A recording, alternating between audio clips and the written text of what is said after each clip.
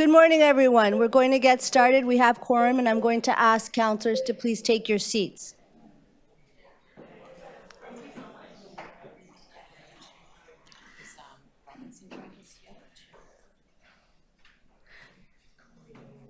My name is Alejandra Bravo, and I'm chair of the Economic and Community Development Committee. We have quorum, and I'm now calling the meeting 7 to order. Welcome, everyone. We have a great turnout.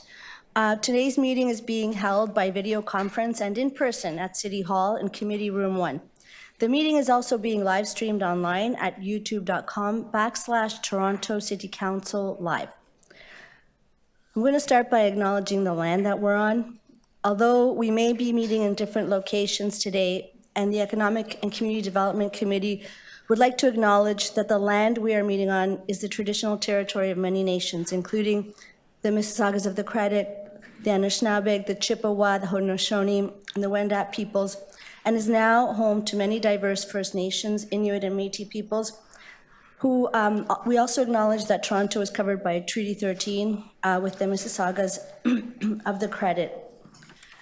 I also like to acknowledge the ancestral African acknowledgement. The City of Toronto acknowledges all treaty peoples, including those who came here as settlers, as migrants, either in this generation or in generations past, and those of us who came here involuntarily, particularly those brought to these lands as a result of the transatlantic slave trade and slavery.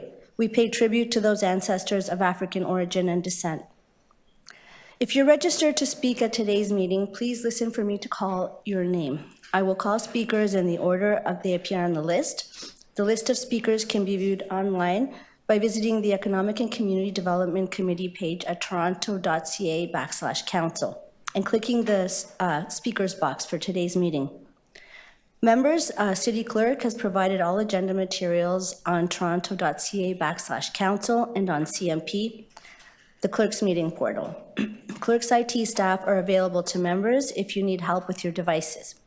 I also want to remind you to please submit and approve all your motions by email. Staff are available at ecdc@toronto.ca to help with motions.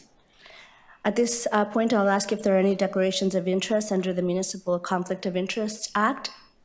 Any conflicts of interest? If you do have an interest, please indicate the item number, and I see no conflicts. There's Councillor Moyes. Seeing none, we will proceed. May I have a motion to confirm the minutes from our September 21st, 2023 meeting? Moved by Councillor Moyes. All in favor? That's carried. So let's proceed with the agenda review. It's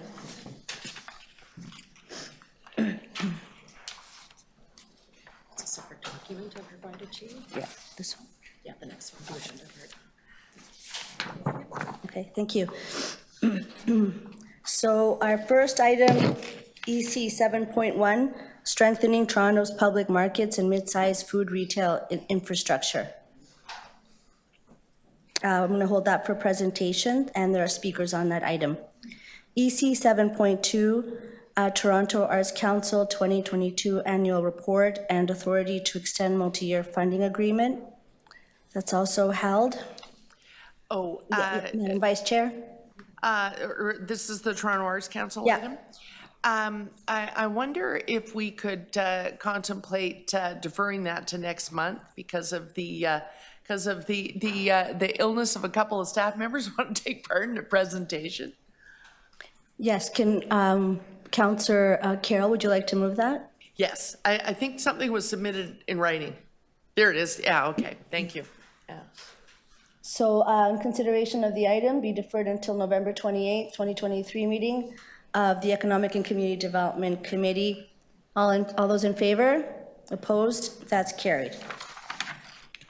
EC 7.3, Social Development Grants, Addressing Reconciliation and Equity via Community Funding, and we're holding for speakers. EC 7.4, Authority to enter into use of space agreements for enhanced youth spaces programs. I'd like to hold that so I can ask questions of staff. I may be able to do it offline. Thank you, Councillor Fletcher. We'll hold that item. EC 7.5, Visitor Economy Strategic Directions Report 2023 to 2028. Yeah, I'd like to hold that for staff questions. Thank you, Councillor and Vice Chair. EC 7.6, removal of a director from the Uptown Young Business Improvement Area Board of Management. I can move adoption of that. I got the lowdown on it. Moved by the Vice Chair, all in favor? Opposed, that's carried. EC 7.7, 2024 Shelter Infrastructure Plan and Homelessness Services Capital Infrastructure Strategy. That's held for presentation and for speakers. EC 7.8 Shelter System Pressures and Responses, including planning for winter 2023-2024. That's also held for staff presentation and for speakers. So let's go to our first item, EC 7.1, strengthening Toronto's public markets and mid-sized food retail infrastructure. And welcome presenter Marina Queirolo, Urban Regional Planning at York University. Go ahead. Everybody hear me? Can I just do it here or do I need to go close? No, you're good, you're good. Perfect. Thank you so much, councillors, for having us and allowing us to share the work that we've been doing for various years. Toronto has been the gathering place for many Indigenous peoples for centuries before. They have hosted the original markets and built the relationships and networks of peoples along Turtle Island that not only traded goods, but also traded knowledge. The relationship between food, culture, land, communities informs the work that we do in public markets. And as we work towards collectively reimagining Toronto as a market city, we prioritize finding ways to learn from Indigenous foodways and support Indigenous food sovereignty in our territory. My name is Marina Queirolo, and I'm here to talk about a vital issue in our city. This initiative focuses on access, equity, and inclusion. Residents' access. We need to make sure that all residents have equal access to locally produced and culturally diverse foods in their own neighborhoods. Residents' choice. We need to make sure that all residents have the option to choose where they want to shop. Entrepreneur success.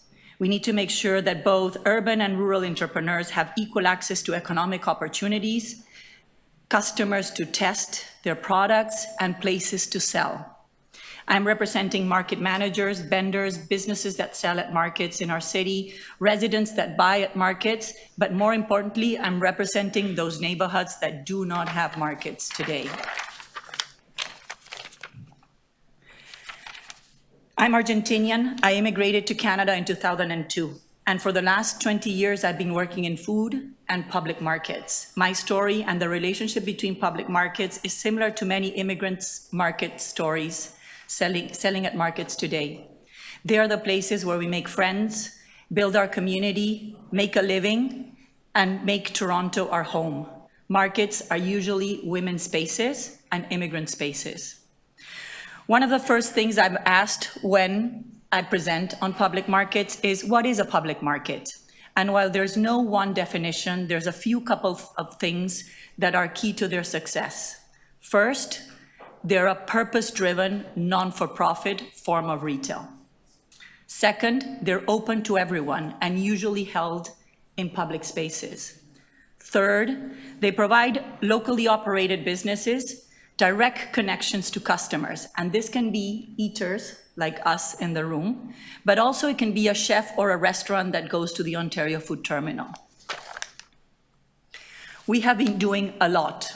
Our work started in 2015 with the first public market working group that was led by community champions. Then in 2016, we did a motion to start this work with support from council. Then we created 2 proposals to host the International Public Market Conference that was led by the community. We delivered a pilot in Scarborough that demonstrates that there is a possibility for us to link food insecure residents with markets and local food. And lastly, this year we hosted an International Public Market Conference that I'll speak a little bit more in the next few slides. So I'm here to ask, and this is important, I'm here to ask that our city needs a public market action plan. a document that allows city staff, market operators to work together to catalyze this action. So, and we need city staff at the table to make that plan with us so that this is effective and we can move forward. Imagine if Toronto had a connected network of public markets equitably distributed across the city, making real food and economic activities available for everyone. Do you want to learn more? Yes? I want to hear it. I've been practicing for like 2 days or more, like really for like 20 years. So I need to hear a yes. I can breathe now. Okay, so this map I created a long time ago. And at the first time, I was super excited because there were so many dots, and these dots have never been together in one place. We usually map farmers markets, or we usually map good food markets, but we never map all the types of markets we have.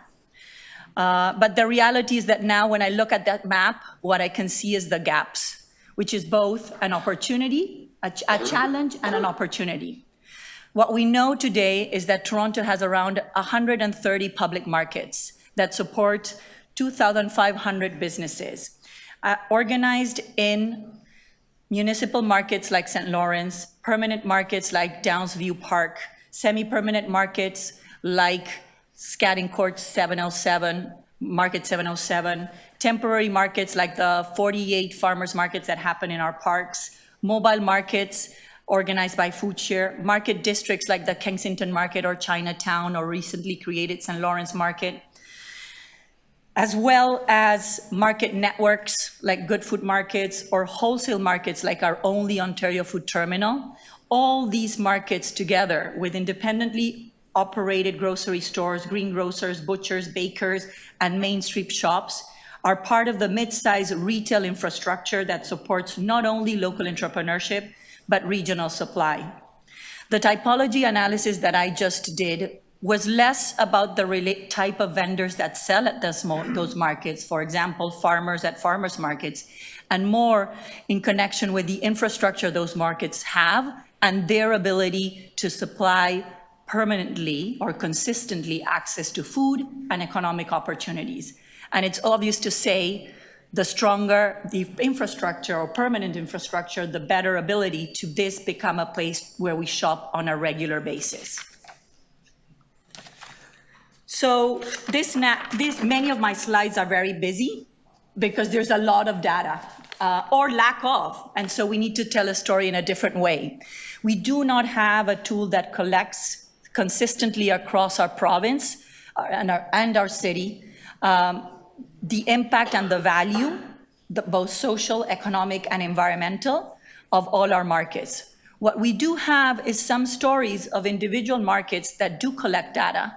And so from that, we can start to glean the possible impact. You are talking about the visitors' economy after this item. And for example, places like St. Lawrence Market cater not only to 1.6 million people annually, of whom are some of them are residents, but some of them are tourists. Kensington Market, it is a destination for tourism like Chinatown. Imagine if, like London or Barcelona, we had a public market action plan that not only serves our residents, but helps position our city as a market city, and visitors come to explore markets, not only in downtown, but in Scarborough, Etobicoke, and North York. So imagine the potential. We used a 15-minute framework, which is quite trendy now, but Barcelona has been doing it forever, to decide where our markets need to happen. Imagine if every resident in our city could walk to a market. And this is not a typical market. So it's not that we are going to have 50 vendors in every neighborhood. We are going to have markets that respond to that community, that provides opportunities to vendors in those neighborhoods, so that then we become an incubator that moves from one place to another and scales our businesses from a small neighborhood market all the way to the St. Lawrence. All this to say, we need more than one St. Lawrence Market in our city. and I'm not going to stop until that happens. So, as you know, we have been busy. We hosted a Public Market International Conference, and we had visitors from all over the world to come and explore our markets. They realized that we are a unique model because we are grassroots. It's not like other cities. We have individual markets that are operating on their own and responding to community needs, working independently. And together, we have begun to form an informal network. And so at that conference, not only I want to thank the city to support the efforts to host it, I want to thank Danielle Picheca, Samantha Wiles, and Michael Wolfson for their work tirelessly next to 55 partners that helped us deliver this amazing opportunity that positioned our city globally and showcased Toronto's market city bottom-up approach. At the conference, Councillor Carroll announced Public Market Week, which we hope will have every year an opportunity to celebrate and promote our markets, as well as Project for Public Spaces launched a global network of markets that demonstrates that there's a lot of knowledge out in the world that we should be connected so that we can, when we're building our public market action plan, we're inspired by cities that are doing some things well. And Toronto is now part of that global network. So what we did 3 days of citywide events. We did a waste-free event. We did 12 mobile workshops led by community. We engaged 55 partners, 133 people from Toronto leadership groups participated, 47 volunteers. We did 7 tours, including the Ontario Food Terminal, as well as 28 visits that included a tour in Scarborough, where we really unlocked the invisible infrastructure that we have there in the restaurants and in the plazas. But we also learned about other models. Market cities around the world connect markets intentionally, and that is what we're trying to do in Toronto. We have disconnected markets, and we want to connect them intentionally so that they collectively can advance city priorities and at the same time build their own capacity to grow and to create a workforce and develop a sector. In Barcelona,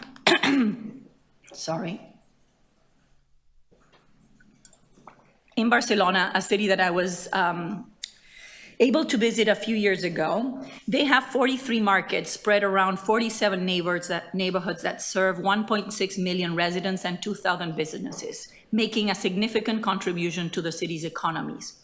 They have policies that ensure that residents have access to food only 10 minutes away from their home, and also limit the size of retailers within the downtown core. That city-wide private and public partnership model, which is really interesting to explore, establishes how low grocery stores and independent businesses coexist harmoniously in the same ecosystem. In London, during the 10th International Public Market Conference, Mayor Sadiq Khan launched the Understanding London Market Report. His strategy focuses less on the markets and more in the relationship between markets and main streets, another thing that we need to do in our city. And so his strategy was supported with with an online mapping, which is the first step for any ecosystem, and then an evaluation tool to understand the value of markets and help market operators align their priorities with people, place, and prosperity. Sorry to interrupt. We need to wrap up soon. Okay. But councillors can ask you questions. So let me do one slide more. And you all have the deck, so you can see the visuals, which show all the various different types of markets we have in our city and the priorities and recommendations that we're looking for. And so why is this work important? You already know our city is facing many challenges. The map on the right shows in yellow the markets and in blue the grocery stores. And as you can see, even the grocery stores are not equitably distributed.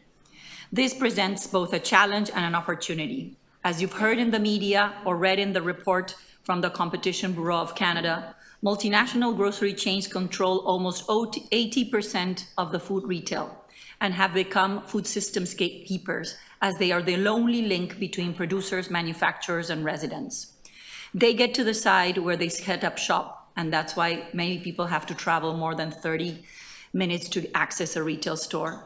There's a direct correlation between concentration of power among grocery giants and the food prices to residents, the number of dollars to our farmers, and the availability of local produce in neighborhoods. They also operate global supplies chains that do not prioritize local foods. So what our initiative is trying to do is balance the plate. We know it's going to take time. We know it's going to require a lot of work.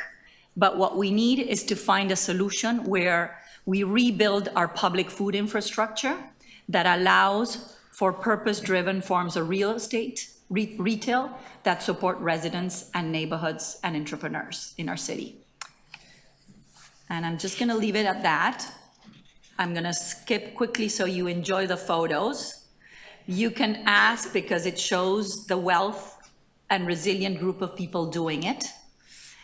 And I'm going to sit again in my ask. I'm going to say thank you. And I'm just going to pause in my recommendations. Thank you very I much. knew I was going to go over 10 minutes. Thank That's you. why I was stressed. Thank you very much, and we will be also posting your presentation online. Please remain in case there are questions from staff, and then I'm going to go to speakers next. So I'd like to ask Fataba Hussain from FoodShare Toronto. Are you here? Go ahead, please come up, and then you can, yeah, thanks. Welcome, you have 5 minutes. Great, thank you so much. Hi there. Thank you to the ECDC committee for allowing me to depute today to support the motion to create an action plan for markets across Toronto. My name is Fatia Hossain, and I'm representing the Good Food Markets representing Good Food Markets at FoodShare Toronto. Our program, Good Food Markets, partners with 45 agencies, residents, and grassroots groups across Toronto to start produce markets to increase access to high-quality, culturally available, and affordable fruits and vegetables for over 70,000 folks living in this city's food deserts, areas in the city that are where affordable and high-quality fresh food is harder to come by, with over a quarter of these markets being located in neighborhood improvement areas. The markets we partner with each make an incredible impact in their communities. Each market is unique and tailored to the neighborhood. While some are run by community agencies with paid staff, many depend on volunteers, specifically local residents, to operate these markets. FoodShare supplies subsidized produce sourced as much as possible from local growers, including farmers who are racialized folks. Elizabeth from the Mustard Seed Market, located at the Fontbonne Ministries in the downtown East area, says, quote, "This market is so essential because there's nowhere else to go to get produce for a person with a walker or a wheelchair, or if they don't have money for TTC. They might not have the strength to carry food back. This area was designated a food desert, and it's really imperative to get a food source here. And through this market, they can get to us." Markets are holistic spaces, serving up frontline services, community programming, reducing social isolation, and the opportunity to serve Torontonians with dignity and joy. Through our experiences working alongside our community partners, there are 4 central challenges that we at FoodShare see folks facing at the Good Food Markets. 1, inflation and rising food costs. Corroborated by data from local food banks that have reported a 112% increase in visits from this year alone, rising food costs are being compounded by inflation, with prices rising from 9 to 11% each year in the last several years. 2, access and transit. Folks who are living on a low income, who are elderly, who are living with a disability, and particularly for many folks at these intersections, these folks are relying on inadequate or non-existent transportation to get them to sites where they can purchase fresh food. Many of Toronto's food deserts are car dependent and lack sufficient walking infrastructure, again, adding physical access to the list of systemic barriers being experienced by folks. 3, lack of sustainable funding. Emergency funding streams created specifically to help folks cope with the COVID-19 pandemic have wound down and are now experiencing very limited financial support and are being stretched very thin. Despite resident groups and community agencies trying to fill the widening gaps, The longevity of community-led food responses like these much-needed markets are at risk of being able to not continue. 4, resident burnout. Resident and community group coordinators who are vital to keeping these markets operating in their neighborhoods face a lack of consistent support from volunteers, agency supports and funding, and as well experience the majority of the difficulties of running projects of this nature. Many are racialized folks who have less access to institutional resources and support. The combination of community needs and lack of support means that coordinators have been experiencing high levels of burnout as they try their best to navigate challenges while doing their best to maintain these markets. The personal strain on individuals means that a number of markets have had to close down while the need in the communities have continued to grow. So what do we hope for from the ECDC and committee and council in terms of support for community-led markets, like the ones that we work with at FoodShare? We urge this committee to support a motion to create an action plan for markets, as we believe that collaborating to formulate such a plan will increase access to fresh food, support racialized community growers, and enable vital placemaking to improve neighborhood social connections for the people that we work for and for Torontonians at large. Thank you, and I can be taking any questions. Thank you for your deputation. Any questions of the deputant? Go ahead, Vice Chair Carroll. Yes, just a quick question, because I know that FoodShare is involved in a lot of the markets, but I'm wondering, because we heard from Marina about a real lack of a tracking tool, but I'm wondering if you're doing any tracking just on behalf of FoodShare, because there's not-for-profit markets, but are we still seeing where we have, some of them are, private business owners sign on to be part of the suburban markets that will pop up every summer. Are we seeing inflation in their costs? Are they going up anyway, such that they sort of mirror what's going on in grocery stores? So in terms of tracking, I think we really rely on not only quantitative data, but also qualitative data from our coordinators who we're hearing from. So right now, FoodShare is lucky to be in a position where we're able to further subsidize the cost. But without these subsidies, a lot of these coordinators are not able to keep up with market prices because FoodShare is ordering directly from the Ontario Food Terminal.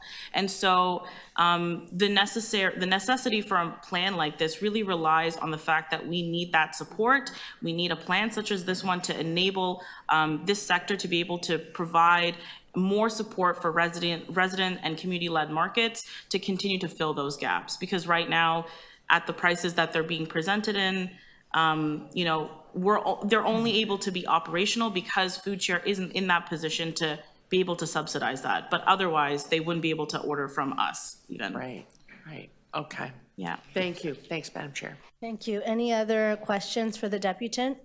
Yes, I think you're speaking about what we know as the good food markets. Yeah, which are correct. established through FoodShare, and I think public health and others have a role. Does public health have a role in that at all? We partner alongside agencies, and Toronto Public Health does partner with those markets occasionally, but they're independent food markets. Yeah, but they're selected with other partners on the ground. So Fontbonne is one of those That's locations with housing for low-income women. You South Riverdale Community Health Center, there's one there. Yeah. So you're very targeted as to where you put them because they are heavily subsidized in order to make sure that low-income people can get fresh vegetables and fruits. And Yes, other, definitely. right? We partner with a wide variety of agencies, including community arts organizations, community health organizations, and we do try to ensure that these markets are targeting a very specific need, and we do try to ensure as well that they understand the needs of the community so that they're meeting those needs as much as possible. Do you have a list of all of those ones and their locations? Yes, for we us do. Here? Is that in, yes, so there's that type of market, which is Yeah. very focused, as we've agreed, Yeah. on people that don't have, to get good food, but at a very reasonable price, so they Yeah. can afford it. Because the ones that I know of in my ward are targeted at low-income vulnerable Right. people. And then we also have other markets, you'd agree, that are Ontario Food Terminal-based markets that are in East York Civic Centre, Withrow Park, the farmers market style. Right. So those are two separate audiences, shall we say. But you're saying the food is coming from the same place. Right. But one is subsidized through FoodShare in order to make sure people have access, and the other is just the basically the farmers are there bringing their food. Am I right about how you're talking about these two models? Yeah, definitely. There's Okay. multiple models of markets that exist throughout the city. Oh, Yeah, sorry. those are two. Tell me Yes. the others. There's Yeah. that one, low income, through you. Right. There's farmers markets that go through the Greenbelt Foundation. They have their structure. What are the others? Yeah, so we do have a variety. Sorry to interrupt you there. I'm just so excited to talk about markets. And I'm so excited to hear exactly I'm what just kinds there are. bursting. Yeah, Thank no. So we do have a variety of different models that do currently exist within Toronto. And so the market model that we try to enable at Food Share are really geared towards not making a profit, right? Because they're geared towards just supporting the community. But there are different models at the city. And so, for example, at St. Lawrence Market has a specific model, Leslieville has a specific model. But I think the point of all of these markets is to increase food access. And so what we're really hoping for with the plan is to ensure that we're being enabled by the city to be able to have a hear you. coordinated effort to make that possible. I understand, because I have a lot of markets, and I've been a big market supporter, but the access to the food, there's a big difference for your paying at Leslieville Market to paying at Fontbonne. And that's Right. what I'm interested in. I'll ask the city about that. Very Yeah. different, two different approaches to support. Okay, thank you. Thank you very much. Any other questions of the deputant? No.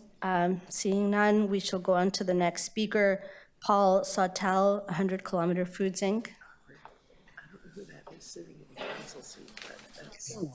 You're not supposed to be there. Minutes, and thanks. Thank you very much. Good morning, committee members. Thank you for the opportunity to speak with you today. My name is Paul Sautel, and I'm the co-owner and co-founder of 100 Kilometer Foods, an award-winning food aggregator and distributor based here in Toronto. I'm also a proud Torontonian and proud Davenport Ward resident as well as a past member of the Toronto Food Policy Council. My wife, Grace Mandarano, and I founded 100 Kilometer Foods in 2008 out of a desire to connect small and medium-sized farmers employing sustainable growing practices around Southern Ontario with chefs and restaurants in the GTA and Golden Horseshoe. At the time, as still is the case now, small and medium-sized farmers wanted to sell into urban markets, but often did not have the time, expertise, capacity, or sales and marketing background to forge and maintain direct selling relationships with urban customers. Similarly, many chefs wanted to buy from local farmers but did not have the time to go to the local farmers market to shop for their restaurant, let alone travel to and buy directly from local farmers. We built a business in 100 Kilometer Foods that connects our local farmers with urban markets.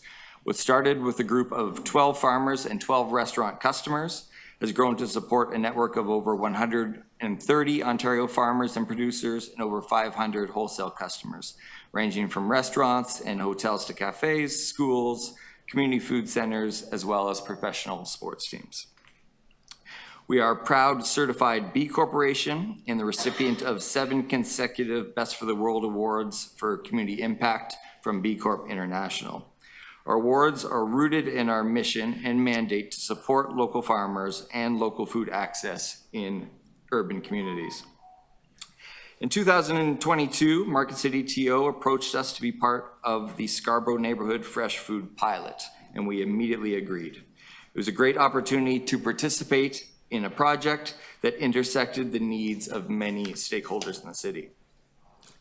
For the city and the residents of Scarborough, it brought fresh food access to underserved food deserts, allowing residents to shop for fresh local products where no farmers markets previously existed, all the while helping to create connections and a greater sense of community.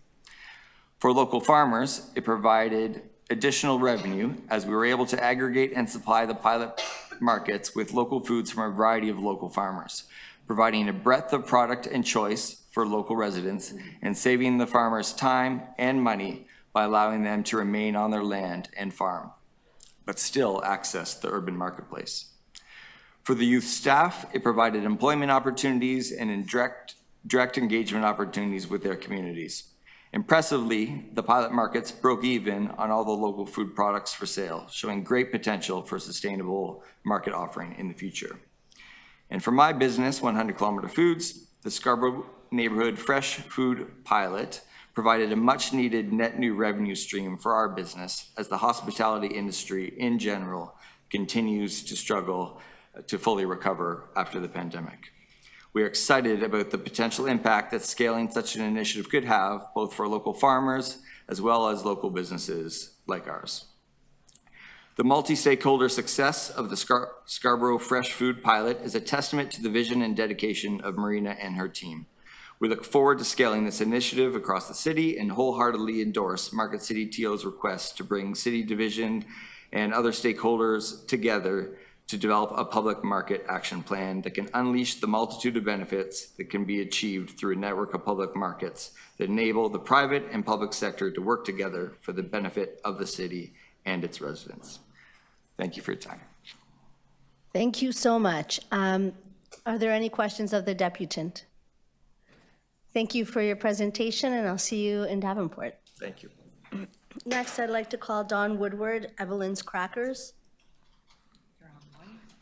Hi, Hi. may I start? Yes, you may. You have 5 minutes. Okay, thank you. This is going to be quick because I'm actually in the middle of production to go to a market in a couple hours. So my name is Dawn Woodward. I run a very small market-based business called Evelyn's Crackers, and we deal directly with Ontario grain farmers that do not sell into the commodity system. That means I deal with smaller farmers growing non-commodity types of grains in organic and regenerative systems. And by non-commodity, I mean these are grains that don't typically meet all the markers, so somebody like Weston's Bakery would take them. So I'm able to help support these farmers and enlarge their urban audience to taste these grains grown in an organic manner, and talk directly to my customers at the market about why grain should be considered a local food. And so the markets have given us a platform to introduce this concept. And after 15 years of doing this, I now have a wide range of customers, from well-known chefs like Susan Lee and Anthony Rose to people who are obviously struggling to make ends meet but still want to eat good, nutritious food. During the pandemic, when all the markets closed down, I spoke to Marina a lot as she helped many vendors find an outlet, and realized that the markets need to be under a unified umbrella and really need city support. While St. Lawrence was operating, most of our so-called green markets were shut down, and there was no support from the city to keep open. So I think it's essential that the markets receive some of this support. And I think that's all I have to say. I apologize. I have ovens full of breads that I have to pull out and get to the market. I do have a minute if anyone has any questions, but I would love to see this initiative supported by the city. It would mean a lot. And I want to thank Marina and her group for everything they've done, and to thank everyone for their time for this meeting. Thank you. Thank you so much for your deputation. Are there any questions of the deputant? Oh, have a great day and get that bread out. Thank you so much. Bye-bye. Thank you. The next deputant, Rhonda Tatel Payne, Toronto Urban Growers. She's virtual. Rhonda is online. Hi there. Hello, Rhonda. You have 5 minutes. Thank you. Hey, thank you. Is it possible for me to share my presentation? It It is. looks like it is. I'm just going to pause your time. Oh, thank you.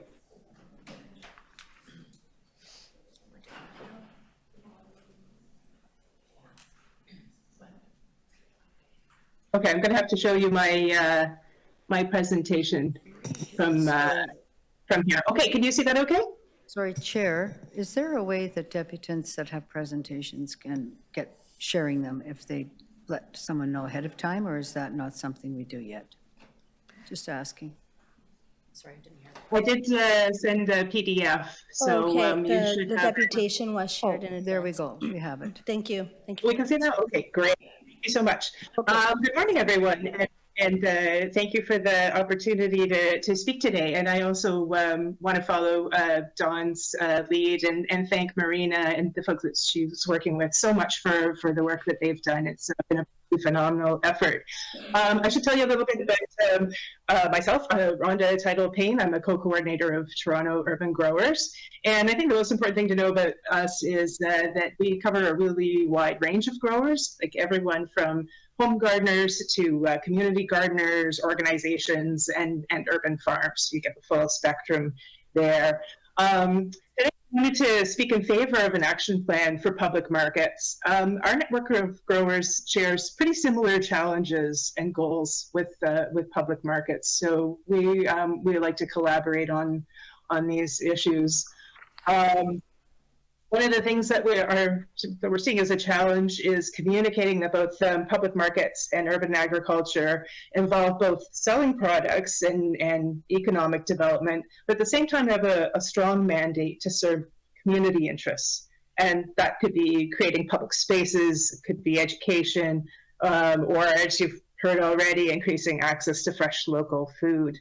Both sectors are really rich with small business owners who are trying new models and approaches. They're looking for policies that support innovation and adaptation. So what does that look like? Well, here, I'm going to show you a couple of examples. And it's going to be really hard not to talk at length about them, but okay. Malvern Urban Farm is one of the community engagement and economic development, or seed gardens in Northeast Scarborough. The market's run by the farm, and it gives new farmers a chance to interact directly with local customers. They can test out crops. They can test out marketing strategies to see what works and what doesn't work, and that makes their businesses more viable. In the upper left-hand corner is a picture of Crosby Gittigan. It's an example of Indigenous farmers who are figuring out how to restore food and cultural practices, but also educate people about their own community and the non-Indigenous community. And they're trying to do that as part of a business model.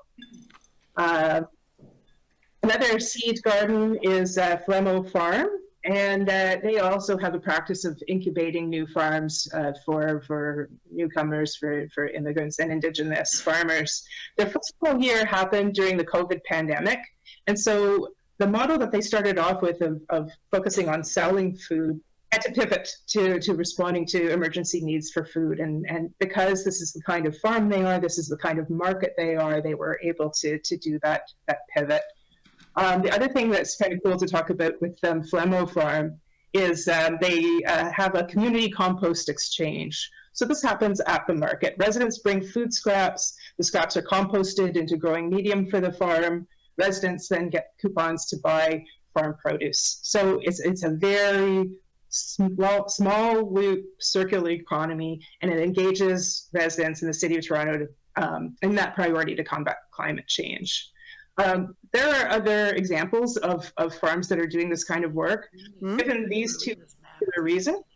So the GrowTO action plan was the starting point, which led to the Toronto Agriculture Program, and then to the seed gardens. That's skating over it very quickly, but the point is when people have the policy space and support to innovate and they can develop responses that are then relevant to their communities. And I think a public markets action plan will make that possible. So some of the farmers who are creating just new innovative approaches. And that's where I'll stop because I know you're all very short of time. But if you have any questions, I would be very happy to answer it. Thank you so much for your deputation. Are there any questions of the deputant? Thank you for being with us today. And our last speaker is Lori Beezer.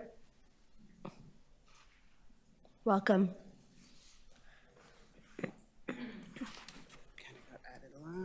You will have 5 minutes. Okay, thank you. Good morning, everyone. My name is Lori Beezer, and I'm the market manager for the Afro-Caribbean Farmers Market in the newly appointed Little Jamaica Cultural District. Our market serves as a platform for local Black farmers, Black food entrepreneurs, and Black artisans. I started the market as a pilot in the summer of 2017. It ran for 12 weeks in North York. The space was no longer going to be made available for me, so the hunt was on for a brand new space. In August of 2020, I had a chance encounter with Councillor Josh Matlow. I'm so glad Josh is cool because it was kind of ambushy when I approached him. I pitched Josh the idea of bringing the farmers market to Little Jamaica and using the Green Pea Car Park as the farmers market's new home. 10 months later, the Afro-Caribbean Farmers Market became the shining star of community animation, especially at a time when Little Jamaica was going to either sink or swim. The 10 years of the Eglinton Crosstown construction devastated the area, with many of the Black businesses closing and the remaining businesses barely hanging on.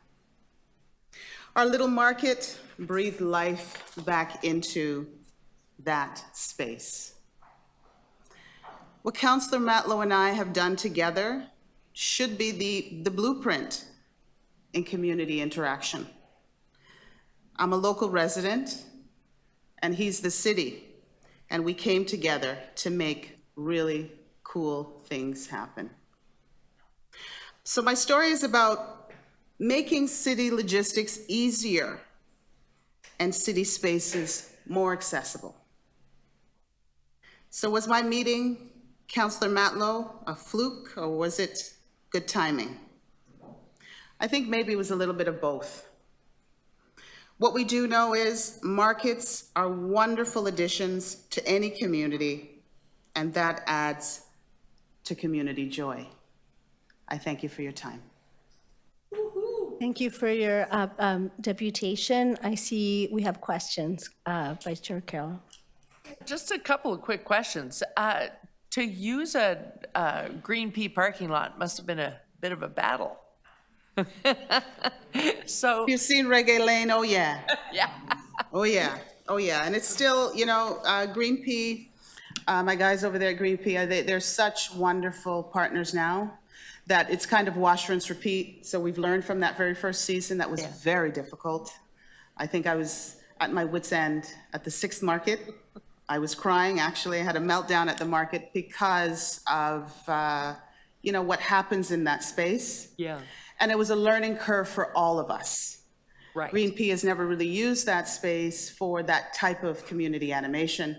So we were all learning at the same time. But it was really tough inviting community into a space that wasn't very welcoming. And that was very, very stressful. So we've learned from that very first year. So this is an interesting case because of the change to the business community during that time. Marina was talking in the presentation about markets being a model for purpose-driven, not-for-profit retail, which it sounds like a crazy grouping of words. But my question is, now that Eglinton's more passable, the crosstown's not open, but that it is at least now drivable, and so the businesses can begin to start to do a little better. Are they still receptive to having the market there? Have you had a chance to have a conversation in the BIA? We're having the conversations, but there's still a lot of work to be done. There's so much hurt and repair that still needs to happen. And these are the conversations that people need to have with the business owners. No one's ever really asked them, so how are you? Yeah. But you know, they're receptive. They like the market, but does it help their business? Maybe not really. Can be, you know, this is what it is. But how do we turn that around? Yeah, so we need that tracking tool to figure out, is there a case that it does? Yeah.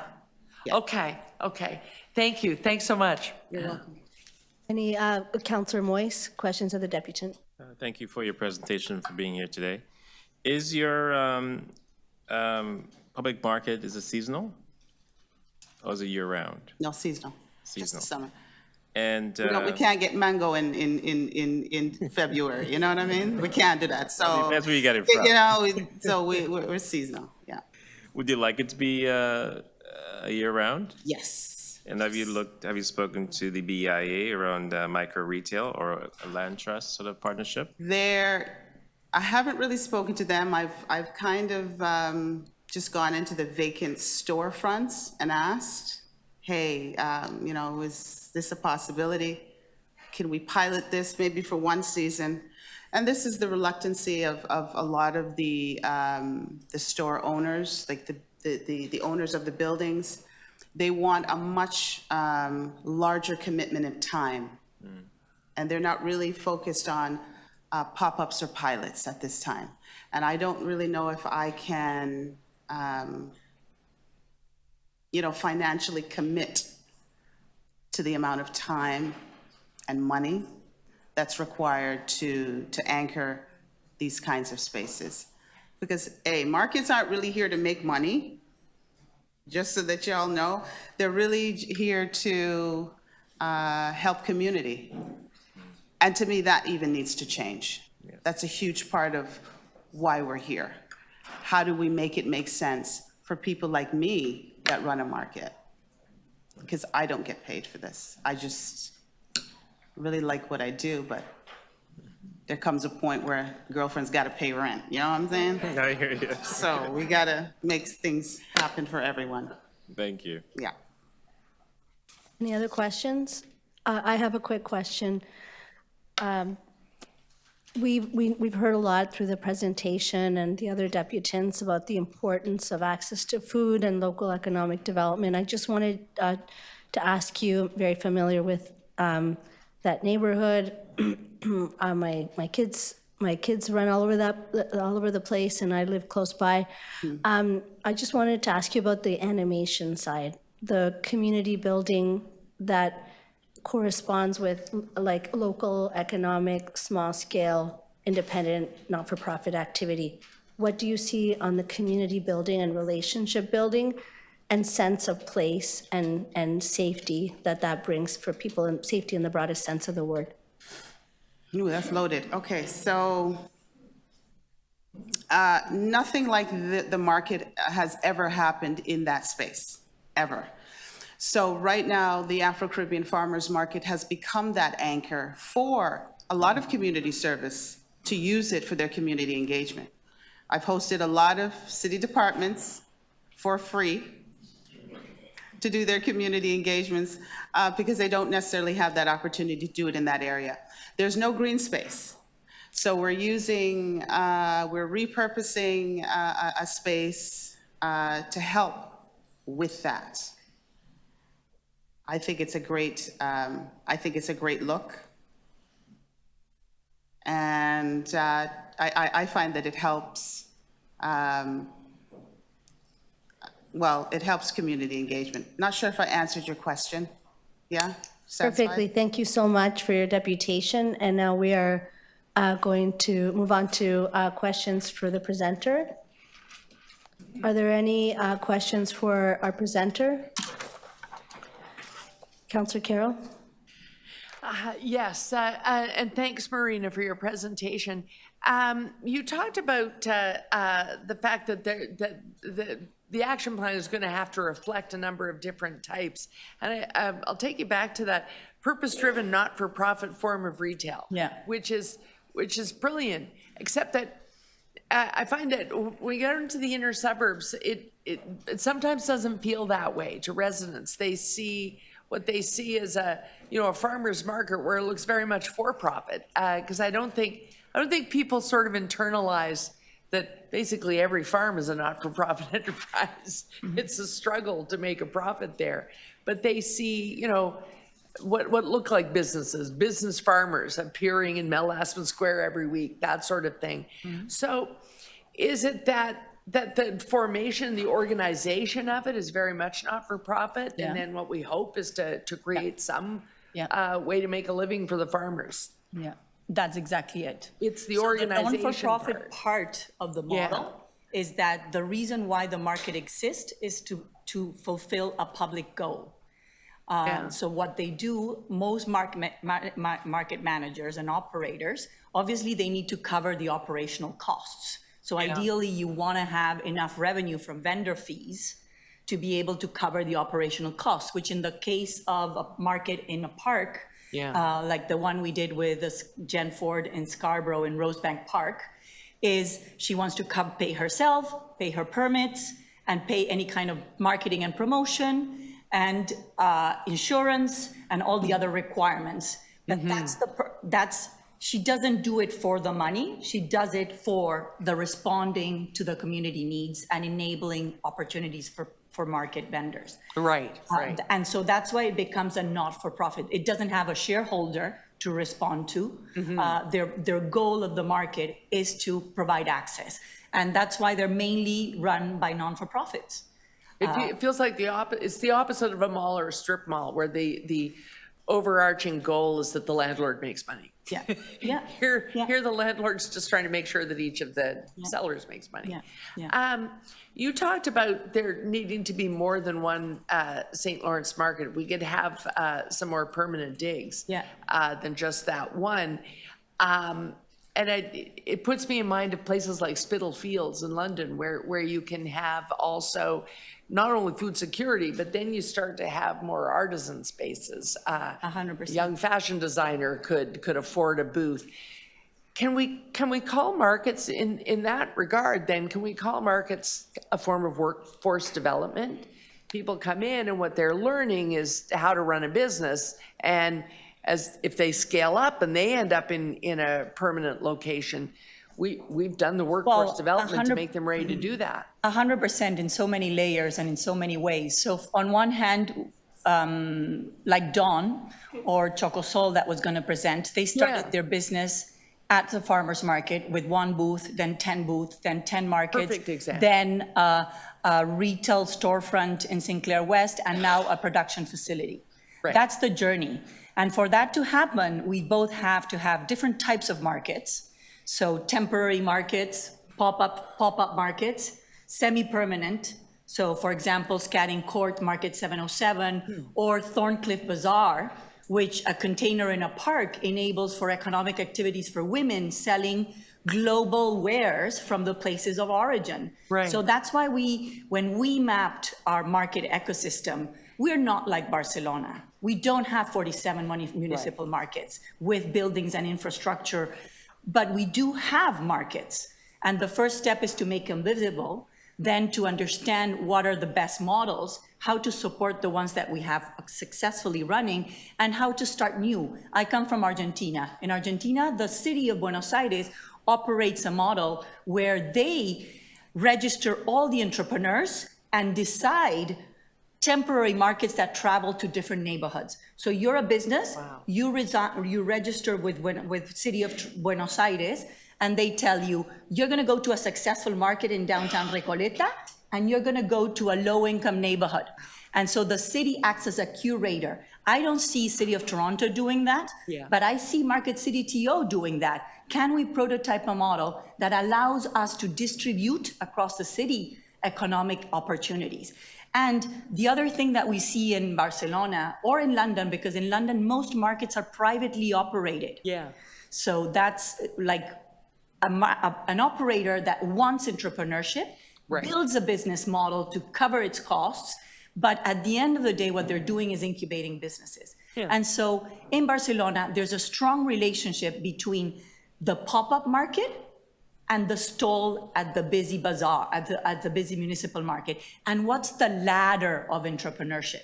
That's what you care. Like, we need to have a person, so you can start with a vendor that sells in a square that pays $10, all the way to a vendor at the St. Lawrence market that spends $4,000 a month.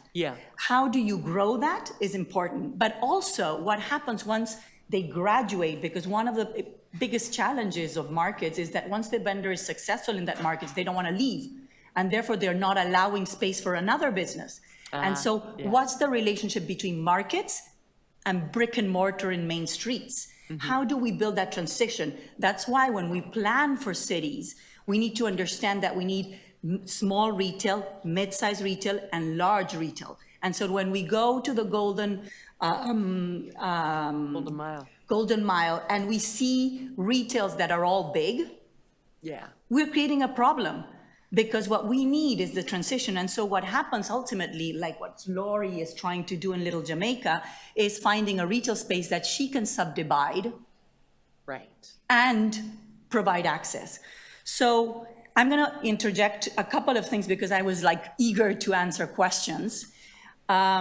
The typology of markets. Sorry, Yeah. we're running out of time for this. Yeah. That was my last question. Yeah, but- so there'll be More other questions. questions from, any questions of the speaker? Yes, I do. Go ahead, Councillor. I'm just Fletcher. interested in, as you heard me ask food Yeah. share, about the different types of markets, and I'm Yeah. so aware of them because I have both scales. Yeah. High-end designer foods and low-income markets for vulnerable and poor. And in your model, how does the low-income buyer fit? Where does that, how do you create Oh, perfect. market that is food that's very affordable, Yeah. that isn't, you know? Thank you. Thank you for that chanterelles, question. basically. And it's a Just question. mushrooms, not chanterelles. That's what we're looking for, to be able to Yeah. afford to buy. Thank you. Thank you for that question. It's very important. It's a very important question. And it's a question about access, and access is different things. So one is availability. The other one is about the type of food that I want to buy, so culturally diverse. And the other one is about price. And we tend to try to simplify the conversation, and the conversation is very nuanced because the retail landscape and grocery supply chain that we've developed externalizes a lot of the costs. And so we don't really understand the real price of food. So while I can challenge you in your definition of the sort of fancy Rolls-Royce kind of market and as two, there's a lot of gray areas in between. And what I'm gonna speak about is a pilot that we did in Scarborough that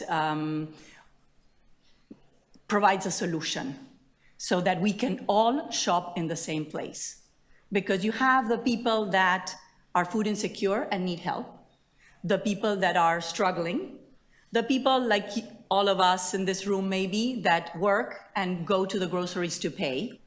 And so there's various levels and different people that need different solutions.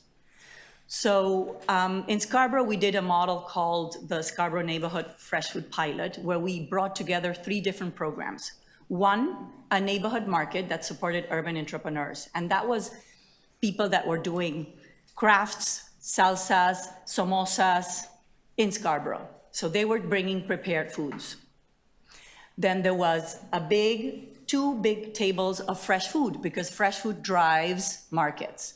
One was a grower that did a lot of aggregation and reselling. He had a little market model that was fantastic. Residents will have a basket, and they could fill that basket for $10 with anything on the table. We could see how families realized and tasted the difference and came to the market and left with that 2 or 3 baskets of $10, $20, or $30, but also benefited from the conversations and relationships of shopping in the same place with people that had the income to pay. The last part of that pilot was a complementary currency program, or market bucks, which is exactly that. Adding $20 to food insecure people consistently so that they can come and shop at a market in a non-stigmatizing way. So that can happen at all markets in our city. And it is happening sometimes informally because many markets want to serve all the residents. But depending on which people we're talking about, we need to create different solutions. The key is to ask the question and also recognize that we are within a climate emergency. If we do not start building the infrastructure for regional supply, in the future, when our borders closed, when our global supply collapses, we will not have solutions. And then we're gonna have to have a conversation of who gets to eat. And so what we're trying to do is say, let's build the infrastructure so that everybody shops, eats, talks, and celebrates food in the same place. And let's try to dismantle the food bank infrastructure that was supposed to be temporary. And so this is part of the solution. And then I'm going to also challenge you to go to the market and see the prices, because many of the growers have not actually increased prices. Okay, thank you. Another question from Councillor Moise. Go ahead. Thank you, and thank you for your presentation. I only have one question, really. So you said you came to Canada in 2002 Yeah. from Argentina. Yeah. You stated that in your presentation a lot, you referenced St. Lawrence Market, which is my ward. Yeah. I'm proud that I it's in know. my ward.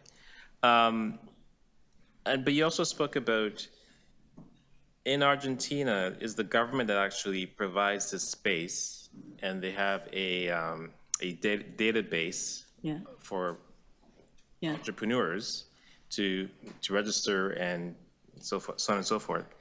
And that sounds amazing to me. Yeah, it's But called it's- Ferias Municipales. But it's not, in your recommendation, it's not really something that you've seemed to support. Oh, yeah, no, our recommendations are 6. And Right. underneath those 6 are 5 actions. And usually what we did is start with the most urgent.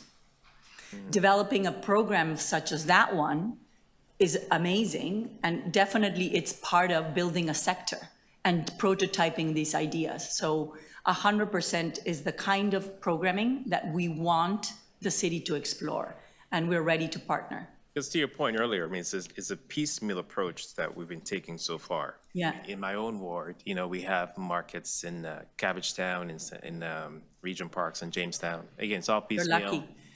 But again, it's the councillors really on the ground helping and making those things happen. Yeah.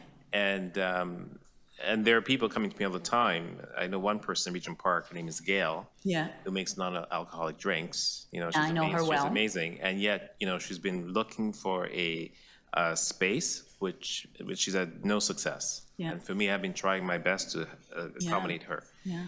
But again, this Argentina model would be ideal. Yeah. This would be the city's responsibility, or take some initiative to make this happen. I think it is possible. So I would hope that at some 100%. point, there'll be something that is considered or recommended here. I think that will come in our action plan. It's interesting. What comes first, the chicken or the egg? I could have come to a meeting today and asked to prototype a program that addresses the immediate needs of food insecurity and entrepreneurship in our city.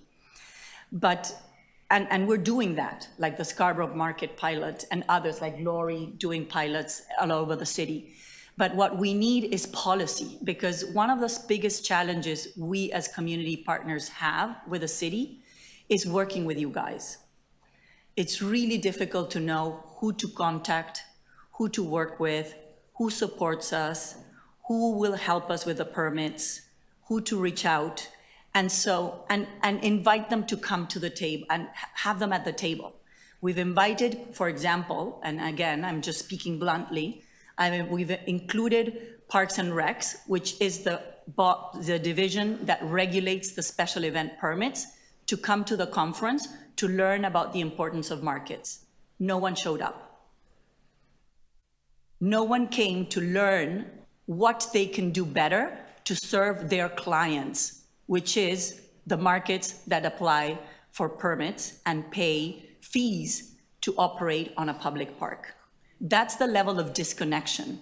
And it's not because city staff have ill will, it's because they're busy with other things and nobody has made the connection in a plan that they need to be part of this discussion. And so while I can prototype many things because that's what I love being in community and prototyping, what we need is a plan that city recognizes that they need to be at the table to make this happen. And those are examples all over the world, like the city of Buenos Aires. If you go to Buenos Aires, which again, everybody knows the turmoil my country is in. If you go into the city of Buenos Aires website and you put Mercados Públicos, you have a landing page that explains the 5 different programs that they organize, including external partners. We don't have that. Okay. So we need to start by doing that. Thank you. Thank you. Sorry, would you do have questions? Yeah, go ahead, please. Thank you very much, and thank you for giving us context to the recommendations Yeah. that you've shared. I see that the ask is a report back to the committee in 2025. Yeah. That's considerable ways away, but also, not a lot of time considering how ambitious this is. What are some important milestones that you need to see from the committee and council in order to make that report back putting us on the right track? Yeah, so I agree with you. My first ask was for June of next year to have the action plan ready, because we need to do it and we have a lot of the data. I'm gonna share after this meeting a background report that brings a lot more context to this conversation.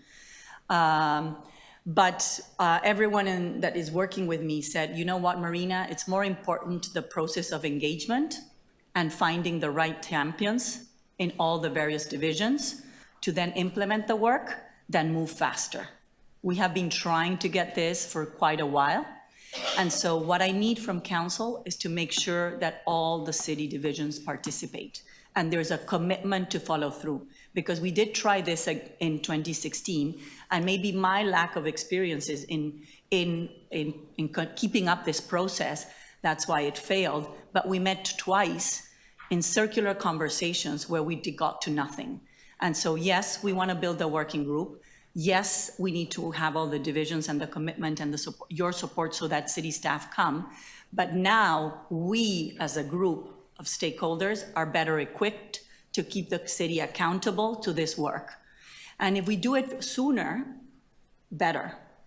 I have already a plan, because I'm a programmer by design, of what is going to happen in this year, so that we are doing things as we are developing the plan.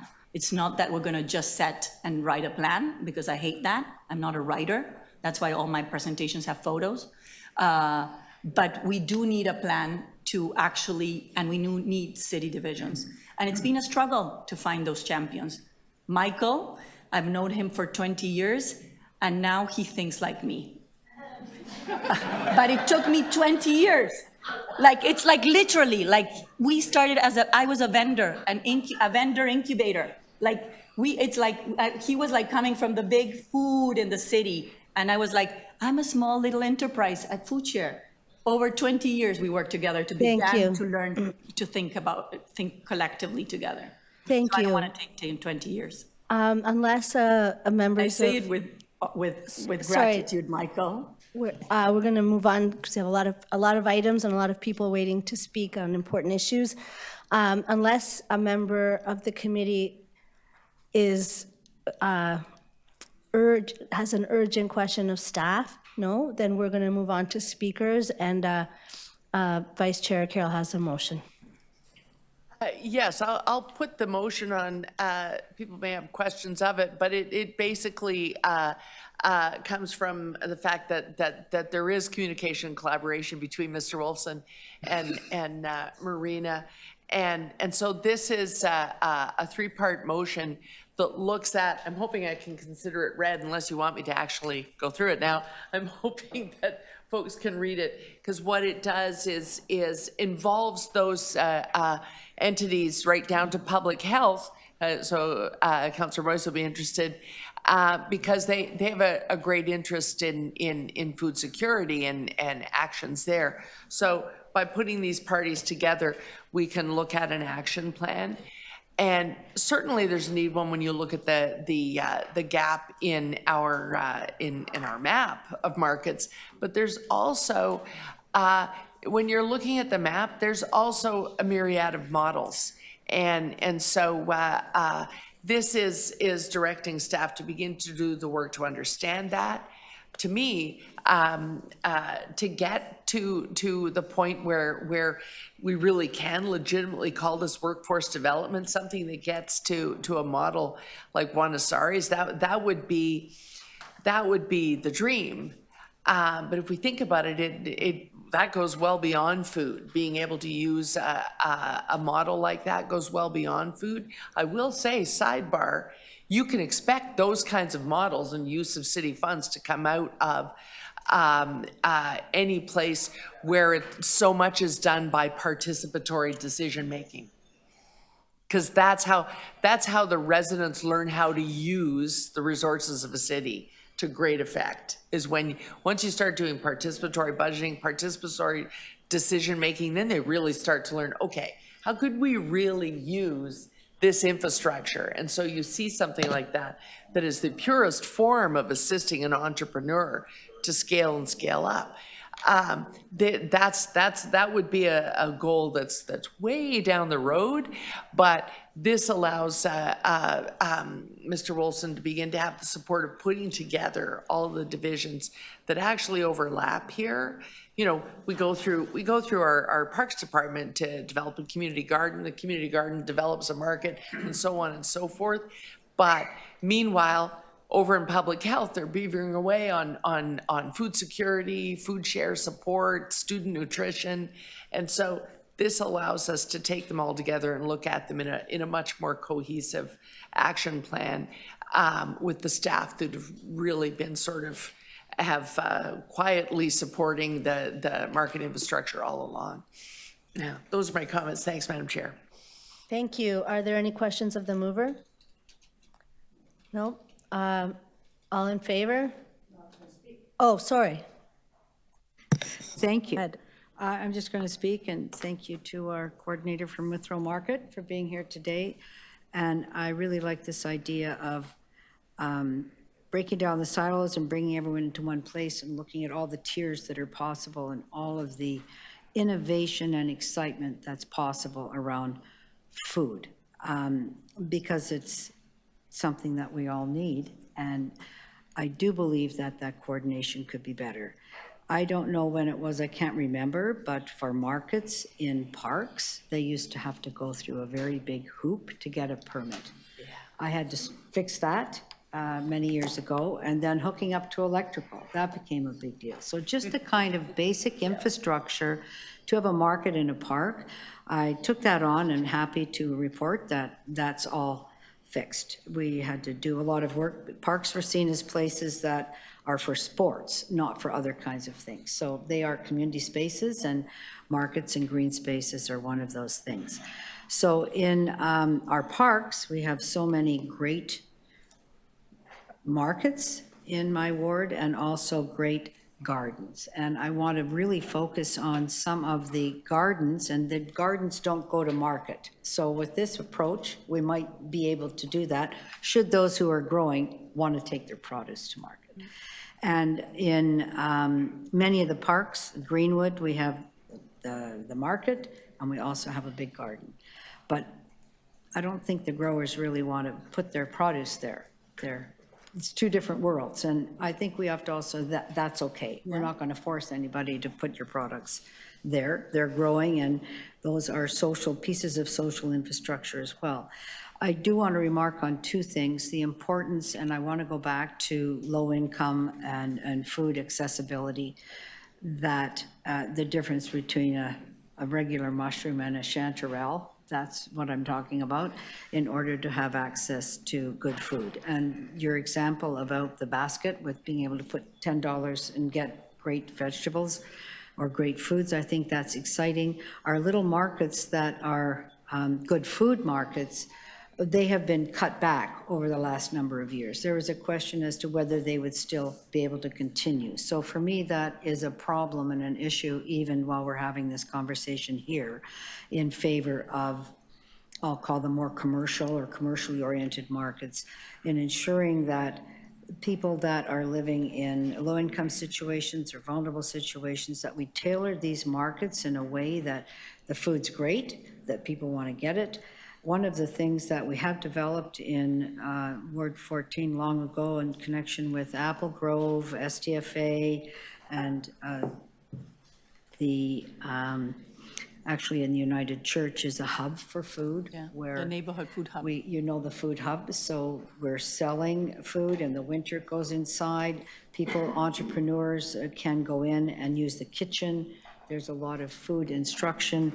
It's a very, very exciting model, and it grew out of the Leslieville Farmers Market and came inside. We work with Daniel. You work with Daniel. So that was a lot of work to get it to that state, and I think there's probably more to go when we look at this big overarching piece. So I think this is pretty exciting, and thank you for your efforts and for your big vision, around food. That's a perfect example that would You work. can't speak right now. Just remember, any other speakers? I'll say that this approach of having markets all over the city as part of a ladder to self-sufficiency is about so many things that we need to make a priority in the city. The real economy is local. We know that from the pandemic, but it always has been true. There's the capacity for convening, for incubating new businesses, self-reliance. It's crucial to people who are racialized, immigrant, for women. And there's a lot of power that can be built by having the convening to consider place, a sense of place, to generate identity, to access services, to support each other. And this is a really exciting area of work of social economy. So thank you for that. And with that, we have Councillor Carroll's motion. All in favor of the motion? That's carried. On the item as amended. Oh, no, don't need to amend the item. So thank you. Thank you, everybody.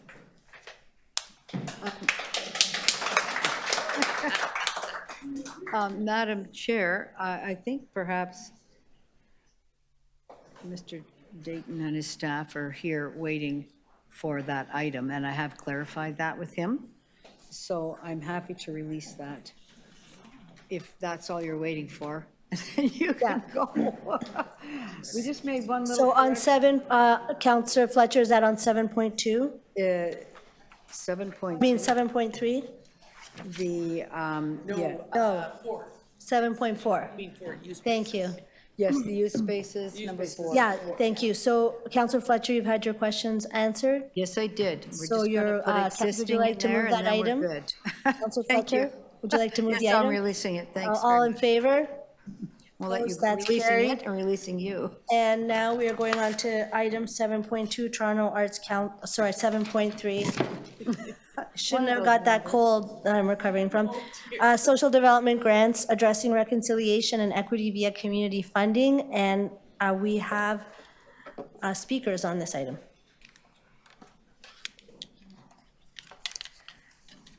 Jillian Dennis, Delta Family Resource Center. Jillian is online. Welcome, Jillian. You have 5 minutes to speak. Go ahead. Good morning, everybody, and thank you for the ECDC for the opportunity to speak today on behalf of Delta Family Resource Centre and the BMFF pilot. Just to let you know, so Delta Family is one of the 2 intermediaries for the BMFF, the Black Mandated Funding Framework. And my role in relation to BMFF has been as manager, responsible for the oversight and delivery of the support to the 2 BMFF cohorts that we have supported since 2022. And so since 2022, Delta Family, we've supported 18 B3 groups and non-profits from across the city as part of the pilot. The groups offered a range of different culturally relevant services and programs, with examples of EI training, Black mental health training and support, music programs, food security programs, groups responding to community violence, cultural and language-specific community programs, employment-related programs. So a wide range of programs have been offered through the groups and non-profits. So for us at Delta Family, we have embarked on this journey with the City of Toronto and with the B3 groups and non-profits, because we are committed to ensuring that Black Torontarians have access to a range of culturally relevant services and that we recognize in order to do that, it's really important that we are, we're looking at how do we strengthen the B3 sector. And a key component of that is, funding to support B3 groups, particularly, those grassroots groups, emerging groups, to build their organizational capacities.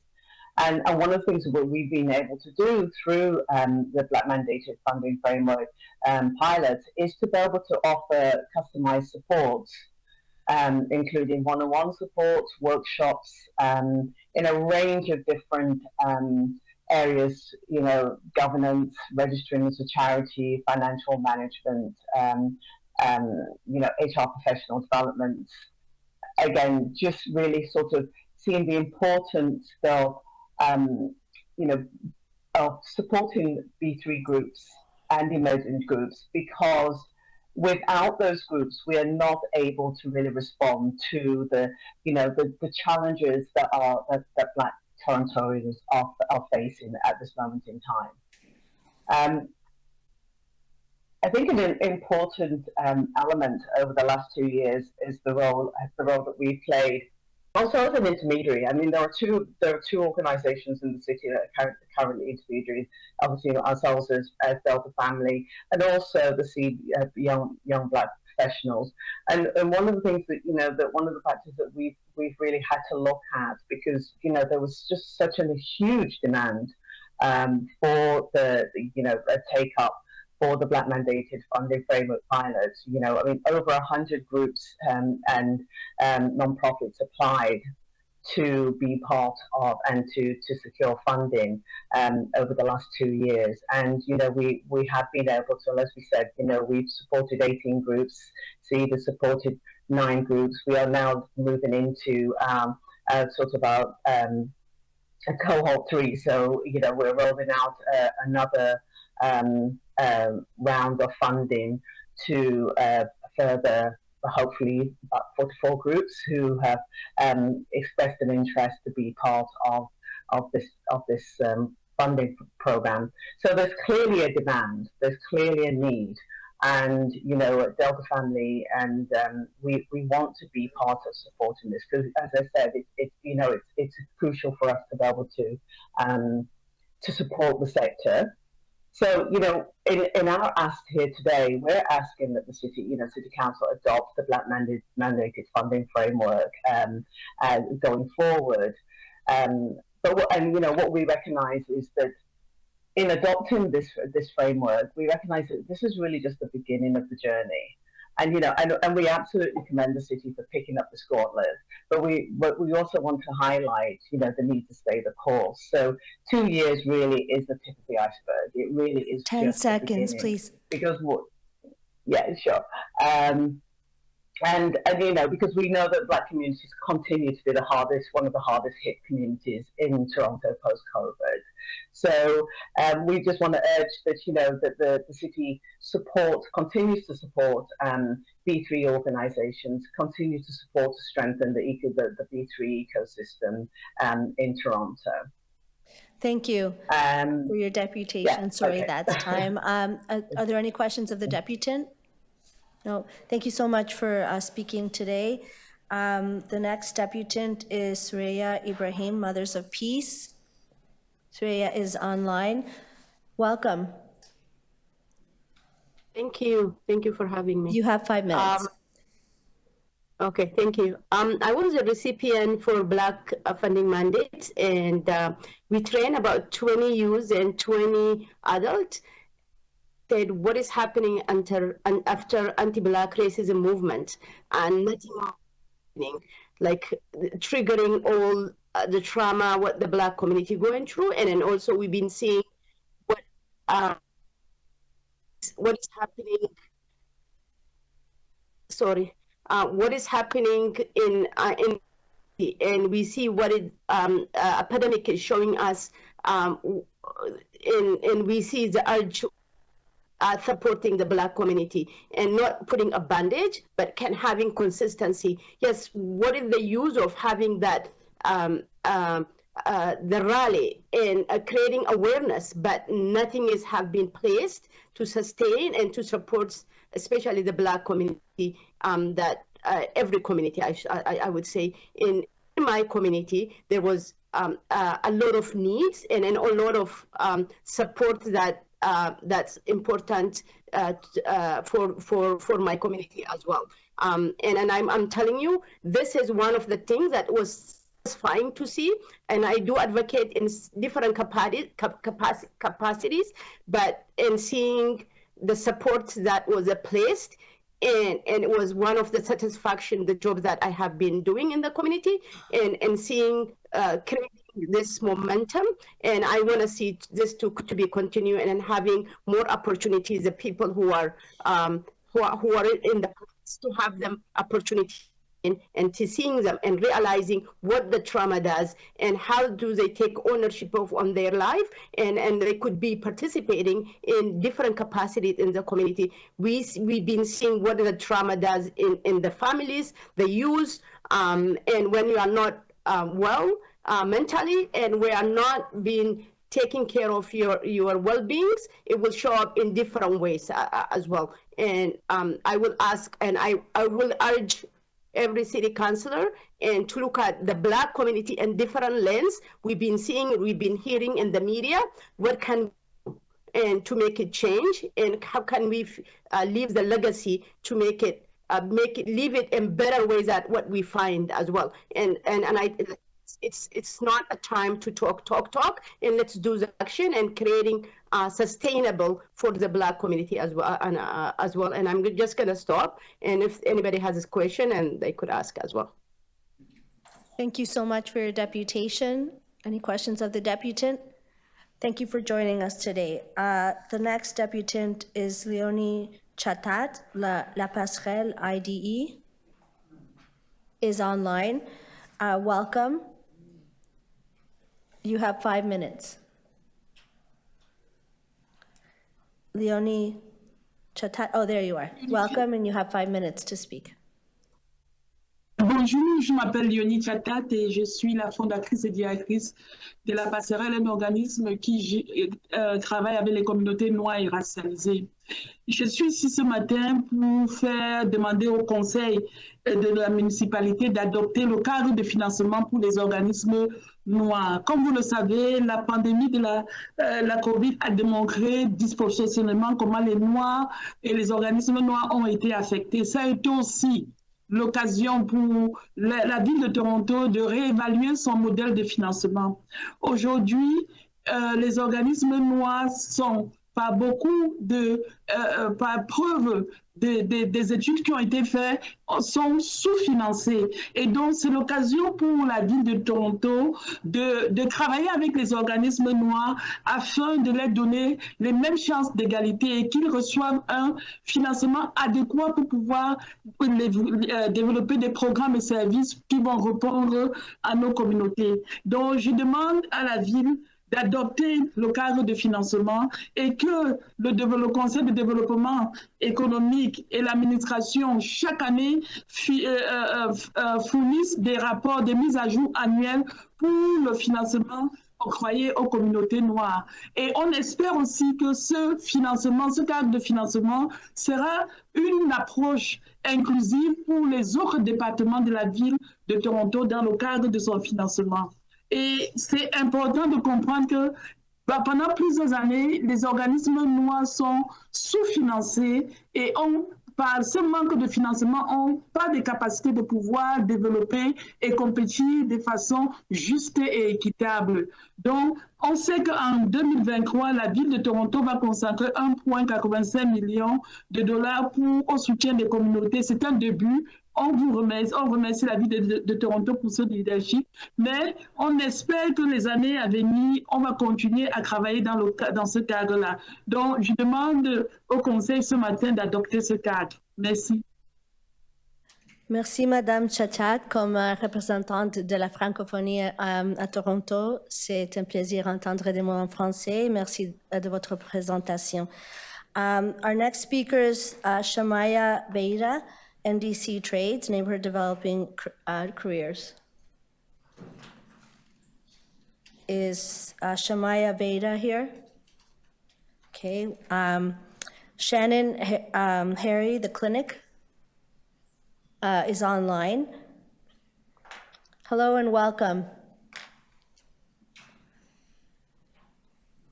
Shannon Harry, the clinic, you're next to speak. Yes, I am here. Thank Yes, you. I'm here. You Thank have 5 minutes. Go ahead.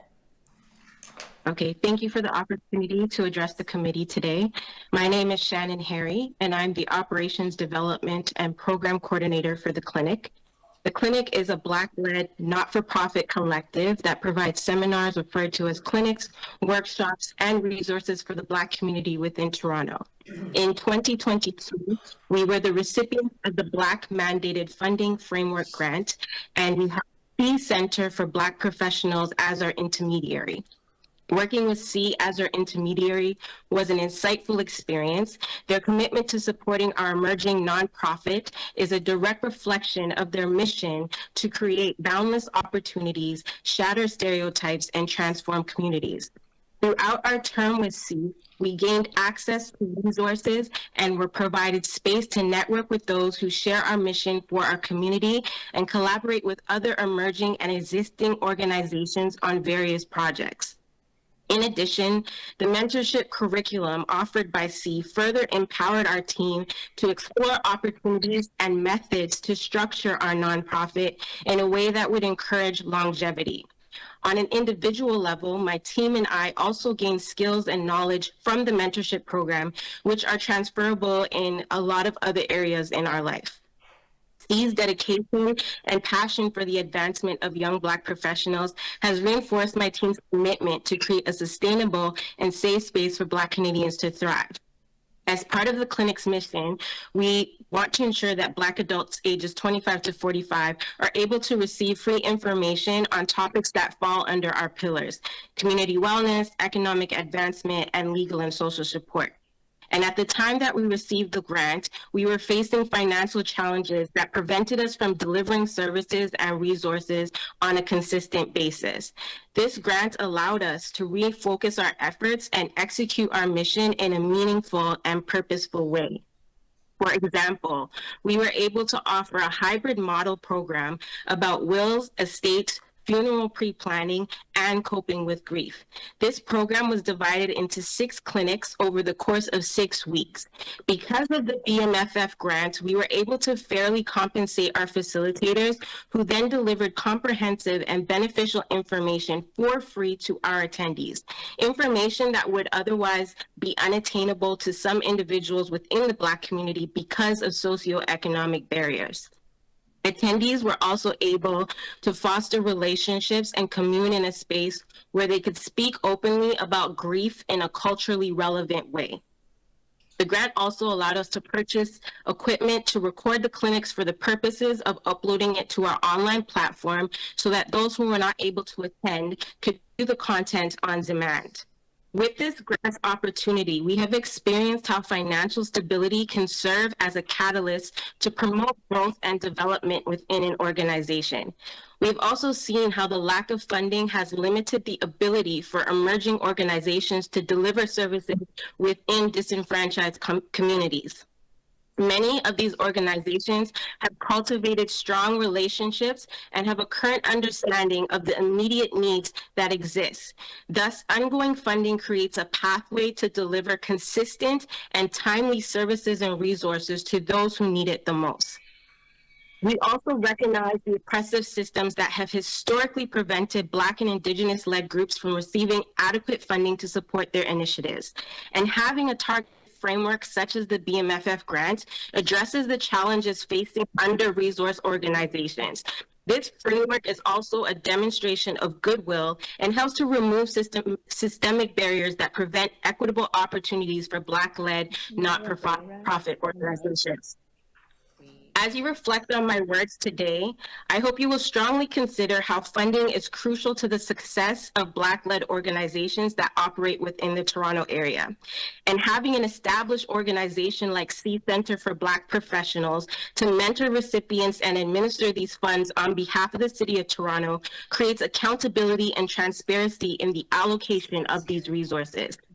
I also encourage you to reflect on how this funding is not only a financial means, but a way to collaborate with Black-led, Black-serving organizations to strengthen our connections within the communities we serve. I want to thank you for your time today and for your consideration. Thank you for your deputation. Are there any questions of the deputant? That is the last, Trinae Hancock, CE Center for Young Black Professionals. Don't want to miss you. Trinae Hancock is online. Welcome. Thank you so much. Hi, everyone. Thank you for the opportunity to speak here today. My name is Trinae Hancock, and I serve as the Manager of Sector Leadership at C Center for Young Black.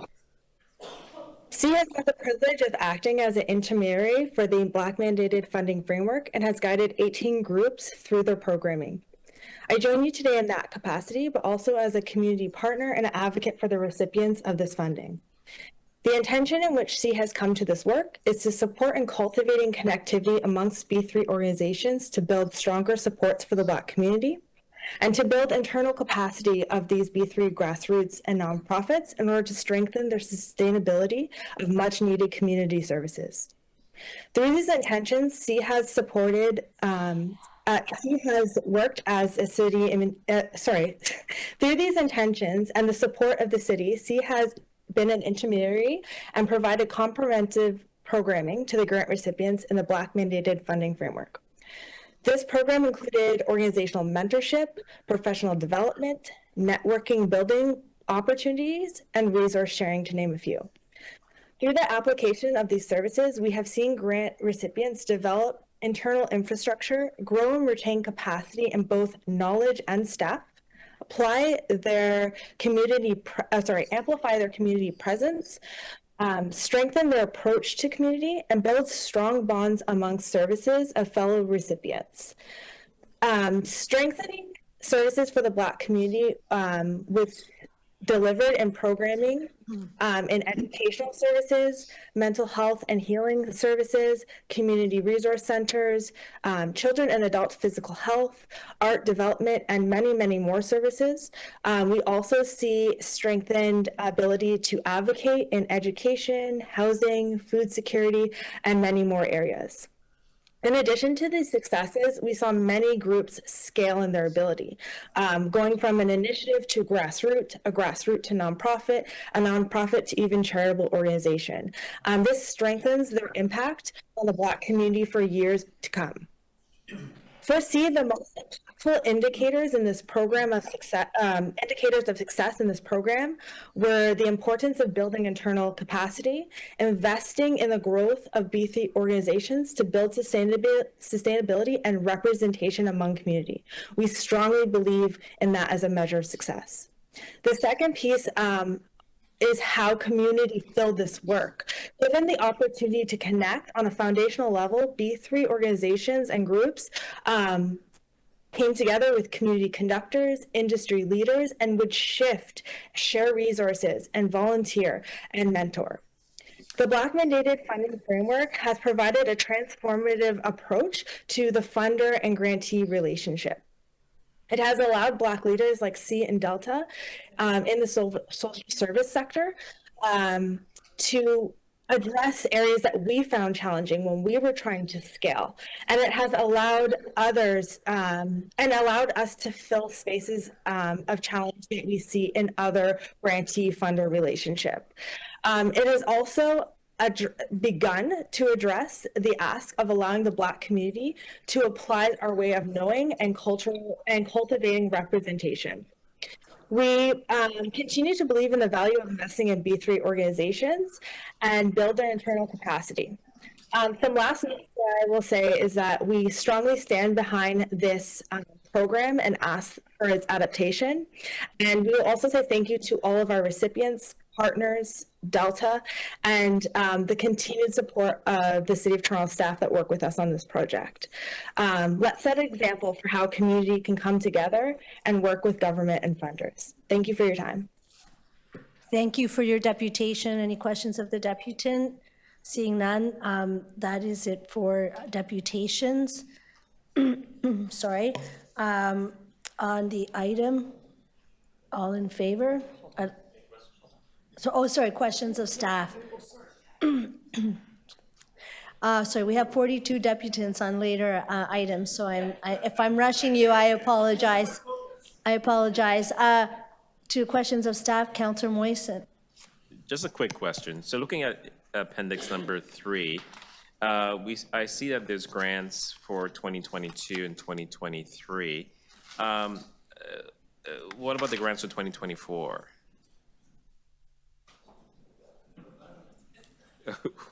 Is there a list? My apologies, Counselor. I couldn't actually hear the question. Oh, sorry. No, looking at appendix number 3, I see there's been grants, a list of grants for various organizations for 2022 and 2023. Is there a list for grants for 2024? Or is that not available yet? Not yet available. That list has not yet been made. Okay, and that's a delegated responsibility, right?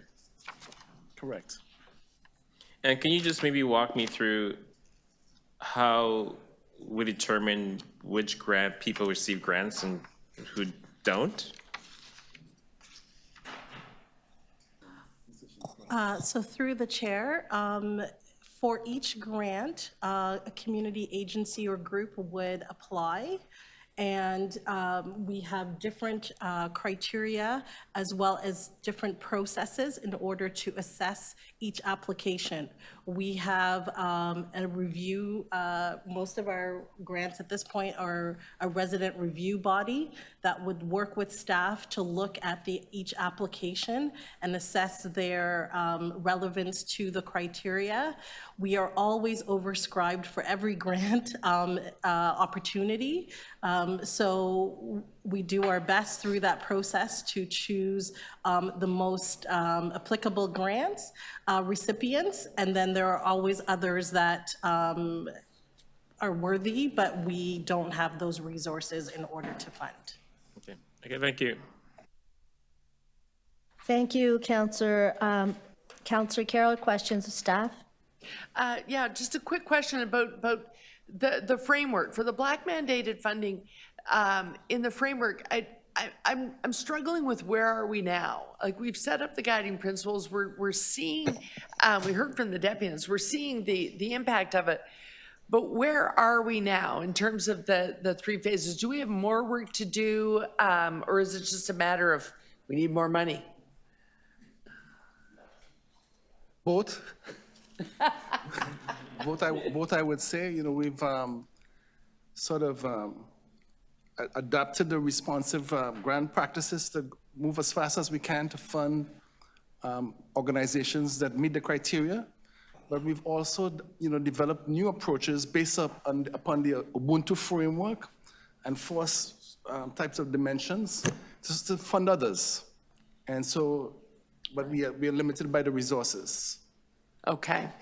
And I'm wondering, as we go along, we're now, you know, we're improving the capacity of Black-led organizations to do this work.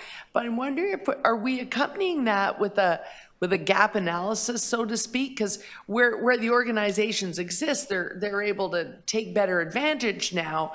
We've got this this pathway that's much more inclusive. But are we also tracking where are we leaving gaps, so that in terms of the whole strategy, our confronting anti-Black racism strategy and the social development strategy in the Black community, where those grassroots organizations didn't form themselves and build up, we're looking at, and okay, this is where we either have to help those groups to form or just deliver services where they're not being delivered by the grassroots? Yeah, we're very sensitive to this issue of benchmarking and reducing inequities. And to a significant extent, what we've done is close the biggest gaps where it's apparent that, you know, there's no Blacks or no Black organizations in these areas receiving funds. But because of the lack of race-based data, we have to rely upon community experts, lay people, and the hope is that we will be able at some point to use data to benchmark the effectiveness, our effectiveness in actually closing gaps and achieving parity. Okay, okay. I asked that question because, you know, we made a big investment. It was rather last minute, but to great effect.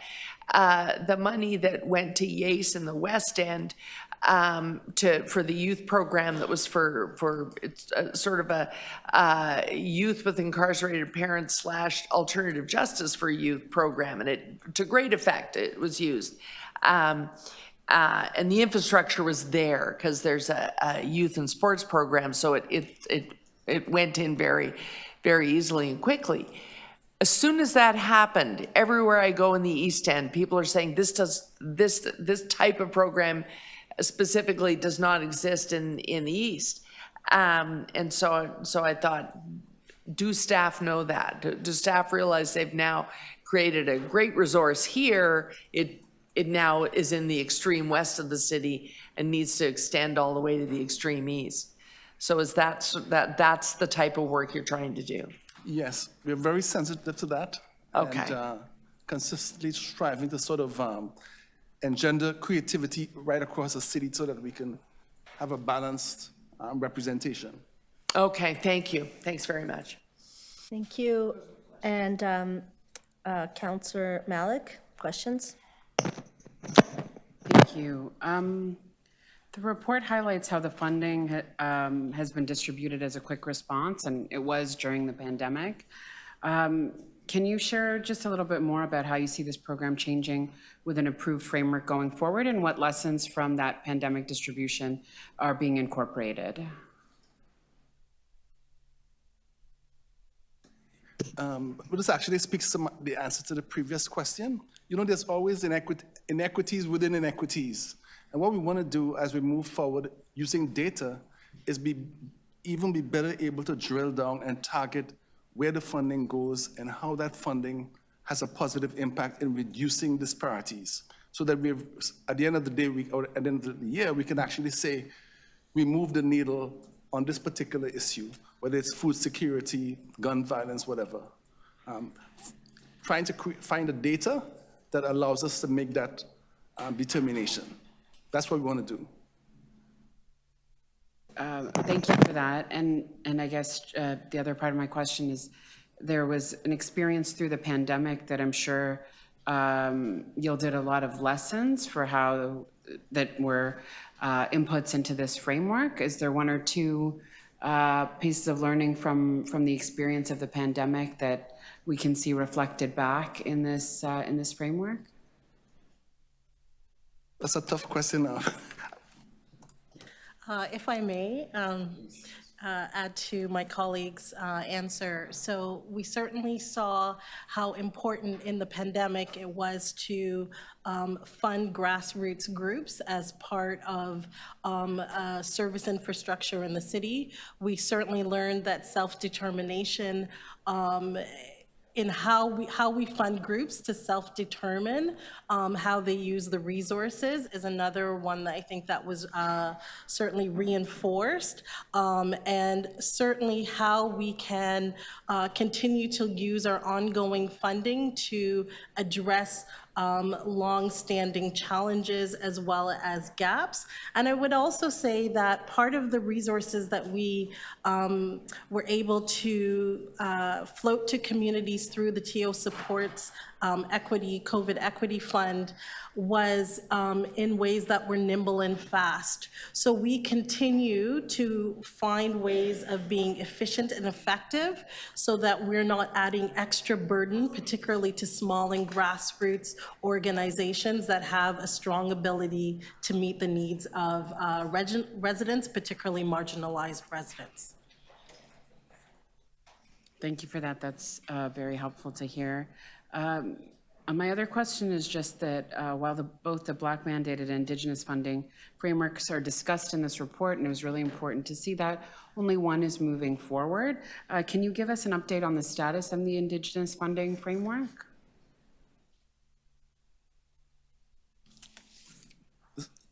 Yeah, the Indigenous funding framework is a work in progress, and we're working with Indigenous partners. We have this approach where take what you can, leave what you don't, And it's a really innovative grant-making practice that's proving to be very effective, not yet transferable, but we're currently doing a survey to see how satisfied our partners are and see where we need to strengthen the processes, communication, decision-making moving forward, always in complete collaboration. Thank you for that. And sorry if I missed it. Is there a time frame for that? Yeah, 2024? Thank you. No, I don't see any further questions. Go ahead, I'll go Councillor. very fast, and I Yeah, did thank you. speak to Ms. Campbell about this previously, and it just has to do with the alignment of these grants with the Toronto Community Housing and areas where we know there is a very large percentage of Black tenants, sometimes 50% in the west, 50% in the east.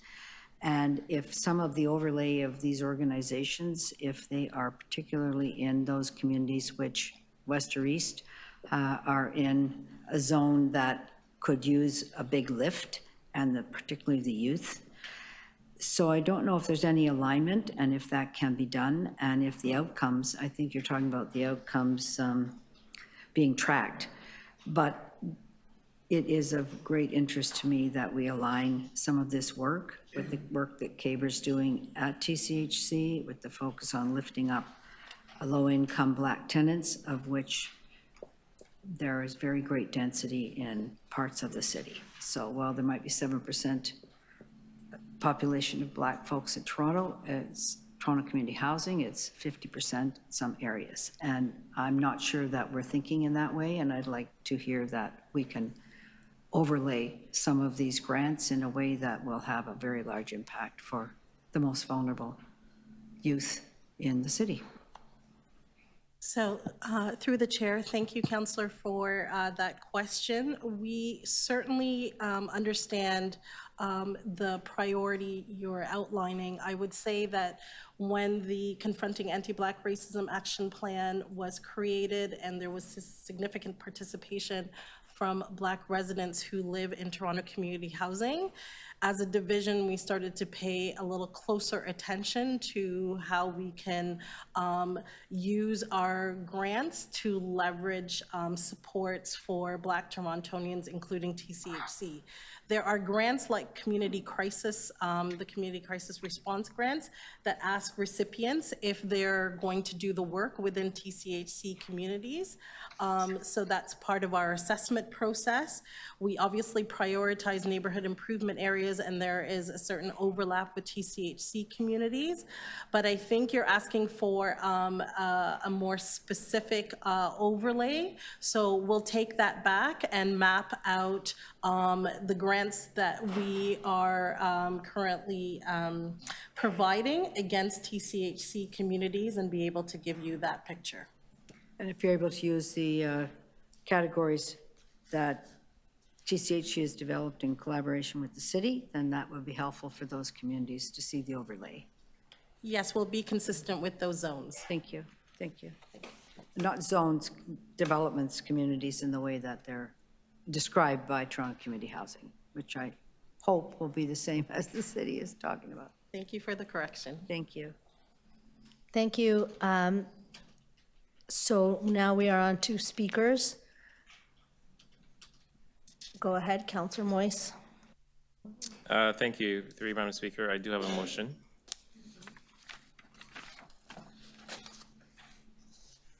Thank you. It's just, as the Exec Director of SDFA to provide the Confronting Anti-Black Racism Advisory Committee with an annual report on the progress and implementation of the Black Mandated Funding Framework. I know that in the previous term, the Anti-Black Racism Committee provided some feedback to SDFA on this particular issue, so just asking for a report back. It's pretty straightforward. Thank you. Any questions of the mover? Any further speakers? Okay, I just want to say thank you to staff. This progress is really encouraging, and hearing the voices of people who've been positively impacted in a material way is really great. Thank you. And so on Councillor Moise's motion, all in favor? Opposed? That carries. On the item as amended, all in favor? That carries. Thank you very much. We are now going to move on to EC 7.5, Visitor Economy Strategic Directions Report 2023 to 2028. Councillor Carroll, you held it for questions? I did, but it's really just some quick questions. The strategy is really, this is sort of your introduction to it, and it's unfolding, and so, you know, I'm hoping my colleagues will see the wisdom of just adopting it and letting the work begin. But I wanted to ask a question because something came up in Toronto East York Community Council the other day, and I heard about it, so I watched the tape. So I just wanted to clarify for folks, and I understand that the hospitality unions came to Toronto East York Community to depute on this. There was a hotel there being converted to housing. And so the question arose, whatever happened to that motion that council moved about having some policy on this, similar to the policy that we have to preserve rental over ownership in the city? Could we have a policy to preserve hotel beds over other economic initiatives? And there wasn't, I understand, the staff preparation to be able to answer those questions. And so it left the impression that nothing is being done. So I wonder if staff could illuminate us on what has been done on that 2017 motion.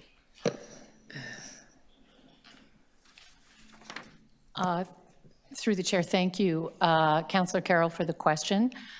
Work is underway on this initiative.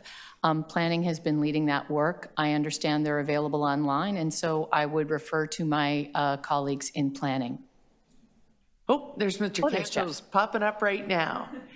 So, Mr. Cantos, I don't want to put you on the spot because I understand that this is under appeal and you can't get into detail, but there is an initiative to look at our ability to have within our tourism set of services to hang on to hotel spaces. And that ended up, it has to be a planning initiative because that is the land use. But that is under appeal currently? Through the chair.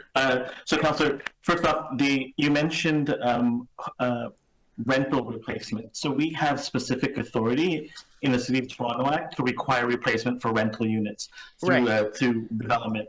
What we don't have authority to do is to require replacement for another use in a development. So, for example, what's under appeal currently is office replacement, which we are working through. And once we've stuck the landing on the office replacement policies, the hotel replacement policies is in our to-do list as the next iteration of what we can require through development. Okay, and so today we're in economic development and we're considering really the length and breadth of the visitor economy, which goes all the way to who in the local community gets to make their living out of this. But in terms of just hotels, it does end up being a very, very, very planning-centered thing. So in the absence of that policy, while we're waiting for permission, is it still a consideration that planning brings to bear? In terms of, is it a goal of the official plan? Which is a vision document, not a zoning bylaw, but is it a goal that there be a range of uses in the downtown core, including business, hotel accommodations, and in fact, people who live here? Yes, through the chair, our downtown plan, our downtown secondary plan, does encourage the mix of uses and minimum requirements of active uses in addition to residential. So yes, it is 100% a goal of the official plan to ensure that we have multiple uses and multiple economic generators for jobs as well. So if we proceed with the strategic directions and the actions forecast in the visitor economy strategy, we may get news on hotel accommodation itself later on down the road over the next period of time that this is being developed. Through the chair, yes, that's correct. And we would work closely with our colleagues in economic development and culture. Excellent. Those are my questions. Thanks, Madam Chair. Thank you. Any other questions? I just have a quick question that comes out of my ward. There's great interest in the pieces that have to do with tourism co-designed with and for communities and nature from the bottom up, and offering singular experiences grounded in a unique sense of place and culture. Can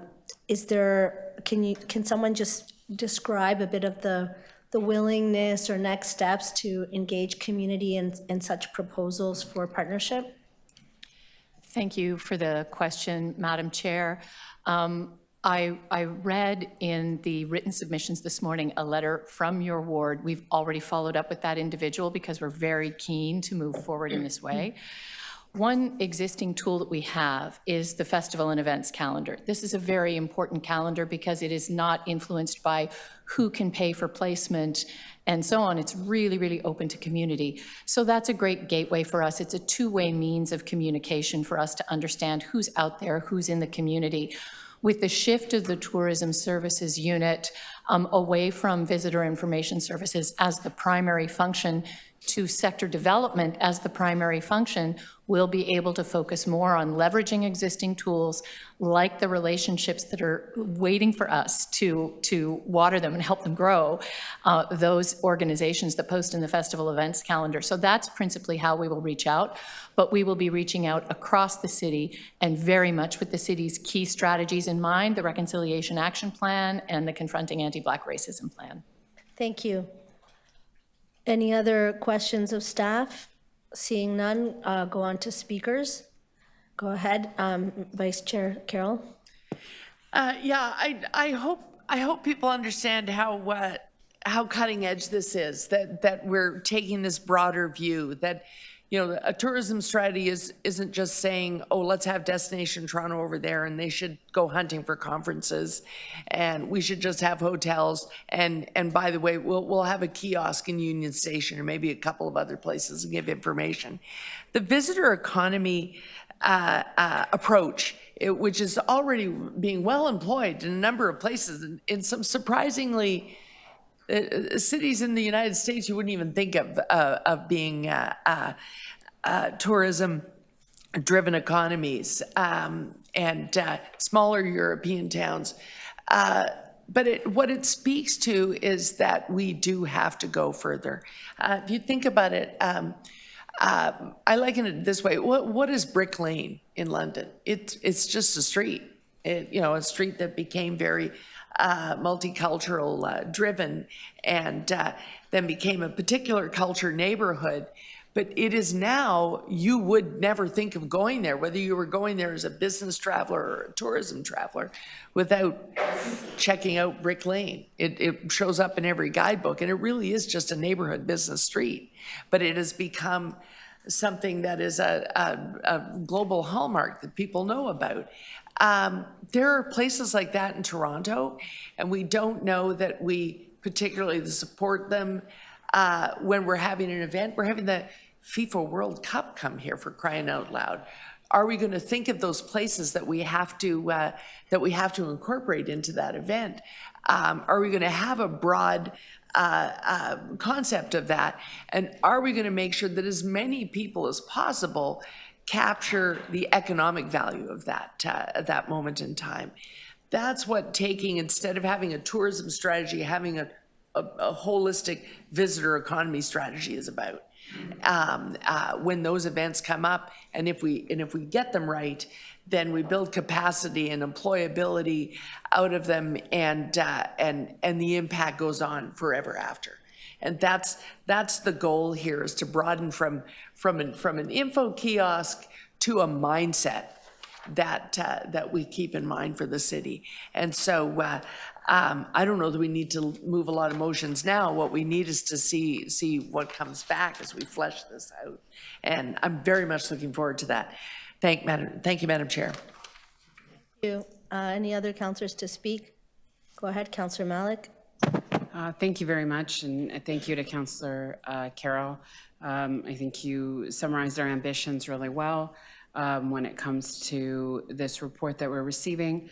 We have received a number of reports at other committees related to this issue around tourism and welcoming visitors, and also to Toronto, but also making sure that as residents from every corner of the city, we're able to enjoy what makes our city such an amazing destination for people across the globe.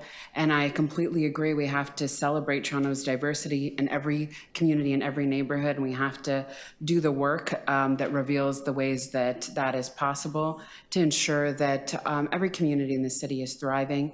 And I will continue to emphasize that the pandemic's effects on the tourism industry were hardest felt in neighborhoods like mine in Spadina, Fort York, and the downtown core, where theaters, stadiums, and attractions were closed. And we are still returning from that. And I have to give full credit to our local businesses, to our BIAs, to residents and visitors alike for coming back with such enthusiasm, with creativity, with innovation about what that looks like. And this plan does need to take care in balancing the needs of showcasing all areas of the city, and especially in focusing on our downtown recovery and our return, and to come back, stronger, because that is about being able to ensure that that benefit is felt right across the city.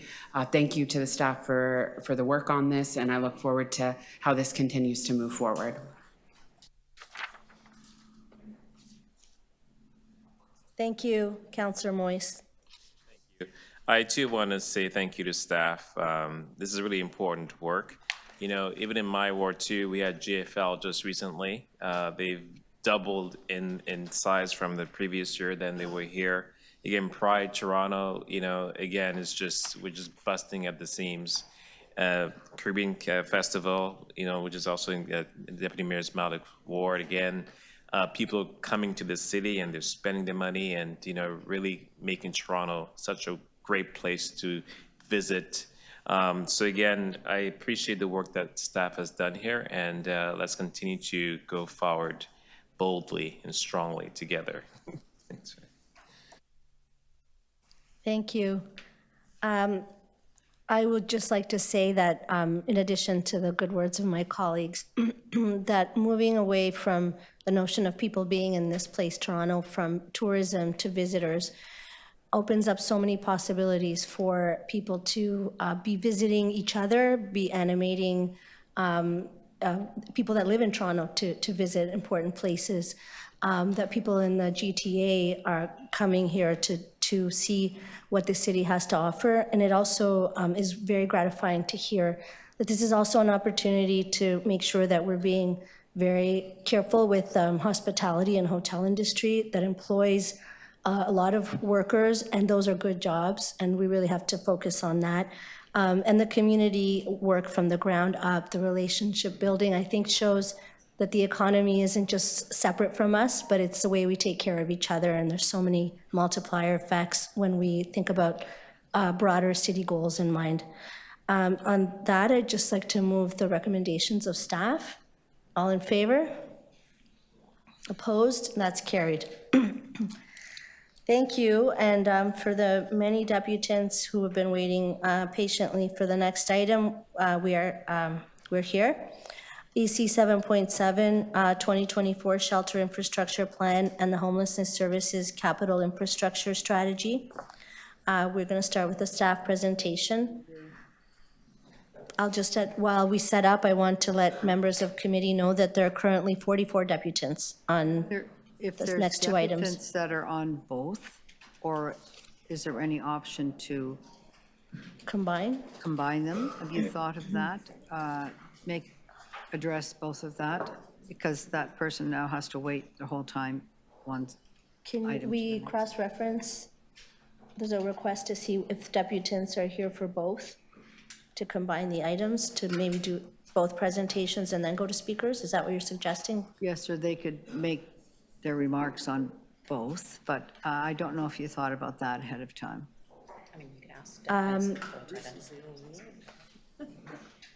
Yes, just give me a sec, but. Just see what's possible. Yes, thank you, Councillor Fletcher, that's helpful. Yeah, there are a few people, and we're going to sort this out while we proceed with the presentation. Welcome to General Manager of Shelter Supported Housing Administration to speak. Thanks very much, Councillor Bravo, councillors, Deputy Mayor. Appreciate the ability to be here and talk to you a little bit about an update to the shelter system, as well as a little bit of an overview on the two reports we have before you at committee today. The two reports are our winter services plan for 23-24, as well as the city's homelessness services capital infrastructure strategy, which provides a long-term strategy to improve the shelter system, achieve recovery, cost savings, and be more responsive to the needs of people experiencing homelessness in Toronto. I want to start by taking a moment to recognize and thank those who work tirelessly in this sector across this city to support people experiencing homelessness on an ongoing basis. Each day, every night throughout the year, and this includes not only our frontline staff, but also various community agencies, community workers, faith-based groups, and many that have sprung into action this year to assist with asylum seekers arriving in Toronto.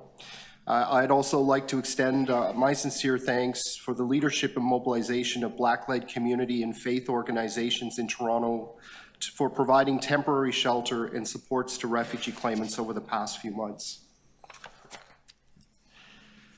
Toronto continues to see unprecedented pressures on our shelter system, resulting from inflated costs of living, insufficient, affordable, and rent-geared income housing, inadequate wage and income supports, and an increase in the number of refugee claimants arriving in Toronto that are not supported by our federal government. We want to be able to accommodate the significant need, but the emergency shelter system is at capacity. The shelter system is full, and the strain on the system is only increasing. We are currently sheltering 10,700 people or more, with approximately 9,000 people in our base shelter system and 1,700 more people outside the system in bridging hotels and programs supported by the Canadian Red Cross. Not only are people sleeping in encampments and doorways, on transit, and in emergency rooms across the city, but people are also continuously lined up and camped out, including many refugee claimants, outside of our Peter Street Streets to Homes Assessment and Referral Center. In addition, we do not have a clear picture of how many more people we can anticipate arriving in Toronto, or how many more people are on the cusp of homelessness and that may need our essential services in the coming months. It is certain that demand for shelter space will increase even further this winter, as it does every year, when cold weather makes living outside difficult and potentially life-threatening. Toronto's shelter system is the largest in Canada. It provides more shelter beds per capita than any other Canadian city. And since 2021, the capacity of the system has increased by about 30%. And it's still not enough to meet the demand. Despite continually adding new spaces, the reality is that simply adding additional beds to the system is a short-term emergency solution that is not sustainable. As of October 2023, the city, as I mentioned, is sheltering more than 10,700 people. The current average number of people unmatched for shelter each night is about 275, and more than 40% of the 9,000 beds that we're operating are occupied by refugee claimants. Of these, 1,700 are sheltered in programs that don't meet the needs of refugee claimants and don't provide refugee-specific services and supports.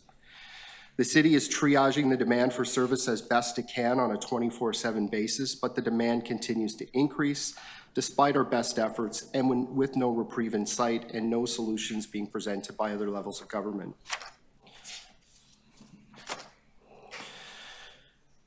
The increasing need for shelter shows no signs of slowing, and it's once again presenting significant challenges for the city this winter.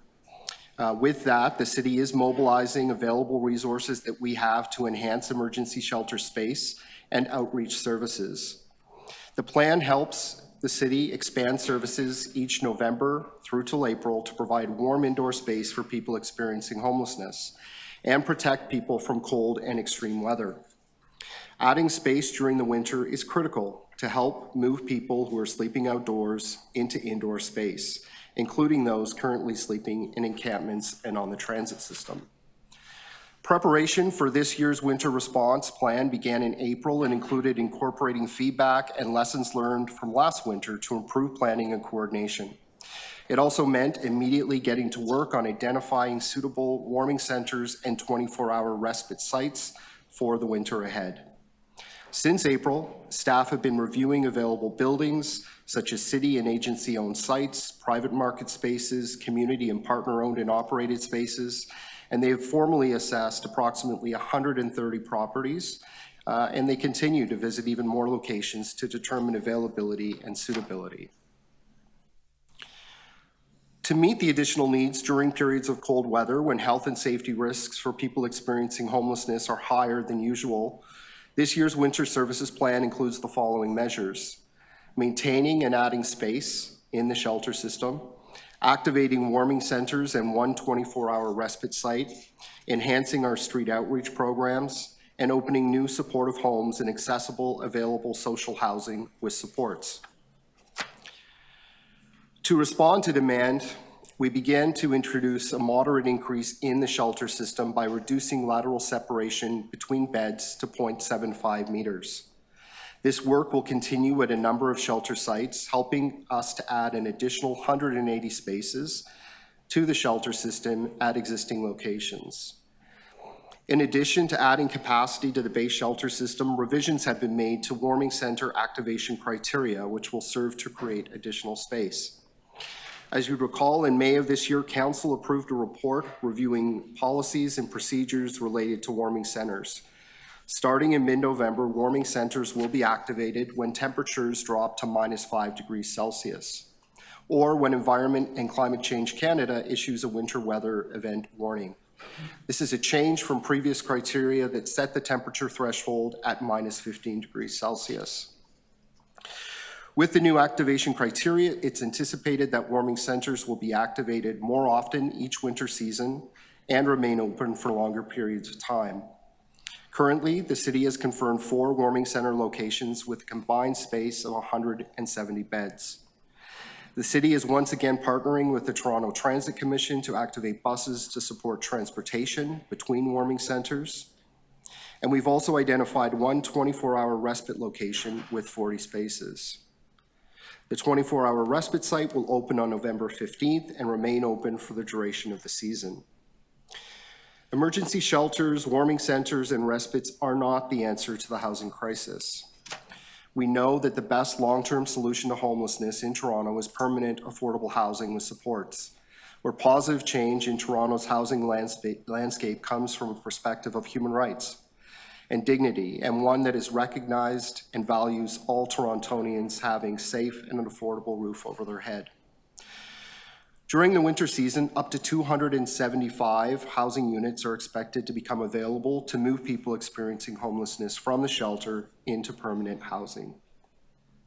So in total, the measures being announced today will result in up to 180 shelter spaces, 170 spaces at 4 warming center locations, 40 spaces at a 24-hour respite site, and up to 275 new housing opportunities. In addition to providing winter spaces, Streets to Homes expands their outreach on a 24/7 period to support people during the extreme cold weather. Street outreach teams connect with people living outside and encourage them to come indoors. They also provide blankets, sleeping bags, warm winter clothing to those living outdoors throughout the winter season. To support people experiencing homelessness and individuals with complex needs that may be on our shelter system, the Streets to Homes program will continue to provide dedicated outreach to the Toronto Transit Commission on a 24-hour basis. 20 Streets to Home staff remain dedicated to providing service on the TTC, connecting people with shelter and housing supports.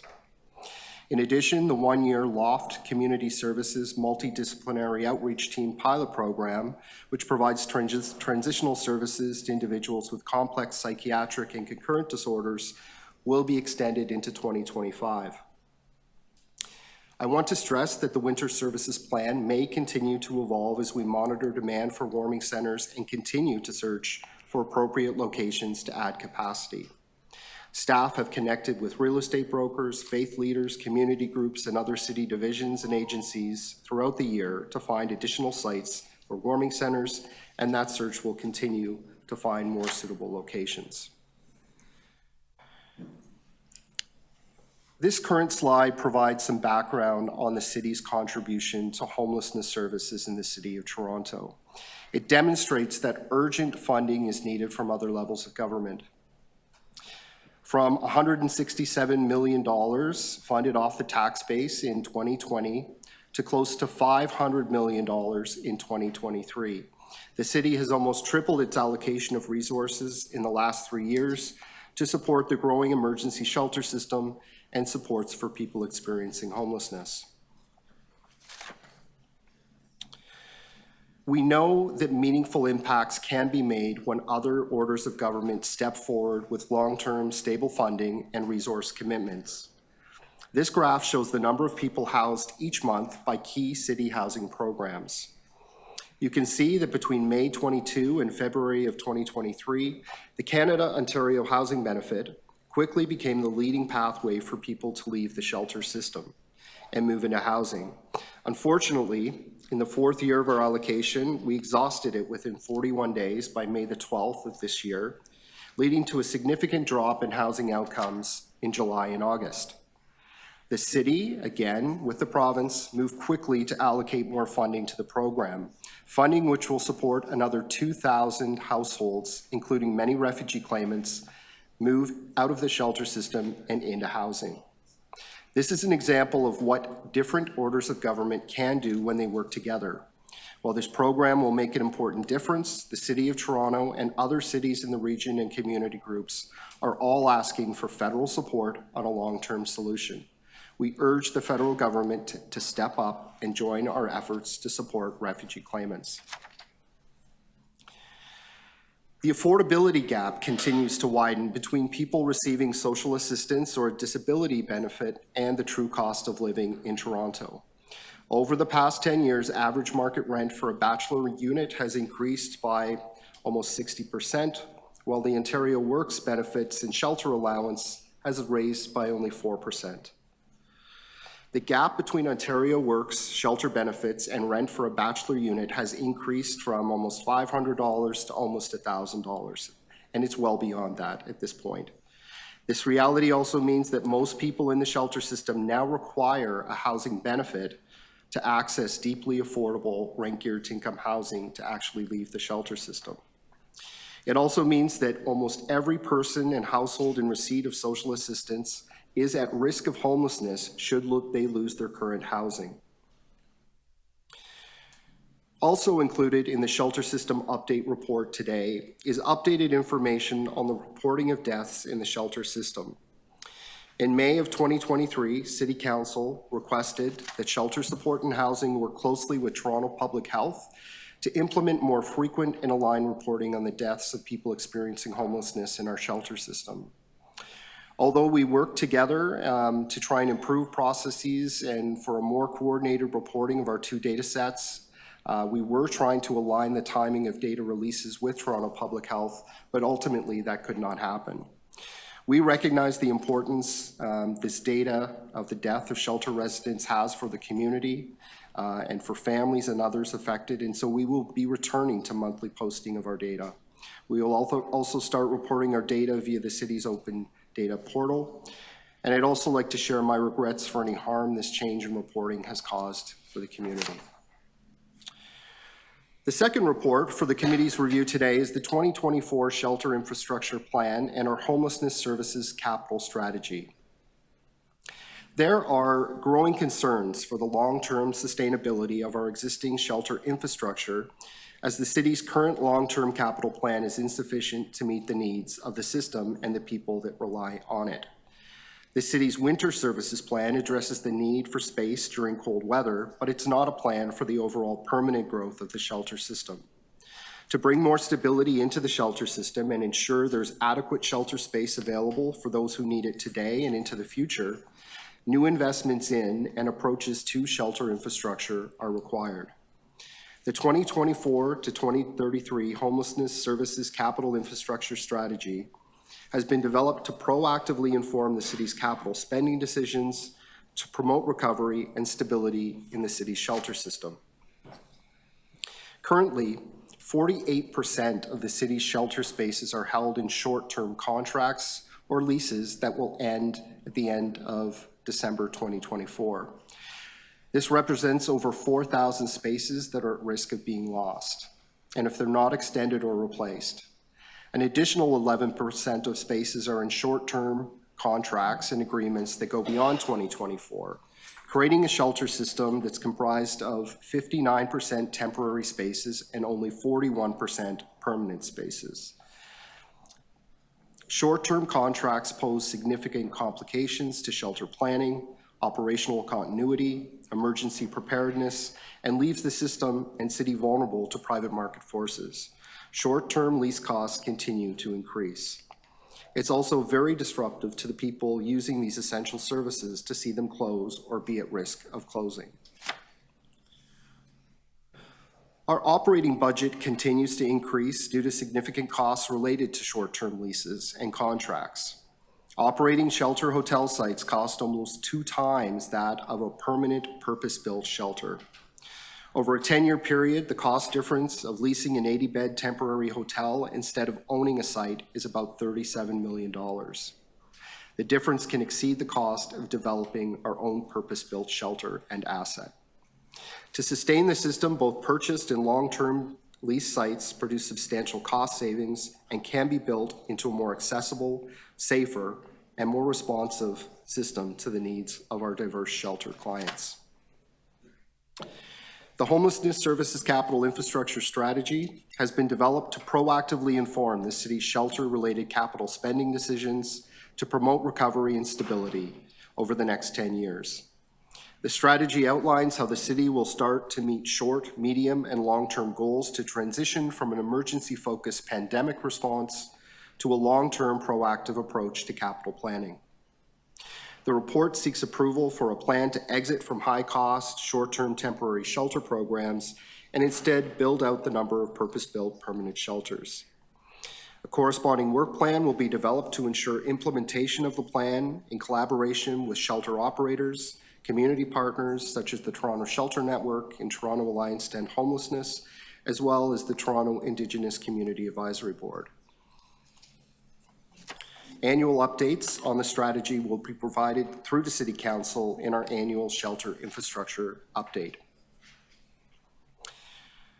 The plan was developed by Smoke Architecture, an Indigenous-owned and operated consultant firm, and they led 18 sessions with staff from across the organization and many of our community partners. 6 foundational goals emerged from the development of the plan that will guide how shelter support and housing can address the long-term infrastructure challenges in the shelter system. The 6 foundational goals include, first, to plan proactively and prioritize long-term infrastructure needs through long-term financial planning, proactive winter planning, thoughtful COVID-19 transition plans, and standardizing and strengthening practices around state of good repair projects and procurement. 2, to create infrastructure that fosters dignity and well-being of shelter residents, staff, and the community by investing in permanent and long-term purpose-built shelter space with updated guidelines, safety features, co-located services, and program management and wellness spaces. 3, to provide resilient and sustainable infrastructure by working to achieve net zero impacts in shelters, exploring environmental sustainable fleet options, and ensuring contingency plans are in place to avoid service disruptions in emergencies. 4, to strengthen communications and community relationships. 4 infrastructure projects by clarifying roles and responsibilities and community engagement processes, providing community learning and training opportunities, and ensuring engagement plans address discrimination towards equity-seeking groups. 5, clarifying responsibilities, authorities, and decision-making to manage infrastructure resources more effectively by strengthening the emergency shelter development process and bringing the management of assets and priorities within the shelter portfolio together to create better alignment between all stakeholders and outcomes. And finally, 6, to strengthen the collection and management and analysis of infrastructure data to improve awareness of understanding of shelter infrastructure, performance and needs, assess the impact of shelter design on clients, and more effectively manage capital infrastructure and relate its assets, and learn from other jurisdictions. In closing and in summary, homelessness is a complex social issue. It requires a strong commitment from all orders of government, community agencies, stakeholders, to all work together to provide funding along with public, social, and health-related supports. The city's goal is to deliver person-centered, outcome-focused services to help improve the overall well-being of individuals experiencing homelessness and help them find and keep housing as quickly as possible. The city is committed to making homelessness rare, brief, and non-reoccurring, but it can't do it alone. We will continue to work closely with both the provincial and federal governments on a new deal to secure ongoing funding for emergency shelters and long-term investment in supportive and affordable housing and access to the critical programs that help people not become homeless in the first place. Thank you, Chair Bravo. Thank you for your presentation. We have, as I said, 44 speakers combined on these two items. Thank you for making one presentation, which has allowed us to save some time. I am going to say to people who have signed up to depute on both to consider deputing once, just for the sake of allowing everyone to be heard. But of course, if you're running out of time, we can think about just extending your time slightly, so then you're in and out and you can get back to your lives, if that's okay with members of committee. The first speaker on this item is Bruce Davis. Welcome.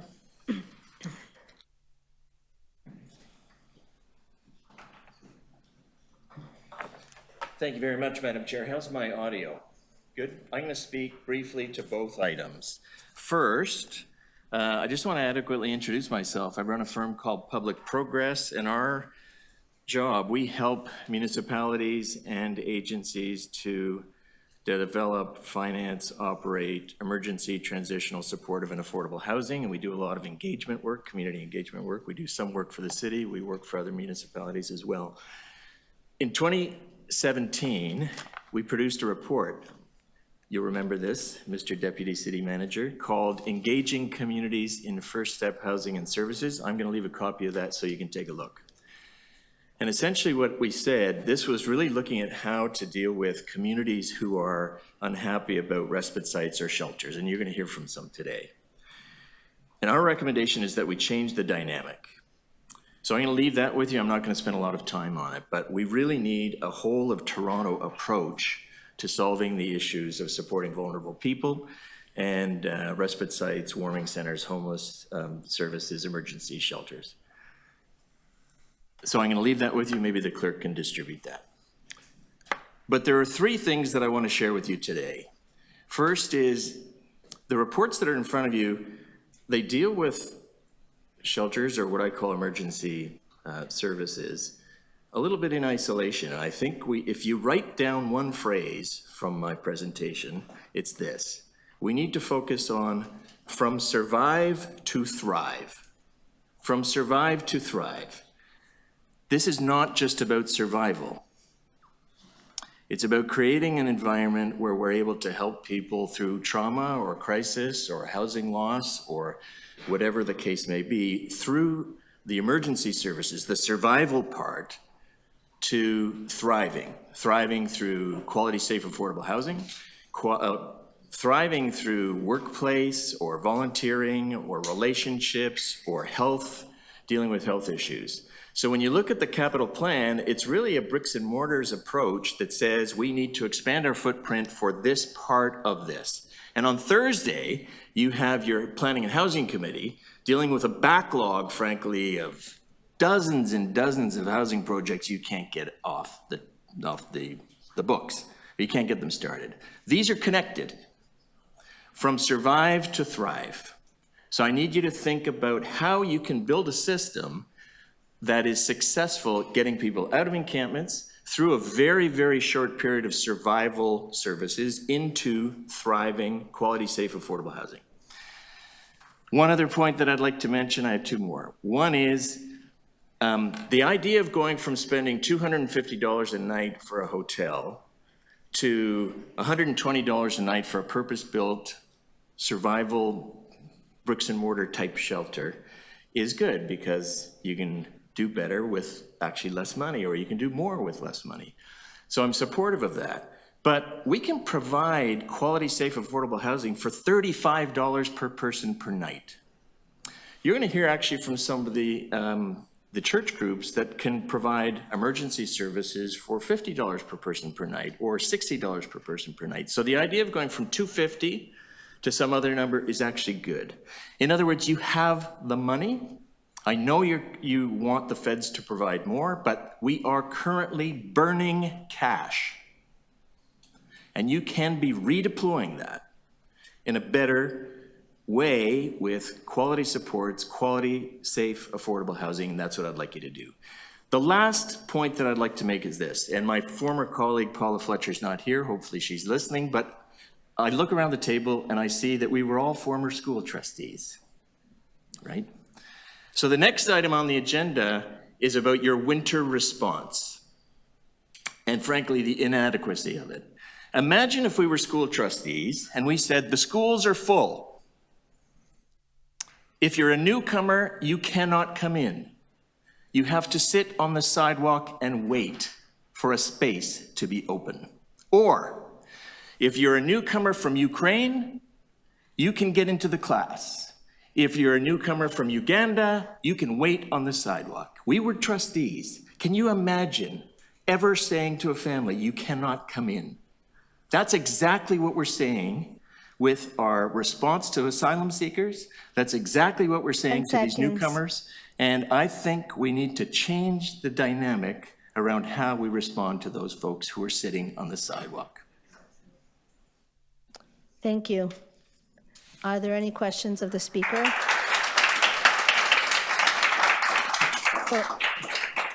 Go ahead, Councillor Carroll. Yes. Okay, so I'm assuming that I don't know if that was your finish or you had a couple more sentences. No. So if there is no space, and you know, that's the reason, the person knocking on the door could be not from Uganda. Right. Tell me more about your plan that would allow us to, for $35, not have to say no. $35 is quality, safe, affordable housing. If you expand your MURA program, you can acquire properties at a lot cheaper than developing them and actually use that as a housing supplement. You've already created what I call TOB. You know, you have COB? Yeah. You've already now created TOB, which is the Toronto, Ontario Housing Benefit. Nobody else calls it that. You've already done that. That is the cheapest way of getting people into quality, safe, affordable housing right now. You could expand that tomorrow. You could do that. Now, you can ask the feds for money later, but you could do that tomorrow. You can top that onto MURA. In terms of vacant buildings, I'll say this. There are vacant buildings sitting out there right now that we are heating. I know this. And I've spoken to your staff about buildings that are city-owned or owned by Toronto Lands Corporation, and we all know Toronto Lands Corporation. I know there are buildings that are sitting vacant that could be repurposed as part of that emergency survival service. That could be done virtually within weeks.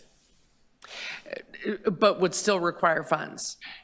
For something like that, you're looking at probably $50 per person per night. Because you know we're currently in the hole this year for $1 billion.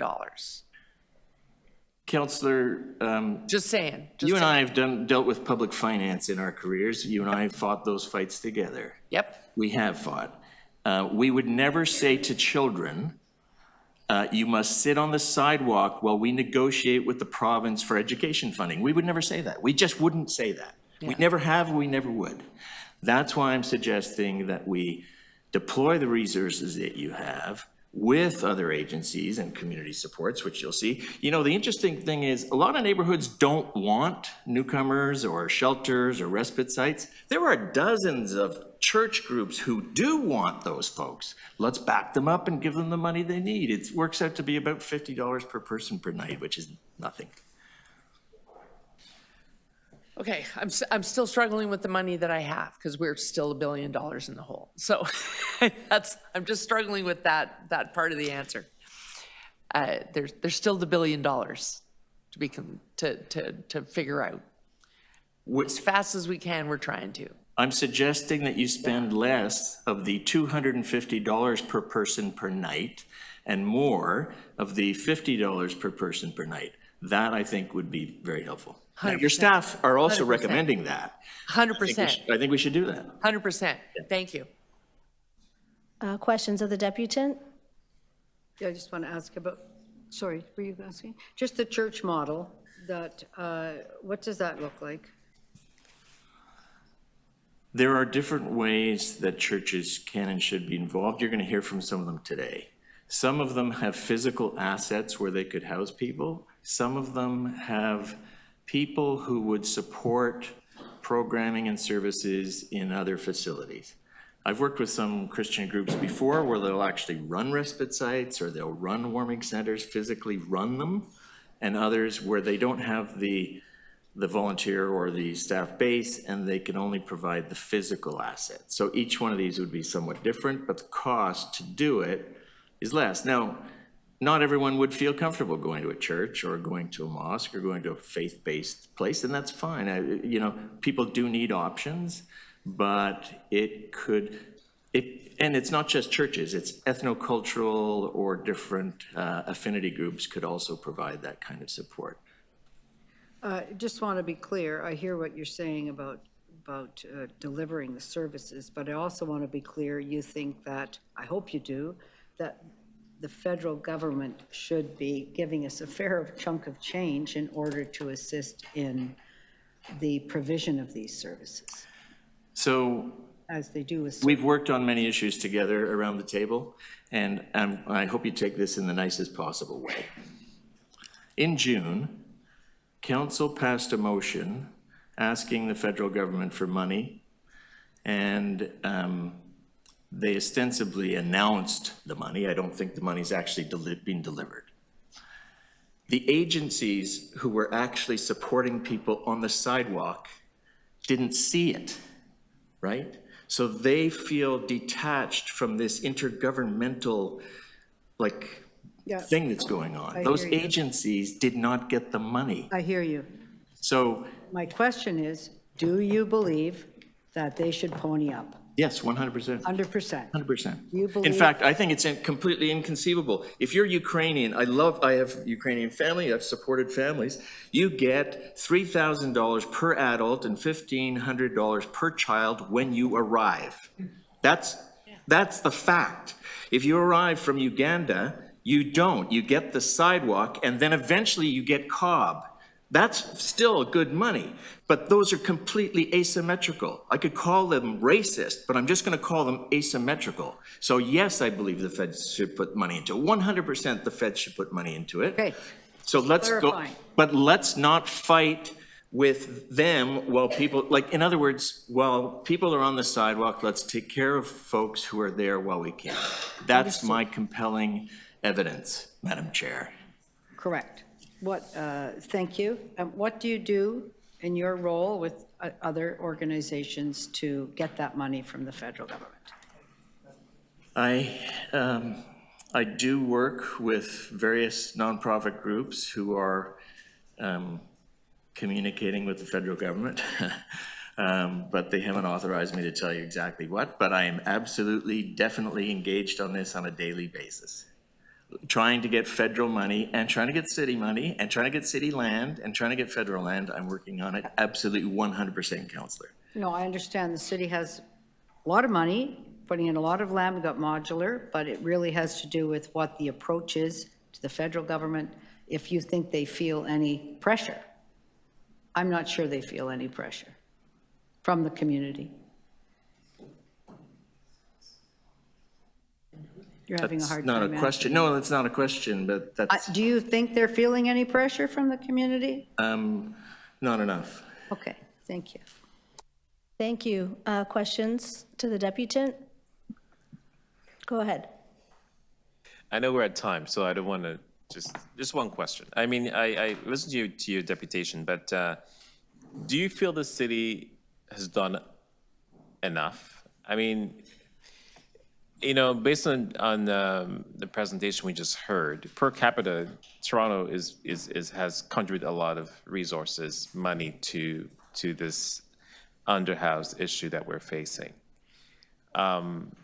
And even my own ward, the city actually purchased Bond Place Hotel and converted that into supportive housing. I've worked on the site, I know it And very added well. an additional $53 million just to actually, so again, That's I mean, good. we are doing as much as we can, and it doesn't seem to be enough. There's a question You're right. there. But one of the things that you haven't spoken about too is perhaps a regional strategy, because people are coming from outside the city because the resources are here. Can you comment Well, on any of those you know, items? in fairness, the city wants students from around the world. We just heard the tourism strategy. We want people from around the world. We want businesses from around the world. Of course, we're going to want newcomers, asylum seekers, refugees, and their families. Of course we should. Has the city done enough? No. Is the city doing a lot? Yes. You know, we cannot stop. And I'm not saying you don't. The whole premise of this engaging first communities is not about you. I'm sorry, it's not about you. I know you feel defensive. It's about us, right? And allowing us and the church groups and the neighborhood groups to actually do more, not to fight respite sites and warming centers and shelters. That's anathema to me. They should be welcoming and supporting. So it's not about you, Councillor, it's about us. And we need to do more, not just the city corporation proper.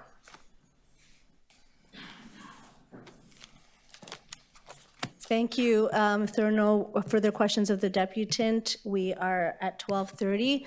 Committee will take a break until 1:30 p.m., at which time we will continue with deputations. Thank you for being here.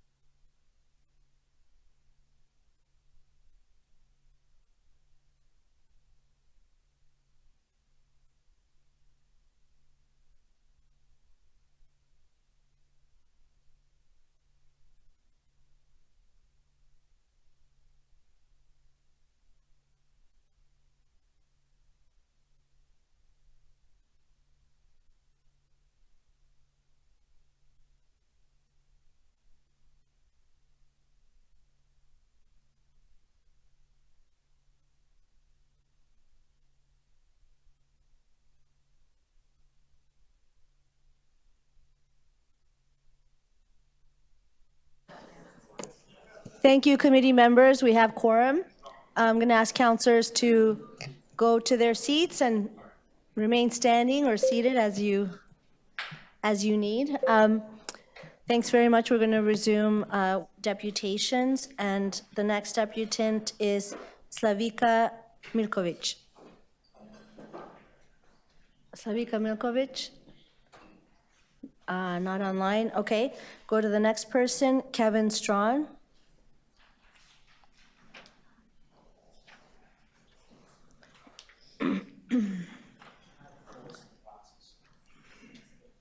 Okay, welcome, and you have 5 minutes.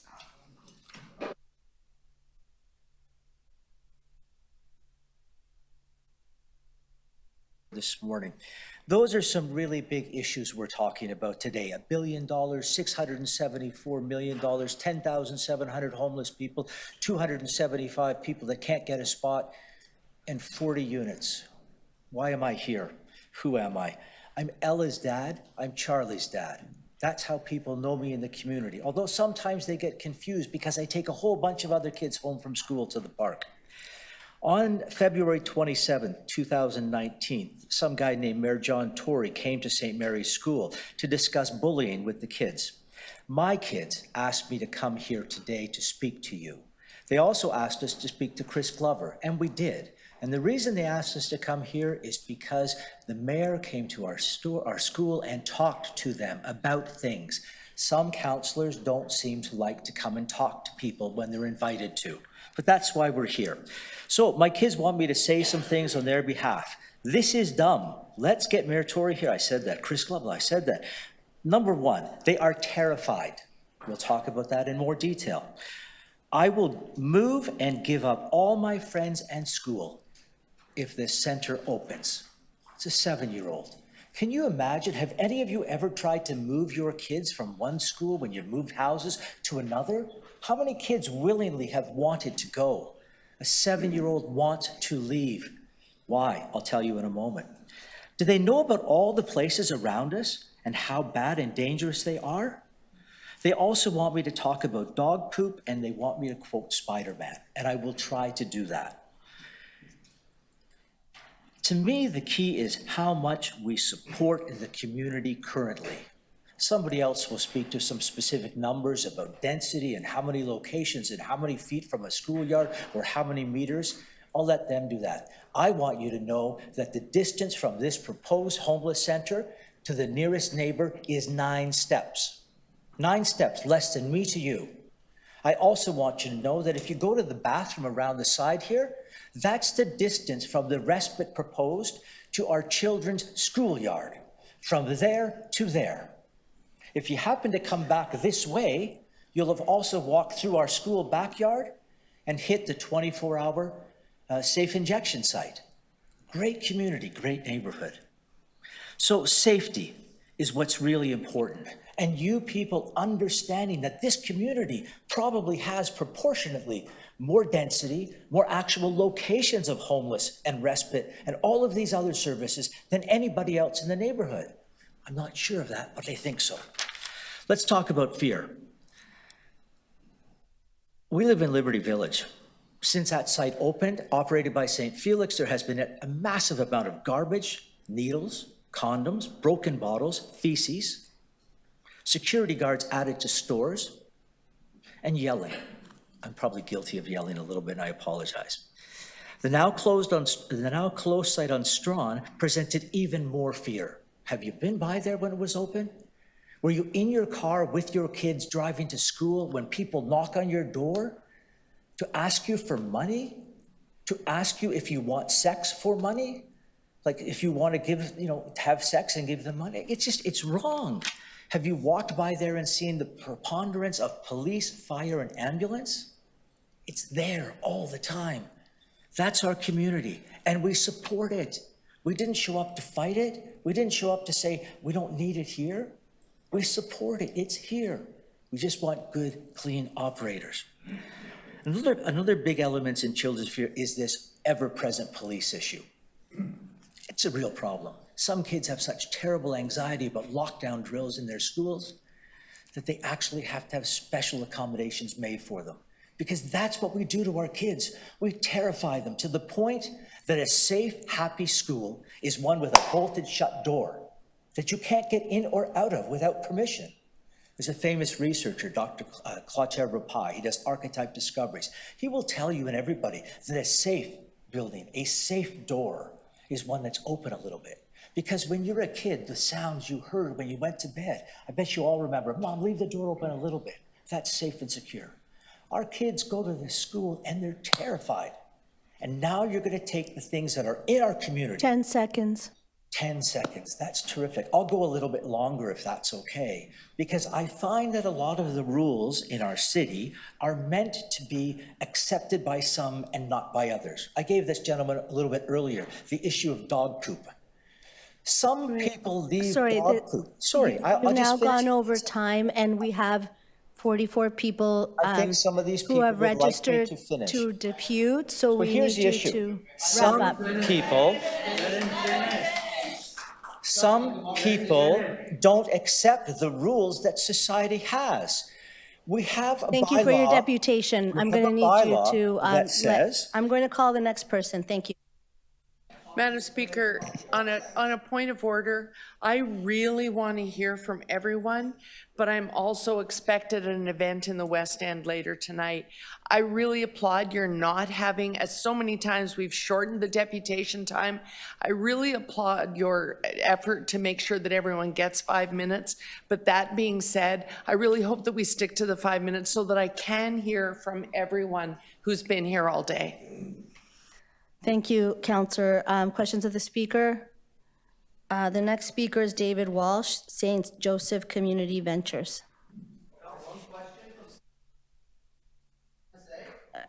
Excuse me, that we cannot have interruptions in this committee. City staff do not ask questions of the deputant. The deputant speaks. They may be asked questions from councillors, but we are being economical so that we did not have to reduce speaking time to 3 minutes, as would have been a practice that is often used in this committee. I'm going to ask people to please be respectful, and so that we can get through all of the deputations. Is David Walsh, St. Joseph Community Ventures here? Welcome. I need you to please, sir, I need you to allow the next deputant to speak. Thank you. Welcome, sir. You have 5 minutes.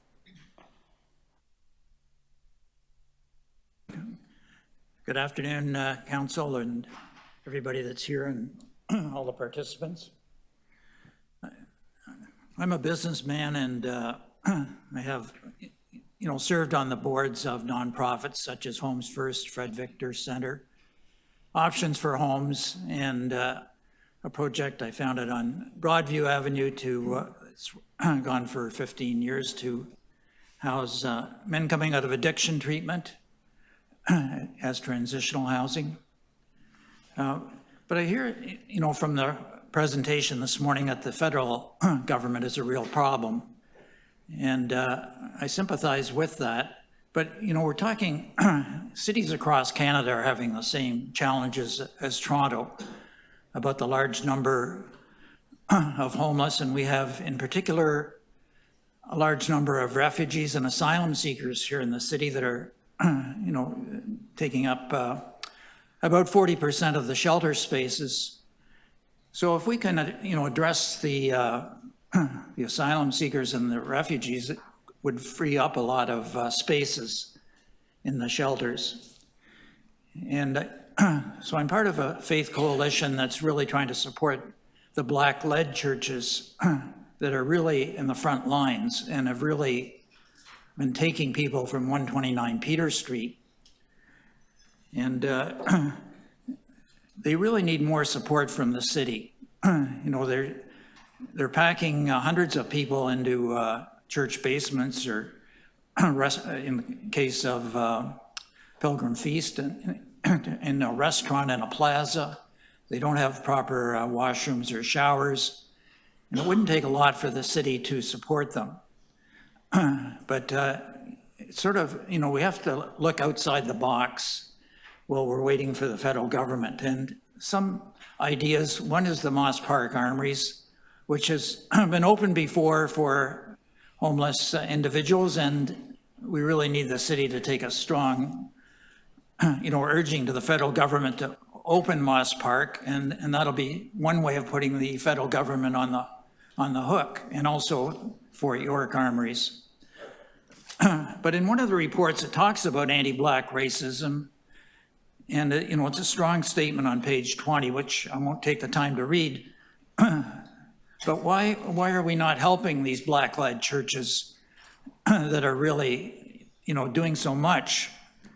I think that really, it's really a challenge. And why, in the past have we been able to help, the Vietnamese? We took in 60,000 Vietnamese refugees. And today, and then a lot of Syrian refugees. And today, a lot of Ukrainian refugees. Why are we not able to help the Black-led churches? There's a lot of refugees and asylum seekers coming in from Africa right at the moment. And the city's doing very little. And why is that? There's some systemic racism issues here that the Black-led churches are really feeling, and which we need to support. And from my experience in, working in nonprofit housing for 40 years, community-based solutions offer a lot.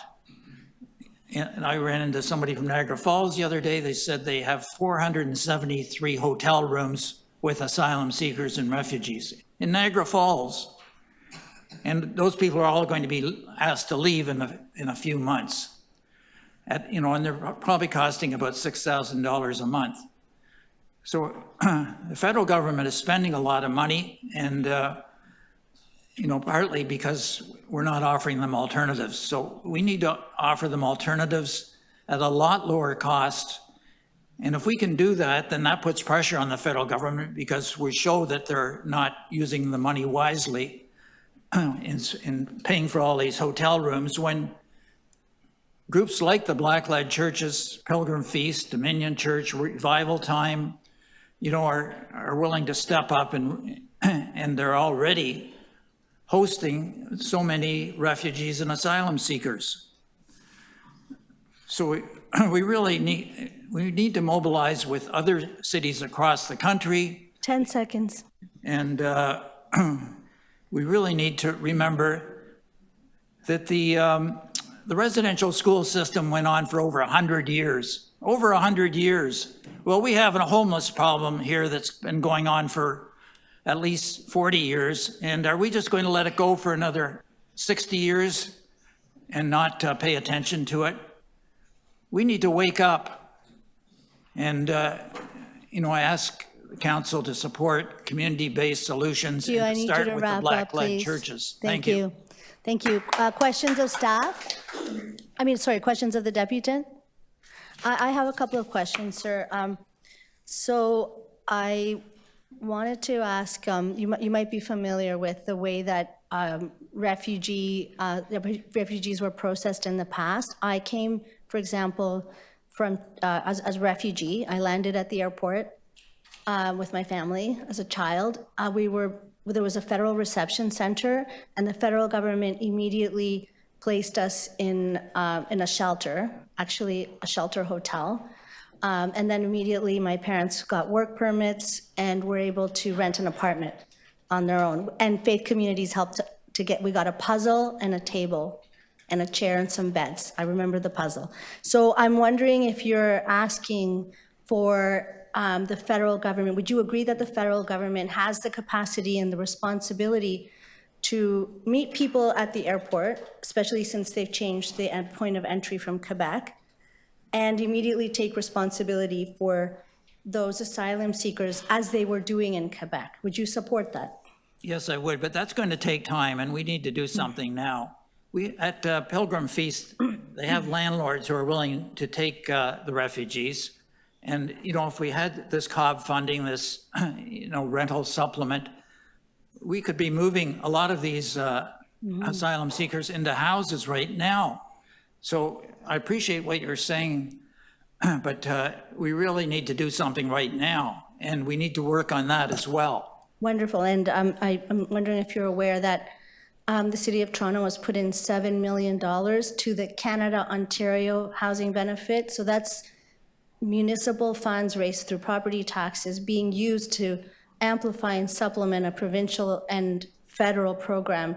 But a person, refugee, needs to be in a shelter to take advantage of that. And these people are at the church. Sorry, just to be clear, I just wanted to clarify for you that in fact, the time spent at the churches has qualified for people to, has been counted to qualify. So just a small correction. And then there's the application that starts July 15th, but a lot of the churches like the Ethiopian Association that Meseret is here, you know, they were involved back in June, so they should be compensated as well. Thank you, we can look into it. Thank you. Okay. Councillor Moise, Sorry, for questions. just for clarification for you, 2 council meetings ago, City Council passed a motion to actually reimburse the churches that accepted the asylum seekers, refugees, over the summer. Are you aware of that? Yeah, and they're still waiting for the money. Revival Time has not received a cent yet. There's, you know, there's the promise, but why haven't they received the money? Okay, well, we'll look into that. We'll ask staff about that. Thank you. Any other councillors to questions? The deputant, the next speaker is Curtis Priest.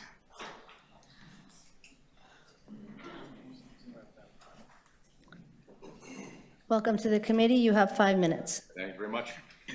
My name, as you just said, is Curtis Priest. I'm a longtime local resident and business owner in the King West community, also president of my condo corp and the Garment District Neighborhood Association. I've also had the privilege of serving on MVP Chris Glover's homelessness task force, for which I received a community leadership award. So I'm not ignorant to the issues. In fact, I'm quite informed, and I live a lot of these issues on a daily basis where I witness them. I'm speaking to you today both personally and as a representative of my condo board, my condo building, and my community to express concerns about the sort of framework by which the delegated authority that the city staff has received under the homelessness emergency motion, and more specifically to register strong objection to the 24-hour low barrier walk-in respite center being planned at 629 Adelaide Street West, which is a location next to 2 elementary schools in a quiet neighborhood. One of those schools my son attends, and the other one he goes there for the after-school program. He has to walk by this building every single day. And to be frank, this route that we take is the only safe route that we have in our neighborhood right now, so we're very concerned. I know this probably sounds like I'm a NIMBY, and it comes off as NIMBYism, but to be quite frank, I reject that label. Our neighborhood already supports more than its share in facilities to help the homelessness right now. Myself, many in our community, my family do a lot to support the various programs and initiatives around this area. So our biggest concern at this point is simply the location of an inappropriate site at this particular building. It's 200 meters away from the drug injection site that's up at Queen and Bathurst. Basically planting St. Mary's Elementary School and Niagara School that's close to it, right sandwiched in between a respite center, which is a low barrier emergency services type of center, and an injection site. To me, this is inappropriate, it's reckless, and it's dangerous. I don't say this to stigmatize people who are homeless, because I understand what a broad term that is, and that the simple act of not having a place to live certainly does not mean that you are a dangerous person. But we also must recognize the reality and experience from other similar respite centers, especially including the one that's being moved here from Liberty Village. These particular facilities can attract, and they do attract, very troubled people who are in need of a lot of help. Certain elements from within these centers, they will bring a significant increase in crime and exacerbate the existing public safety problems that we already have. Having transient folks with no connection to our community coming and going at all hours with no proper tracking, background, or criminal checks or sobriety requirements is a recipe for disaster, specifically around children. And we see no way for there to be accountability. Once folks like this are off of the building property, then what? What happens if, God forbid, something happens to a resident or a child? We already find needles, as the other gentleman had mentioned. We find needles and condoms inside the schoolyard. We witness fighting and screaming, experience break-ins, thefts, vandalism, open drinking, hard drug consumption, dealing with people performing public lewd acts right out in the open, defecation. You've heard it all before. None of this is new. The police are obviously totally overwhelmed, and really they shouldn't be tasked with this type of activity, because we shouldn't be having a problem in society where this is existing to even have to even be discussing that. So I see these incident reports on a daily basis through my various roles, and I'm told that that's par for the course living in a big city. I don't accept that, and I don't think we as a society should either, especially when it affects our families and our children. So last year, my wife and son were assaulted by a man out on the street outside of our condo. He was clearly homeless and he was high. He had severe mental health issues. It's gonna take a minute.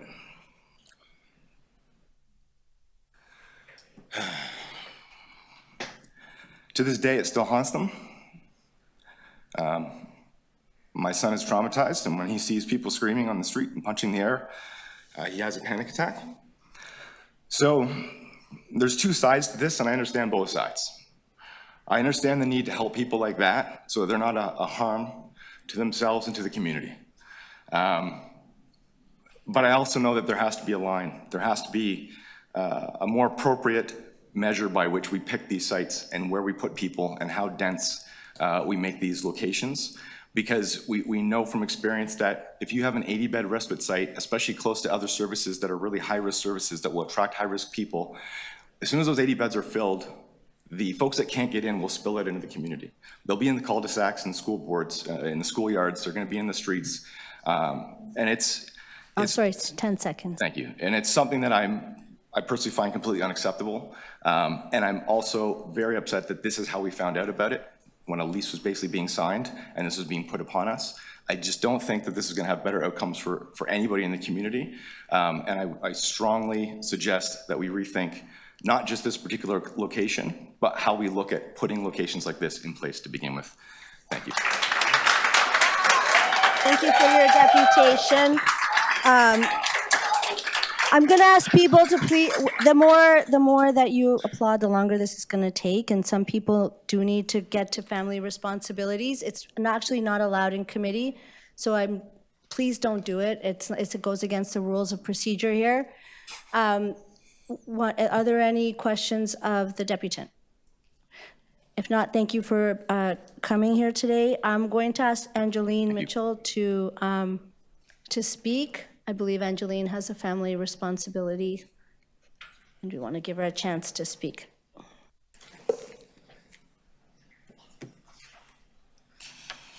Thank you all. I appreciate that accommodation. That as a parent, that's not negotiable for the time. I appreciate everyone is here to speak, and so I will be as quick as possible. I'd like to thank everyone who is here listening and who is here to speak as well. I want to start very quickly by saying that my wish is not to keep someone from finding a warm place to stay, and for people that need support, I would like them to find it. I will start very quickly by saying when I was 4 years old, I was with my nursery teacher, like a kindergarten class, when we were on a trip to the city library. And we stumbled upon a man who was on a park bench with a bloody nose. And rather than hurry us by, she stopped, she called an ambulance, and he was seen to. And we saw this, and that was a behavior that was modeled for us visually and had an impact. So that being said, I care, and I'd like people that are in need to have support. If I liken my experience, I'm a parent, I'm a community member, and I'm a resident, to the experience I'm having as a community member and an adult today, I have been exposed to the effects of the Liberty Village Respite Center. We no longer walk by there with children. It's aggressive. and it's not a place for children to be walking by. I also have seen the effects of the Strawn House at Wellington and Strawn in broad daylight in a parking lot. I have personally witnessed drug injection use and sex. Now, I did not wish to be graphic or speak of these, but this is the reality of, as a resident, what I am seeing and experiencing. Luckily, I did not have a child with me at the time. I'm feeling and I'm seeing a direct correlation where we have a support center in place and there is aggressive behavior. Just walking at Queen of Bathurst, profanity yelled at myself and my daughter. I am not okay with the level of aggression and the experiences connected to being by places of support. I want to also say that there are people that care. I have a family friend that volunteers for Out of the Cold as a nurse. I would like people to get the support they need, but I'm quite frankly astounded that we are having this discussion. I am absolutely astounded that this is proposed across from a school. It's absurd. Have people get the support they need. Do not place this where children who are vulnerable will be deeply and immediately impacted. Children do not need to undertake this that could have negative effects in their day-to-day going to school to learn. I have listened to, I noticed, Shelby, you were greatly enthusiastic about the markets and tourism and asking questions and invested and enthusiastic. And I also heard you, Asuma, speak that communities need to thrive. This is not how a community will thrive if a respite center goes in directly across from a children's school. So I know, Alexandra, I heard you speaking of your children earlier. How would this work with you and your day-to-day family if there was a respite center across the street from your school? So I really deeply appreciate you listening, and I hope that it is as simple as fit and suitability. Common sense tells me that a respite center has absolutely no business being across from a school. Common sense, as city councillors, your work could be, this is not a fit. Please let's find a space and help those in need in a suitable location where we're not impacting vulnerable children on a day-to-day basis going to school. And I thank you so much for your time and allowing me to speak. Thank you for your deputation. Are there any questions of the deputant? Thank you for being here today. The next deputant is Arif Hirani.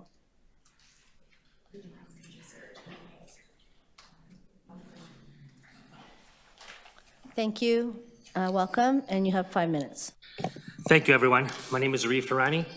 I've lived in your ward, Asma Malik, for 17 years. Raised 3 boys, Esco, Elias, and Encio. And all of my boys have been raised in this vibrant community. Frankly, half the people at my office think I'm crazy for raising kids downtown, but I love it. We spend time in Kensington, we go everywhere, really enjoy what the community has been bringing. But the reason I'm here today is because my boy specifically asked me, he said, "Daddy, can you go talk to those people? Can you go talk to those people? Because we have had so many challenges with homeless people already in the back of our building, sneaking in, and it's been challenging." So all my boys asked me to be here, and that's why I'm here. I'm here, obviously, to express my fervent opposition to the proposed establishment of this 24-hour low-barrier respite site directly across from St. Mary's School and 150 meters from Niagara Public School. When I say directly across, I mean from where I walked, where Curtis is sitting, to over here. When I say across the street, it's not like a big street like we see here on Queen. It's a street like this, about 10 or 15 paces. My primary concern lies with the safety and well-being of our most vulnerable population, as we've already heard here today, and the risks. I went and I said, you know what, it can't actually be like this. Let me go and check out one of these things and talk to the residents who live around the other one. So I went over to where the other St. Felix area was in Liberty Village. People were so enthusiastic and happy to come and talk to me, to tell me to come here today and say, do not let this happen. Fight like it was the last fight you have to protect your kids or move. That was the exact comments that I got from residents who live near that area. There's fences that have been put up by condo buildings. They told me specifically that when a person becomes agitated, a staff member said the protocol, when someone becomes agitated, whether for whatever reason, whether it's mental health, bad drugs, or what have you, the protocol is to send them into the community because they don't want to ruin the atmosphere inside the center, so they're left out into the community. This obviously, this revelation was deeply disturbing. The thought of the volatile individuals in that moment being sent into our neighborhood where children walk to school and families reside is unacceptable. I counted yesterday 150 kids, and I invite you to come and sit on my terrace and look and see 150 kids walk not beside the center, across the center, on the right in front of it to go to and from school in the morning, 150. So you know, about 60 or 70 going to Niagara and the rest going to St. Mary's directly on this property. I was flabbergasted when I heard about this. I just thought there's no possible way because we've made some amazing decisions in our community. We have an amazing, vibrant community. I then spoke to police officers in the community. Said, did you know about this thing that's coming in here? No one had any idea. And they said, if you need us here, let us know. We will come and talk to them because we do not have the funding to support that. As we all know, King West, the entertainment district, already has enough challenges when it comes to policing it. And that in the neighborhood is going to make it even more terrible. It's going to take it to the next level. We need help. I then looked and worked with my team. I work in a data-driven approach organization. I worked with my team. And I said, let's look at all the other 24-hour low barrier respite sites close to elementary schools. All are a minimum of 500 meters or half a kilometer. In fact, St. Mary's is closest not only to this proposed site, which is less than 50 meters, but closest to a number of others. I'll list them quickly. Dixon, 24-hour respite site, 351 Lakeshore Boulevard East, 400 meters from Market Lane Junior and Senior Public School. Fred Victor, 1 Strawn Avenue, 300 meters from St. Mary's, so still close to us, and 500 meters from Lansdowne Public School. Warden Woods Community, 24-hour respite site, 700 meters from Burner Trail. St. Felix Center, which was 600 meters from Lord Lansdowne, 800 meters from St. Mary's. The one that we are contemplating right now, they say 50 meters. I said it's from here to where Curtis is. So I look at all the other ones, something is not jiving. I'm not sure what's going on. Then I said, well, let me take another look. Maybe it's because of the population density. So I did the 2021 Canadian census data, the population density within a 250 meter radius. Dixon Hall, 24-hour respite site, 6,400 people per square kilometer. Fred Sorry, Victor. I neglected to start your time, so if you could start wrapping up. I gave you an extra 2 minutes. No problem. Thanks. Warden, I did practice my speech, so I would have nailed it right on time because I've practiced this 15 times in front of my kids. I can also send a recording, which I'll be uploading to Instagram shortly. Warden Communities, 24 hours respite, 5,800 per square kilometer. St. Felix Center, 6,100 per square kilometer. And finally, Adelaide, where you want to put this site, 10,500 people per square kilometer. In some cases, almost double the population density with families, with children. So I'm not sure what the criteria is, but clearly something must have fallen through the cracks and I understand it's not signed yet, is my understanding, based on my talking to some real estate agents. We do support the community. We have the Parkdale Injection Site, Evangel Hall Mission, the West Neighborhood House, and Florence Booth Women's Shelter, all within our neighborhood.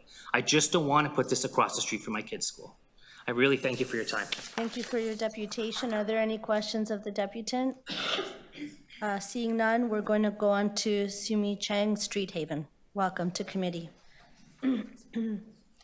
And a question, will you be combining your deputations? I will not be deputing on 7.8, so my name can be. Okay, thank you so much. Thank you. Welcome, and you have 5 minutes. Thank you. Greetings, ECDC. My name is Sumi Chang, and my colleague here, who's just sitting off to the side, is Bobby Gunn. I'm the Executive Director for Street Haven, and Street Haven is a multi-service women's agency situated in Councillor Moises' riding that has a distinction of having established Canada's first women's shelter in 1968, when our founder, the emergency room nurse, Peggy Ann Walpole, noticed that vulnerable women were being ignored by the social welfare system in some of the neighborhoods. Fast forward nearly 60 years, the marginalization of vulnerable women continues, and the homeless and housing affordability crises are forcing many to turn to women's shelters for support. Street Haven's base shelter and shelter hotel programs have been operating at capacity for some time, and we have seen demand for our services dramatically rise because of the homeless refugee crisis playing out on the streets of Toronto.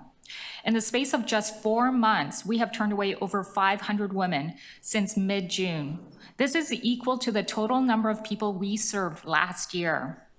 As stated, we served only 500 women last year, and this is a 50% decrease from the previous year, even though we were at 100% occupancy.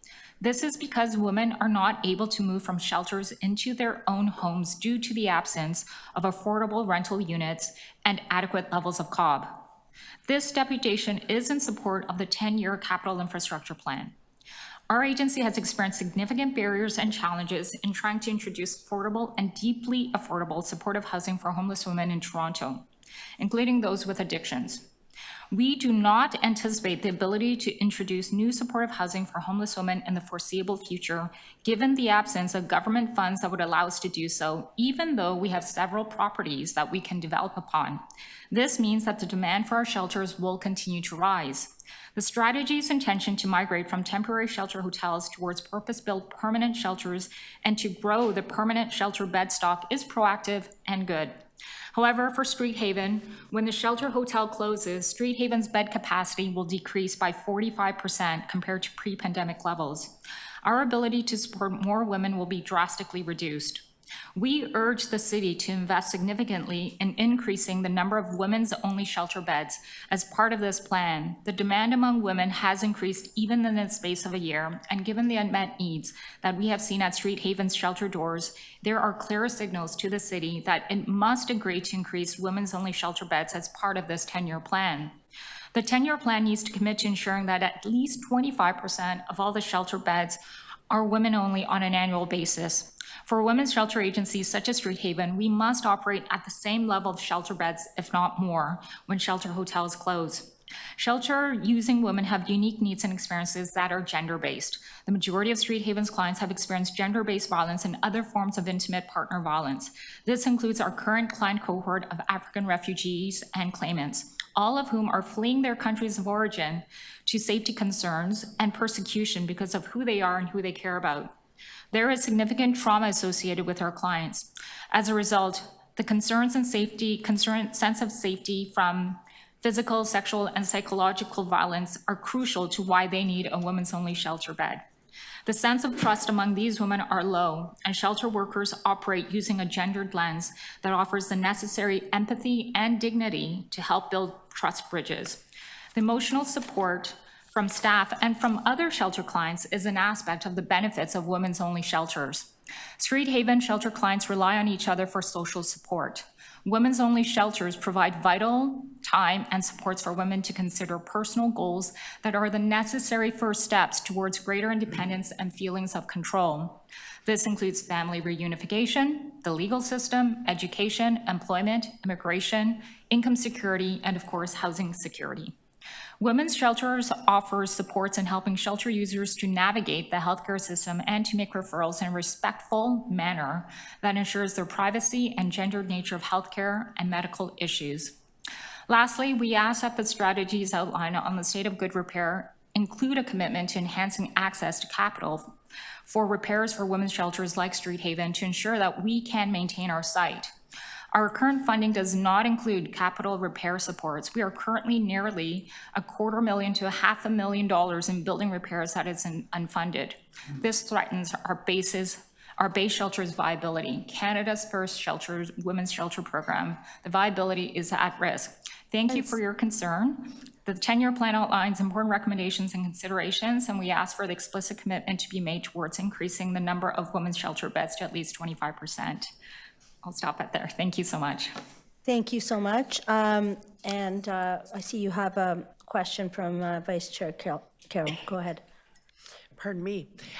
Yes, and thank you for your deputation. Just a question, because I know my own experience with opening a new shelter, which is, you know, what item 7 is about, they're the ones near my ward that have existed for 20, 30, 40 years.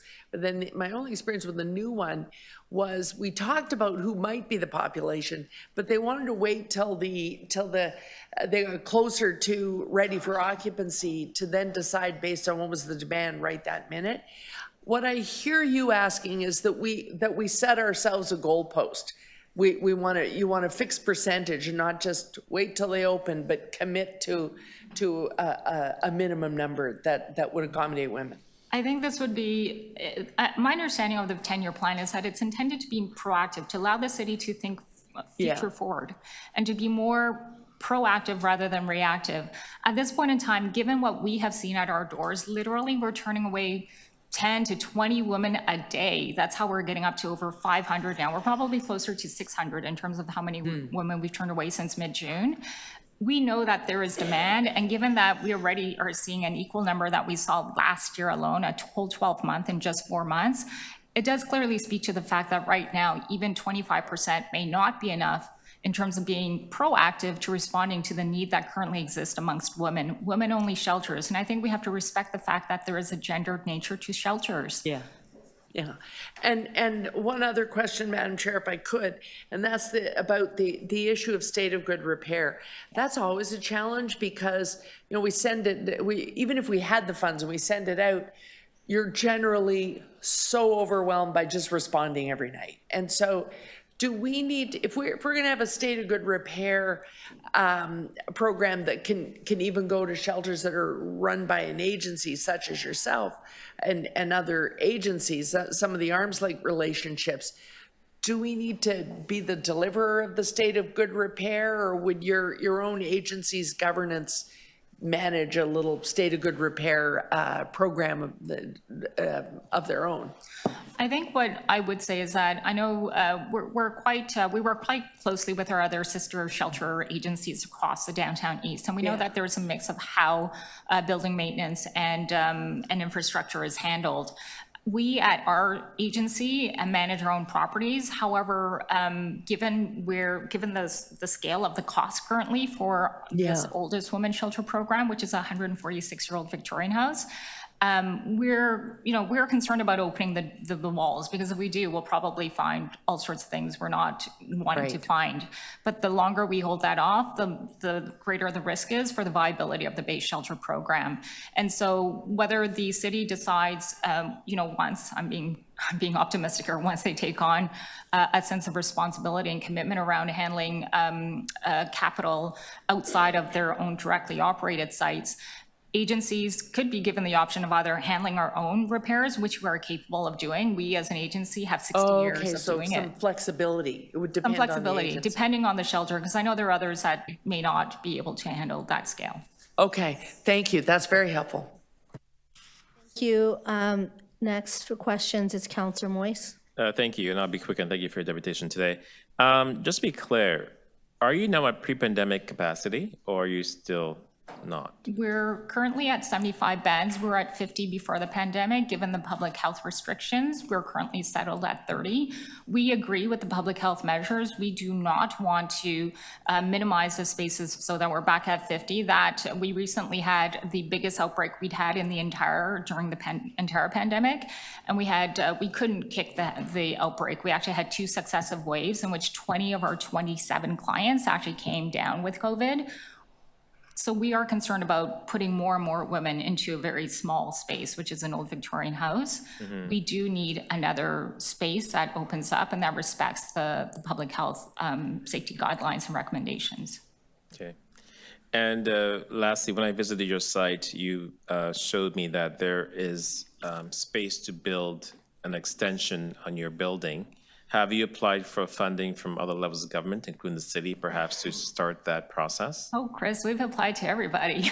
We've applied to CMHC, we've gone to the province, we've come to the city. We've told everybody about our intentions and desires around building. We've made a lot of applications.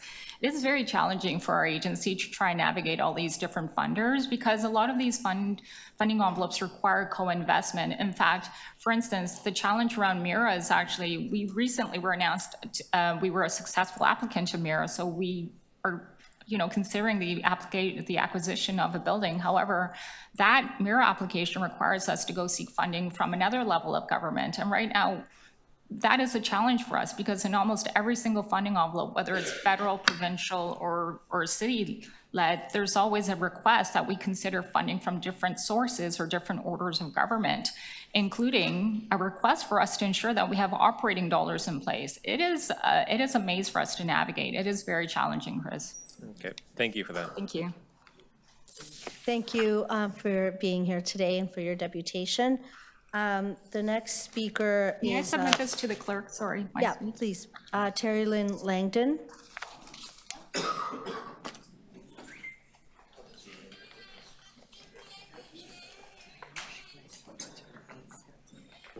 It's okay, they're combined.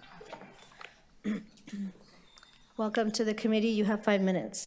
Thank you. My name is Terry Lynn Langdon, and I'm here in support of the Social Housing Justice Network. Eugene Upper, Erwin Anderson, Marcella Aldini, Kopani, and Grant Faulkner. Those are the names of some people that have died in Toronto streets, and more have died since. 191 people experiencing homelessness died in 2022 as a result of homelessness, and those folks those are just the folks we know about. The winter plan proposed by the City of Toronto is so inadequate as to be a death plan for the homeless. This is against the recommendations made in the 2018 Grant Faulkner inquest to make housing a human right. We need a full commitment to the Faulkner inquest. Herein are my recommendations and with consultations with different community members. Request that the Ministry of Defense open the armories as seasonal shelter spaces, allocate funding for the 2023-2024 winter plan to optimize current and additional warming space, and 24/7 respite space in the City of Toronto. Support homeless folks and homeless refugees and people in need of adequate paperwork to have rapid access to services and supports so that they can work and receive social benefits faster with an on-site hub so that people can get on with their lives. Set up tiny shelters in the Better Living Center and explore the use of tiny shelters across the City of Toronto. Create a funding table that includes reputable organizations within the City of Toronto. And one respite site for the City of Toronto as an addition is clearly not going to be enough. That's all I have to say. I was very organized with my deputation. Thank you very much for your deputation. Are there any questions of the deputant? Thank you so much for being here today. The next deputant is Stephen Mensah, the Toronto Youth Cabinet. Stephen, are you here? Yeah, there you are. Welcome to the committee, and you have 5 minutes. Thank you very much. Hello.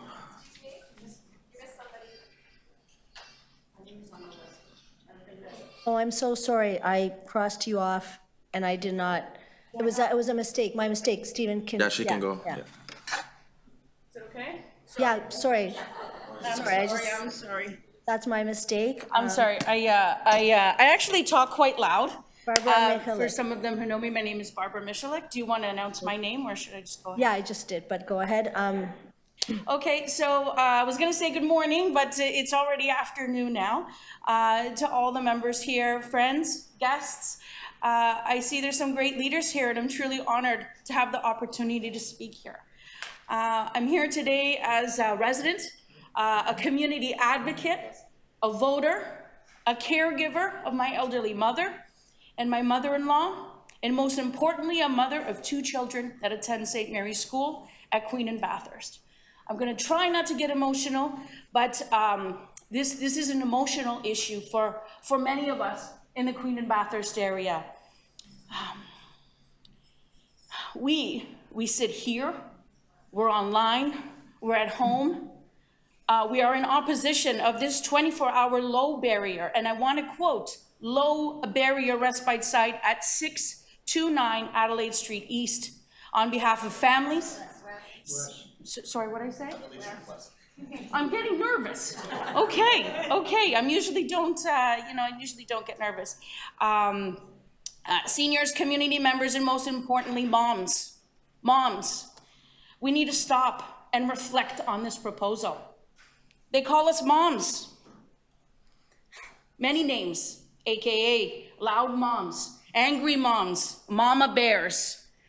But I want you all to know that these moms in this community embrace inclusivity, diversity, and family in our area. Chris, and many of you here, sitting here today, know of me. I am a supporter of 2S LGBTQI plus Rainbow Seniors.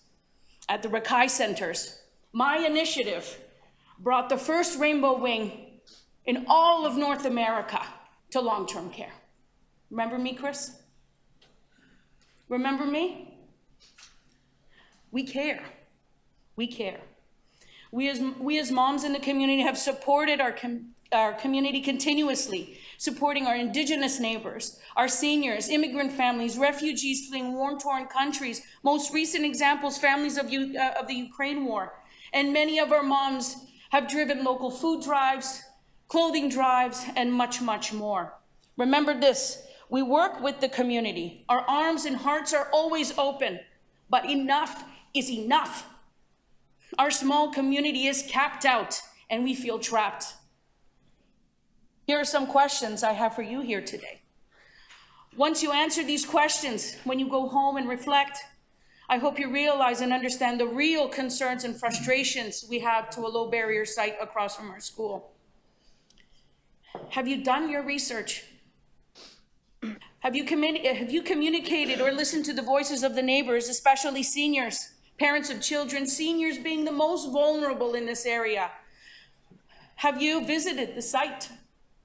Did you consider that the low barrier site is adjacent to an elementary school, St. Mary's, with children ages 3 to 14? Did you know the other school, just a block away, Niagara Public School, ages 1 to 10? Did you know that Niagara Public School houses a daycare? Did you know that St. Mary's School has an after-school program that stays open until 6 p.m.? This is a refuge for those children struggling at home with already unfortunate lives. Did you know that our children struggle to play in local parks? Stanley, Trinity, Bellwoods, Alexander's, just to name a few. Did you know that their community is already dealing with a number of major concerns, with a safe injection site located on the other side of St. Mary's School, which they now had to lock? Our children cannot come out of the schoolyard. We have to walk all the way around. Here are just a few: Fort York Shelter, Home First Society, Eva Phoenix, West Neighborhood House, Meeting Place, Parkdale Queen West, which I mentioned, the West Safe Injection Site, the Salvation Army, Florence Booth, Evangel Hall Mission. How much more can we take? Just this morning, and I have it on my phone, I found 2 pictures with needles right beside the school. If you don't believe me, I will open my phone.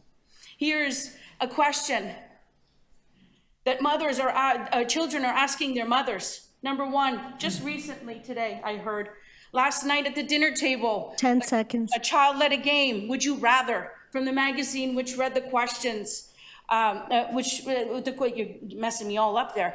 Would you rather have an X-ray vision or the ability to fly? Well, the child said they'll rather fly just to get to school. Do the members here want to play that game with your children? I'm not sure. The second one, will the police and security guards take me to school All right, now, you're Mom? over time. Can you please wrap up? Protect your community and your children. We are a community feel deceived with the plan to move forward with no consultation. our local elected councillor, Ozma. Nice to see you. You have ignored our community calls, Sorry, emails, thank you. invitations. You're- Will not be silenced, and we will continue to put pressure until this You're ill-planned over low-barrier time. respite Thank site you. is Thank you solved. for your deputation. Now, Stephen Mensah, Toronto Youth Cabinet. Questions? Probably Come on not. up. Probably not.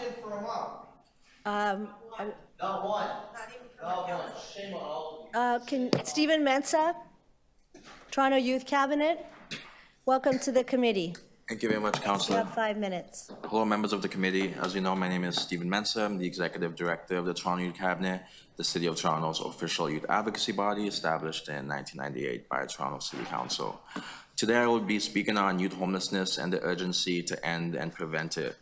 In the report presented to you today, it speaks to what many advocates, youth shelters, and those who are experienced and who have experienced homelessness have long spoken of, a crisis facing our homeless youth. Young people make up the fastest growing population of homeless people in Canada, and their needs are changing, requiring longer stays and deeper support. Youth shelters in Toronto are at full capacity. This report highlights steps to moderately grow shelter capacity in areas where there are significant program needs, and youth has been identified as one of the pressing areas. Due to insufficient youth shelter spaces, it has resulted in young people being admitted into adult shelter sites. We know that adult shelter sites do not meet the distinct and unique needs that our city's youth and young adults have. I have personally heard on many occasions from young people experiencing homelessness who have been turned away from shelters and who are facing hidden homelessness and having to live with peers and other individuals due to not having access to shelter. According to the City of Toronto's shelter system flow data, pre-COVID, Toronto had 594 youth shelter beds on January 1st, 2020. As of October 22nd, 2023, Toronto had 602, an increase of only 8 beds. We know that there are thousands of young people in the shelter system and that many are unaccompanied youth in adult sector programs rather than youth who are in either youth or family sector programs. Another, data for you, according to, the shelter system flow data in 2020, 479 young people were moved from the shelter system to housing. In 2021, that number decreased to 424, and in 2022, decreased to only 352 youth. At a time when we should be making progress, we are digressing. And I'd argue, the city as a whole, we are making progress on this front, but young people are not a priority within those conversations. Despite budget pressures, the issue of youth homelessness remains about priorities, and unfortunately, youth have not been a priority. With the reality that we currently face, there's a need for the city to step up and advocate to intervene and prevent the cycle of youth homelessness that continues to rise. The Toronto Youth Cabinet has been pushing for a youth-specific strategy and plan to prevent and end youth homelessness in Toronto, a plan that is backed by long-term, predictable, and sustainable funding. Research from the University of Toronto, York University, and various other entities have spoken to the need for a specific strategy that acknowledges the unique developmental needs of young people and develops a plan to meet them. This push is also backed by Covenant House that has also noted the City of Toronto's current strategy to combat homelessness does not sufficiently address the unique challenges of young people.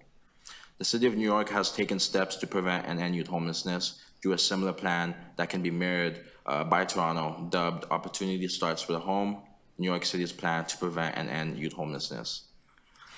Now more than ever, we must be imaginative and innovative. What we are calling for is a move towards a prevention-focused response to youth homelessness, a response that provides system-wide, upstream, and early intervention services to young people, prioritizing family support and school engagement. We know current strategies often prioritize the chronically homeless, which can disadvantage young people who, by virtue of their age, may not present with the same level of acuity as adults. Now, obviously, this makes sense within the context of limited resources, but these strategies do nothing to stop the flow into homelessness, nor prevent young people's needs from becoming more acute while they remain homeless. It is also important to speak to the fact that 2S LGBTQ+ youth, Indigenous and Black youth are disproportionately affected by homelessness in Toronto. And for 2S LGBTQ+ youth, as the report highlighted, they're overrepresented in homelessness, but underrepresented amongst those accessing shelters due to hidden homelessness, discrimination, and other factors. I'm hoping councillors can raise and support a motion that will seek to endorse Toronto Youth Cabinet and our partners' calls for the creation of a youth-specific strategy to prevent and end youth homelessness. if not today, in the very near future. The Toronto Youth Cabinet will continue to vigorously advocate for Toronto's youth to help them find their way. Now, as I wrap up, I pose a challenge to all of you here today. Now, let us send a clear message to every young person in our city, a message that says we have your back, a message that says we're looking out for you, and a message that says the entire city is ready to help you chart your future. Thank you very much for listening. I'd be glad to answer any questions you may have. Thank you so much for being in time. And are there any questions of the deputant? Councillor Moise. Question, I know we have a lot of deputants here. Where do I start? So, I mean, for me as a local councillor, I have actually been working very closely with Covenant House to increase their footprint to have more beds in their facility and also surrounding agencies.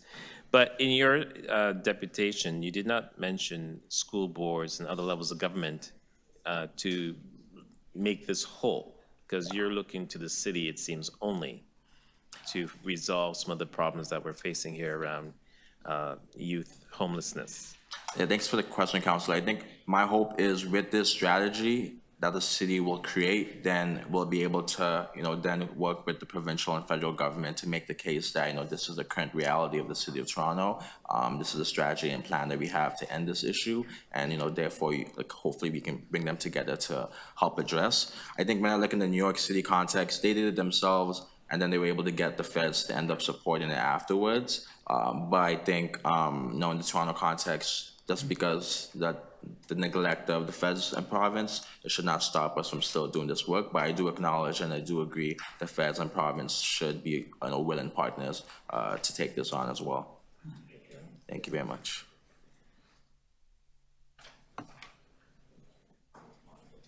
Thank you. Are there any other questions to the deputant? Thanks very much for being here today. The next deputant is George Wilobo, African Centre for Refugees in Ontario.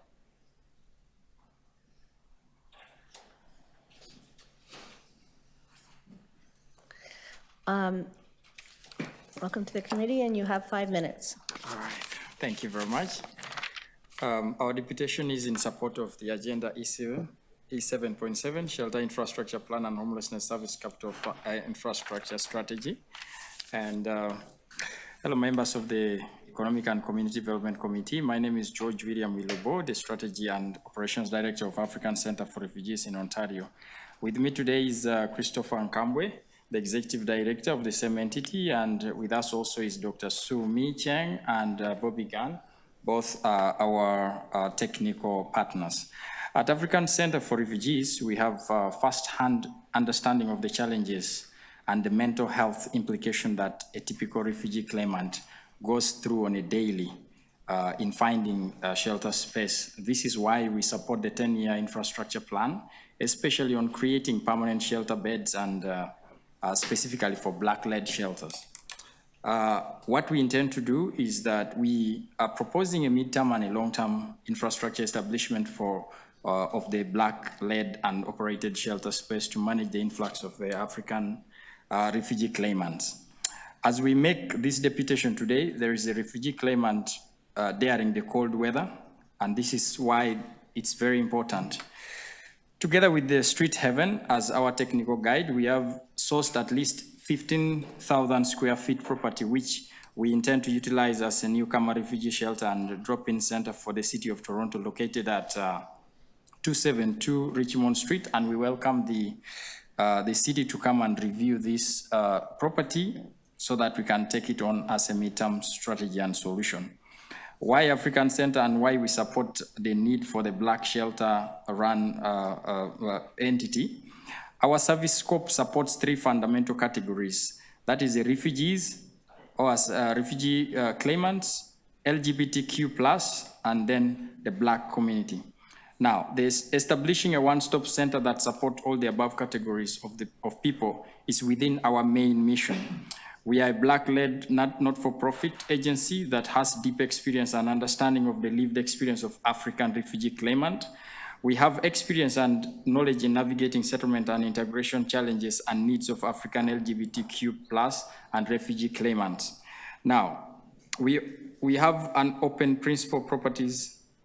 We recommend that we open provincial properties as space for the refugee claimants that can be as a solution and a strategy for them. The long term, which also aligns with the focus of the agenda E7.7, our proposition is that we have to earmark a long-term solution into the housing crisis by proposing to establish the one-stop African Center for Refugees. Now, most refugee claimants, this is a fact that most refugee claimants come into this country running from persecution and due to their sexual orientation, especially currently from Uganda, and the trend may not end soon. So the center shall also at least have over 325 bed space with the Community Center for African Refugee Claimants. It shall also provide case management, counseling, and support programs for adult refugee claimants. Housing workers shall help clients in pursuing permanent housing opportunities. Also providing settlement services closer and in real time to refugee claimants shall be a good package to establishing refugee serving agencies as the main solution to the refugee claimant problems. Now, established refugee serving agencies like Street Haven to provide mental health, housing, education, and immigration settlement services is one of the key components of the needs of the African refugee claimants. Operating a kitchen service to provide hot meals and culturally appropriate meals is also in that package. The center can also provide housing supports to enable timely access to affordable housing and housing benefits, access to healthcare services through community partnerships, mental health and addiction programming support, settlement programming services to support timely documentation and status acquisition, but also, least but not least, life skills training, basic literacy, financial literacy, and career support, as most African refugees claimants come when they are educated enough to quickly get integrated, provided settlement services are tailored in one space. Now, we hereby lay some of those propositions on the table, and thank you very much for giving us this opportunity. We at African Center say a better world is possible. Thank you for being right on time. And Christopher Kamwe, you are on next on the, will you also be speaking? No. No, okay. And is Bobby Carrie Chang? No, okay. No. Any questions of the deputants? Go ahead, Councillor Moise. Thank you. This is the first I'm hearing about this 15,000 square feet at 272 Richmond Street. Is that east or west? East. It's on the east. So that's my ward. Have you spoken to staff about this? Yes, we've presented a proposition plus all the drawings and everything that will be required for a viewing. Mm-hmm. And is there a cost associated with the lease? Yes, please. Like, am I allowed to ask? How much is it? Well, we have Sumi.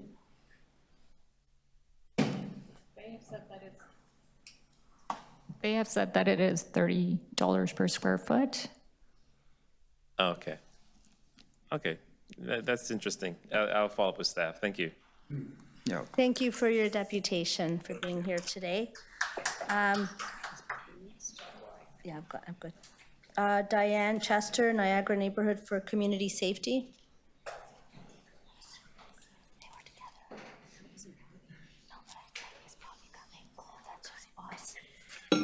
Okay, you have 5 minutes. Thanks for being. I'm here to speak about 629 Adelaide Street West, the respite site. So thank you for the opportunity to speak at the committee meeting today. The Niagara Neighborhood for Community Safety is a group of hundreds of parents and residents and businesses who live and work in a densely populated neighborhood near Queen and Bathurst. 3 weeks ago, we learned, not through public engagement with the City of Toronto, but through rumors, that an 80-person, 24-hour, low-barrier respite site is proposed to open in early 2024 at 629 Adelaide Street West. A 30-second walk from St. Mary's Catholic Elementary School and a 4-minute walk from Niagara Street Public School. Our concerns are, this respite site is too close to 2 elementary schools. There has been complete lack of transparency and community engagement from the City of Toronto. and there's been no consideration for public safety issues in our neighborhood. The proposed respite site will be surrounded by homes and families in an area of one-way streets, laneways, and cul-de-sacs, and will be directly across from a large Catholic church parking lot. At night, the area is dark, as it's not on a main street, making it difficult to ensure public safety. Locating this respite site in the very center of a neighborhood will lead to serious public safety incidents. In fact, CBC reported in early September that an Ottawa daycare had to close down due to open drug use and violent interactions. The area, like ours, has multiple services, including a safe injection site.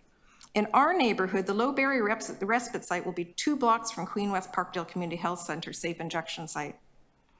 Why was this location chosen? Are the people who live and work in the community even considered when locating a site? Just like, is this how you build safe, livable communities? San Francisco is a great example of how difficult things can get.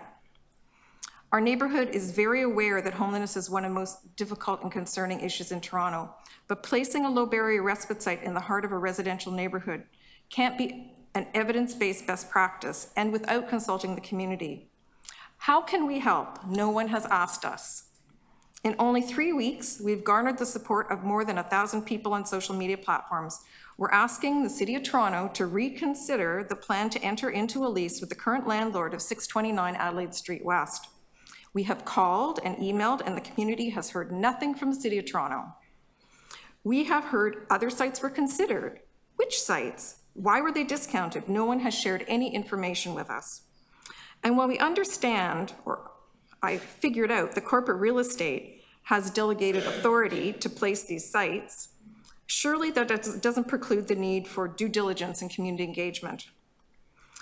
I don't have time today to explain the lack of communication from the City of Toronto and Barnes Management Consulting. 4 Zoom meetings have been set up tomorrow and Thursday during the day when people work, and only for a select group of people. This is not community engagement. The city must reconsider the location of the respite site at 629 Adelaide Street West, especially as a result of this, what appears to us, from our perspective, a mismanaged process.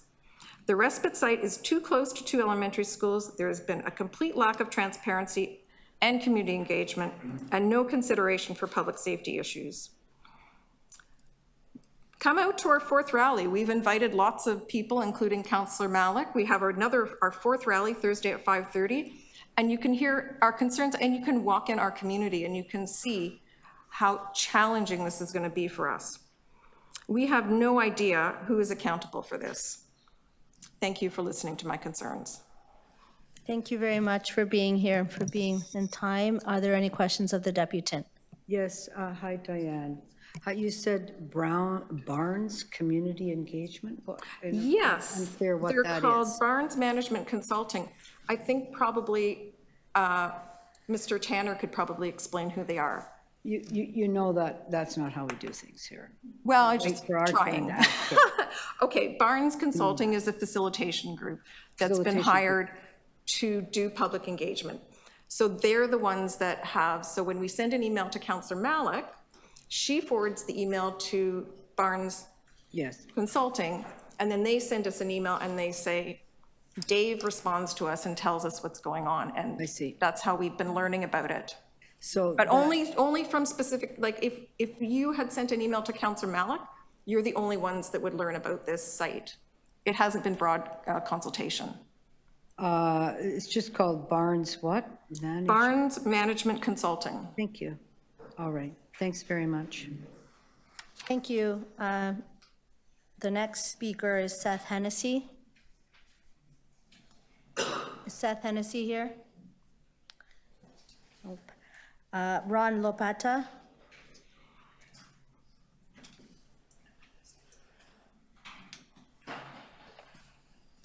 Thank you. You have 5 minutes. Hi, can everyone hear me? Good.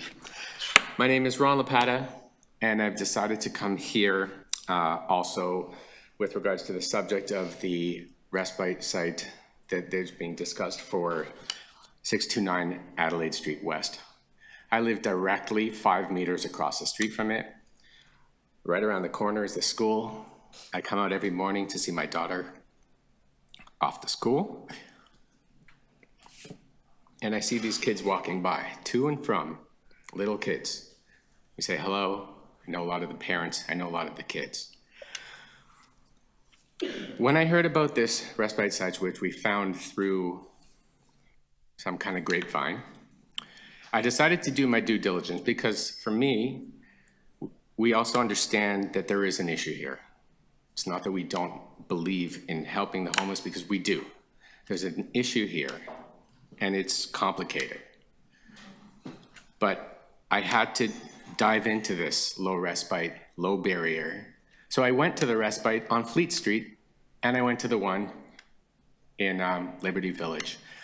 And I decided to talk to workers who are actually on the ground in the respite. And I told them, and I took videos of my area. I've been doing vlogs every day of my neighborhood. I said, can you look at this? And I want you to know, I want to tell you that the city's planning to put a low barrier respite right here, and the school is just a few meters away. What's your thoughts? So the respite workers said to me, oh, wow, this is really bad. I said, well, why?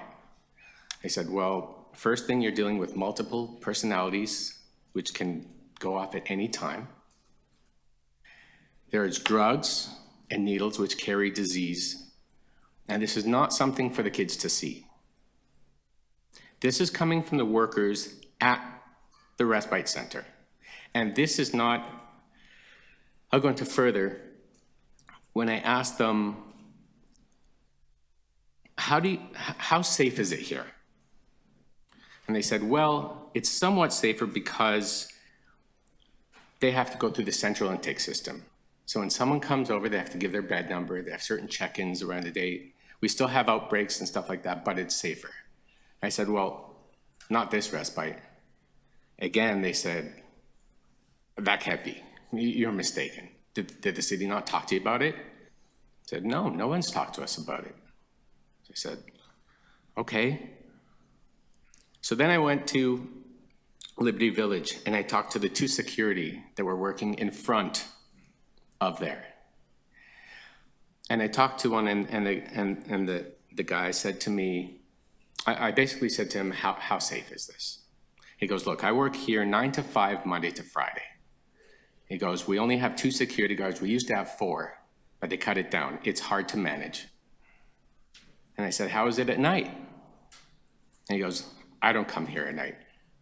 He goes, I used to live in a rough neighborhood. I came here twice. I'm not coming here at night. I said, well, how does this work with, like, I mean, there are encampments right at the side. He goes, look, we're responsible for what happens right on our property, right in front. Once it gets off, and they go to the sidewalk, and they go to the encampment, that's not us. You have to call the police if something happens. So we talked to the police. I talked to 2 officers in their car. I said, so tell me, am I supposed to feel safe?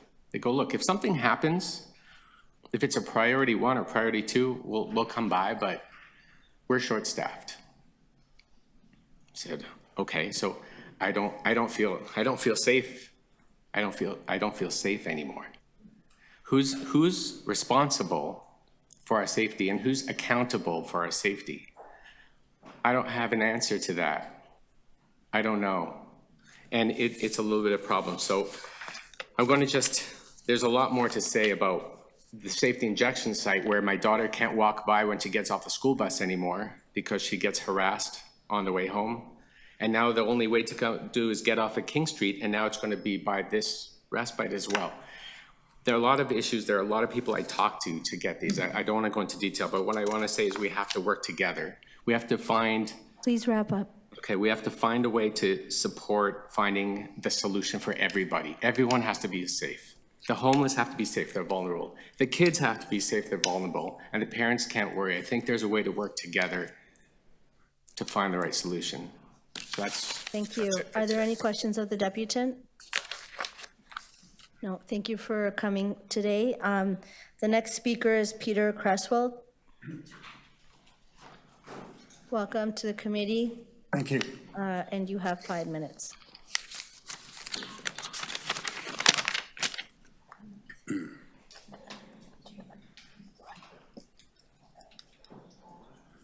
Hi, my name's Peter Creswell. I live in the neighborhood of King and Adelaide. I'm a parent and a grandparent. I've lived there for 30 years, and I had so much to say that I had written down last night, but so many things have been covered and more so. So I'm going to pivot, if I could, to community meetings, Zoom community meetings. And this was proposed to me by a friend of mine in the neighborhood who came up with some points I think have made a lot of sense. I quote, I must strongly object to any community meetings being run in a Zoom techno format. This will disenfranchise many in the area that are poor and elderly. Previous Zoom meetings, e.g. the Ontario line in this area, were a fiasco.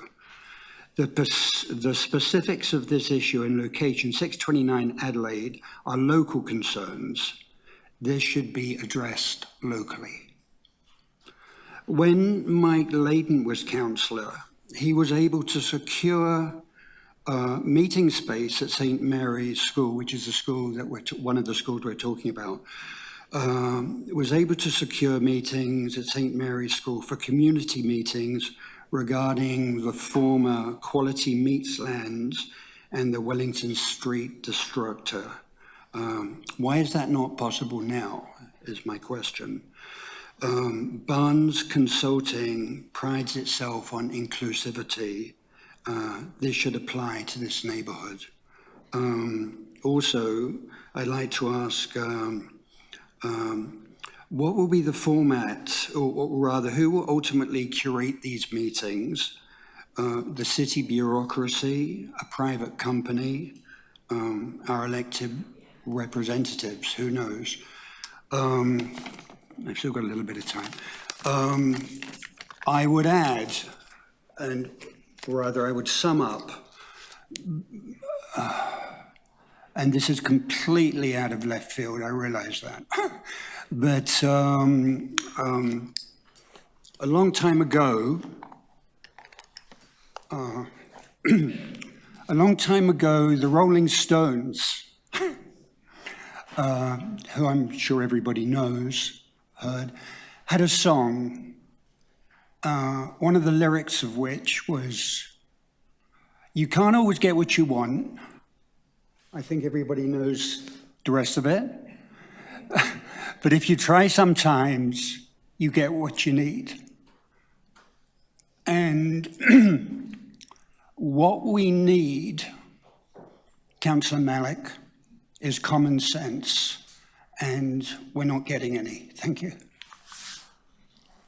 Thank you for being here, brief. Are there any questions of the deputant? Seeing none. Kevin Morrison, Toronto Catholic District School Board. Welcome to the committee. And you have 5 minutes to speak.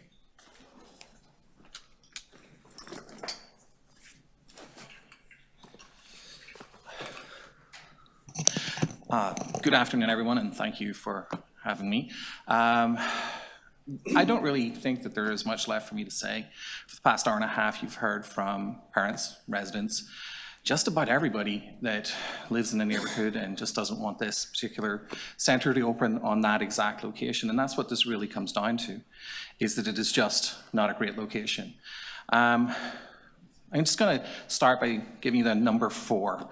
And the reason why I'll give you the number 4 is because if this particular center opens, it will be the 4th center, or 4th homeless shelter, that will have opened beside a Catholic school.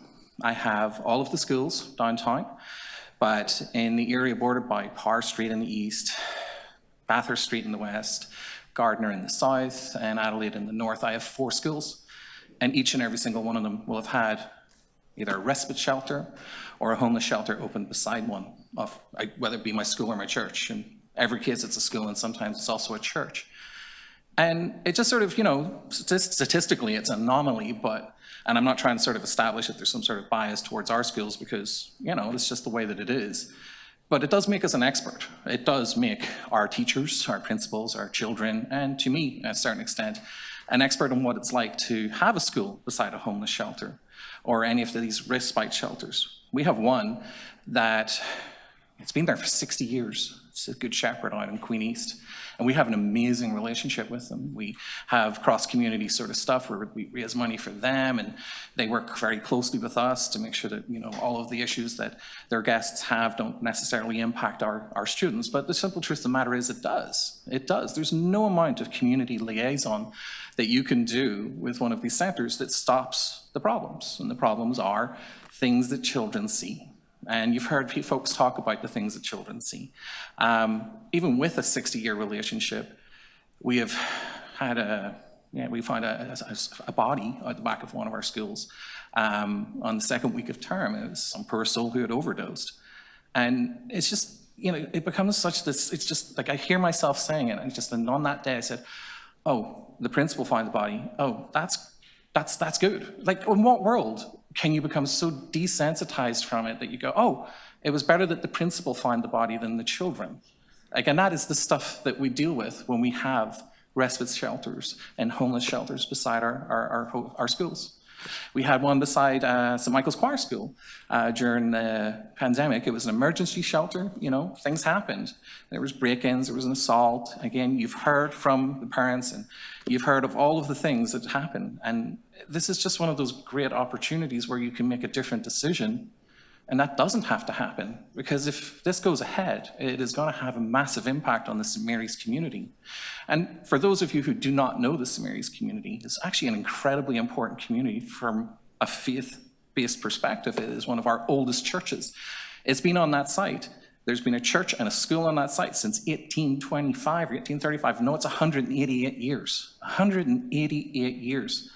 And when this center moves in, this particular type of center, low barrier respite center, it is going to fundamentally change the character of the community. And I just don't understand, why wouldn't you, it just doesn't make any sense. And that's what you've heard here today. You've heard it doesn't make any sense. So that's why I'm here. I'm here to sort of advocate on behalf of my community, on behalf of St. Mary's, on behalf of my students. You know, the harm reduction center that's just north of St. Mary's has already had a significant impact on the school. We've had to invest in fencing.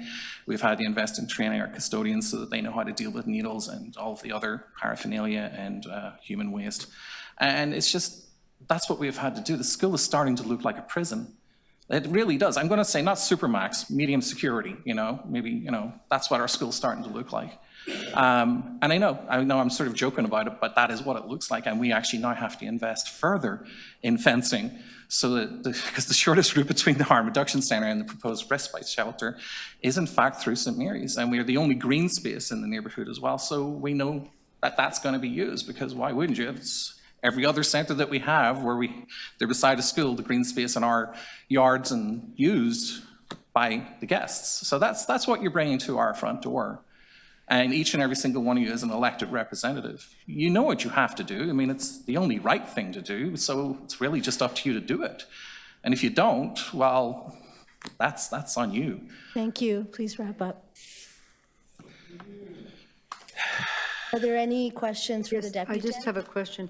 What does the Good Shepherd do, long-standing provider, to have better relations with the St. Paul's School? Because I understand it's across the street. Well, again, I get back to the idea of community liaison. Anytime we have an issue, we let them know, and they do their very best to stop that issue from occurring. But in and off that is the issue, right? Like chicken and egg. The issue actually has to happen, and our children have to see it.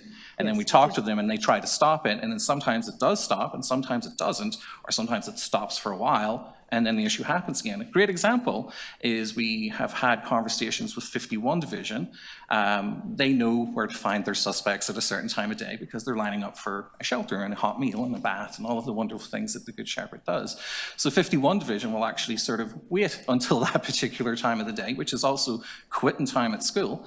And they will come into the neighborhood, and we've had children witness violent takedowns with the police. Because, Yeah, I'm asking about the Good Shepherd because. But the Good Shepherd, we have an amazing relationship with them. Yes. It goes past decades and decades. Decades. Yeah.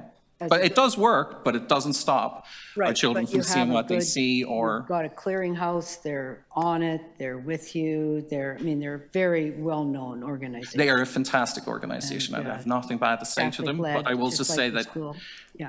by the time you get into the community liaison portion of this, the event has already happened. Right. And they're quite frequent. Well, they can always have a day-to-day relationship too, but. We do thank have you. a day-to-day relationship, but again, you cannot stop this stuff from happening. The I only way to understand. stop I'm this just stuff from looking happening for is to move it what they 100, do. 100 meters down the road, right? Got it. Yeah. I'm just looking, Catholic school, church, Catholic Good Shepherd, so you have a Yes. ensemble there working together. That's it. I'm good. Actually, Thank can you. I just add to that as well? We have an amazing relationship with a lot of charities. There's over 200 Catholic charities, St. Vincent de Paul being one of the, Yes, the major that's right. charities that has done for 100 years, has alleviated homelessness and suffering and human suffering in the city. We, as an organization, Catholic Church, we don't always get it right. There are some things that are terrible, but we do have a reputation for alleviating suffering and human suffering. And it's Yes. only actually, you guys are sort of new to the business of tackling homelessness. We've been trying to do it for hundreds of years. We just don't have your sort of money.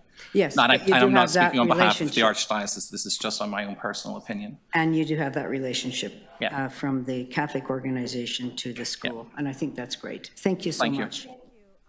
Before I proceed, I realize that I've neglected to say that if you would like to address the committee, please address me as chair, and do not address individual members of the committee, and I apologize for not having made that clear earlier. So it's through you, Chair. Sorry, Madam Chair. No, not particularly you. I should know better. Yeah. Questions for the Deputant, Councillor Malik. Thank you very much. Thank you for your comments today, Kevin.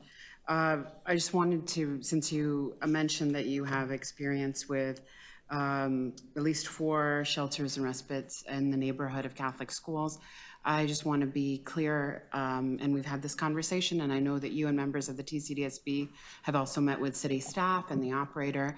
The decision to locate respites and shelters in the city of Toronto, is that a decision of the Toronto District School Board?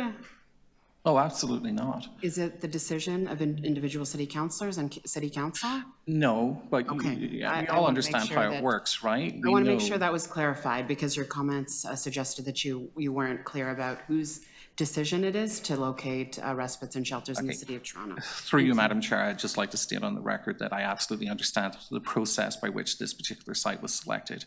It was, city staff were given a criteria that it had to be close to transit and close to, I believe, other supports such as hospitals and community centres, in this case, the Harm Reduction Centre. And I understand that it does actually make sense in some ways to locate a respite centre close to a harm reduction centre. It's just that when you sandwich a school board, or sorry, you sandwich an elementary school in between, that is the issue that we're dealing with today. I understand that it is not Councillor Malik's choice to, or she did not make the selection. Councillor Malik did not make the selection for this site. My only request is, as a school board trustee, speaking to a councillor, someone with whom I have a lot of our values align, actually all of our values align when it comes to social justice and solving homelessness, that I would ask, through you, Madam Chair, that Councillor Malik become a champion for us as well. And I understand that this is an important issue for you, solving homelessness, but I would also ask that you would become our champion in helping our community. And that's what I'm here for. I'm here to ask for help. I'm here to ask for the protection of an important community that will be, it is going to have a massive impact. A church has been there for 188 years. There's been a school there for pretty much the same time. We predate Confederation, right? We're older than Hudson Bay Company, right? So. Thank you.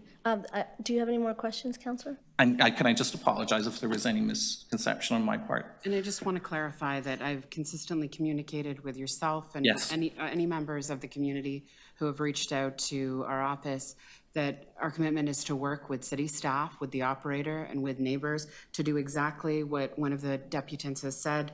Seth, I appreciate your comments, that we have to work together Absolutely. for the safety of everyone in the community, and we have to do that through the channels that are available to us. And if anything needs to change, that is definitely a conversation that needs to be engaged with through an accountable and reliable forum. I've shared that with you. Is that correct?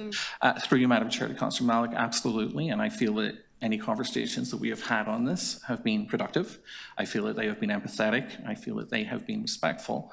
But at the end of the day, for me as a school board trustee, speaking on behalf of my community, the only thing I really want to see happen here is for this just to be either changed to a different type of centre.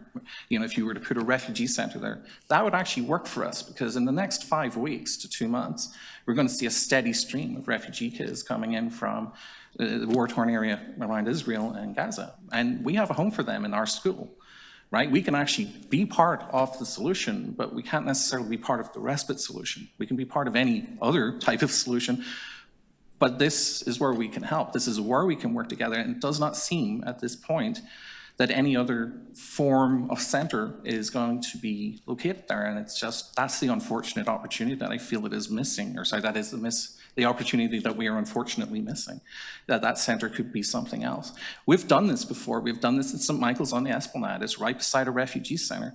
I love spending time in that school, because when I go into that school, I see these children that have come from awful places, like where there's just war, every sort of possible bad thing that you can imagine. And they come to our school, and we help them, and we teach them how to speak English, and we teach them how to do math, and then their whole life changes. A life that would have been spent in a war zone, I guess you get to spend it in Canada. It's especially relevant to me because when I arrived here as an immigrant, I lived on the Esplanade and I did not have any money. And on a few separate occasions, I was this close to probably having to take advantage of a respite centre when you lose your job and you don't have rent. So the things that we do, us, the school board, the schools, and what the city do, it's amazing. And we should be working together to solve these problems, not creating more for another community like ours. Thank you for your, sorry, but I think you have another question here from Councillor Moise. Just one. Again, I was a former school board trustee for 6.5 years. And so, but I also worked at St. Mike's Hospital for 22 years. And it's an inner city hospital, you know, with a lot of homelessness and people with addictions and mental health that are around the hospital. St. Michael Church School is right beside there. The 277 Victoria Civic Junction site is right beside the school. Mm-hmm. We now have a Bond Place Hotel we've just purchased with wraparound services there as well. So again, it sounds very similar to the recommendation that the city has recommended for that new site. Okay, so I mean, yeah, you may respond. Through you, Madam Chair.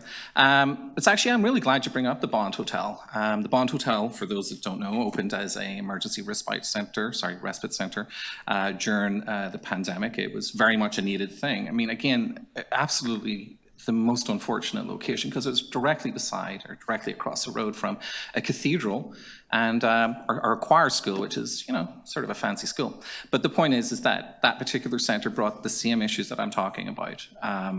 I just, like, we were broken into twice. We had an assault. We have had other issues. Like, I mean, I don't want to keep on talking about the issues because everybody here has told you what they are. I personally, it makes me uncomfortable talking about these things, these specific incidents, because it sort of stigmatizes the folks who are actually probably the most vulnerable in it. You're also assuming because of who's living around there. Yeah. They're the ones who are breaking into the facility. I mean, well, again, we call the police. The police don't really do anything, but we know that we don't have, well, we have always had those problems. It's just that 2 break-ins in about a year is actually sort of statistically higher than what we would have experienced before the Bond Hotel came. Now, again, this is another partnership that you've brought up. When that particular Bond Hotel gets reopened as, I believe it's supportive housing, is that the right term?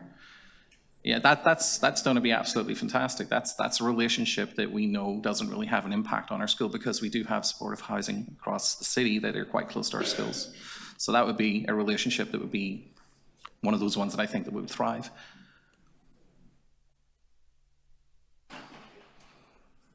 Thank you. Thank you for being here today. Thank you very much for your time. Thank you, Madam Chair. The next deputant is Joanna Long. Joanna, welcome to the committee.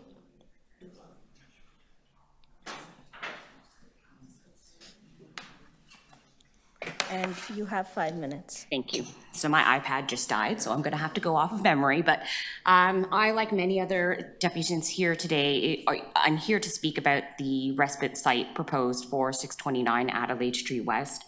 I am a mother to 2 young children and live a stone's throw away from that location. So it is something that will be affecting my children on an everyday basis.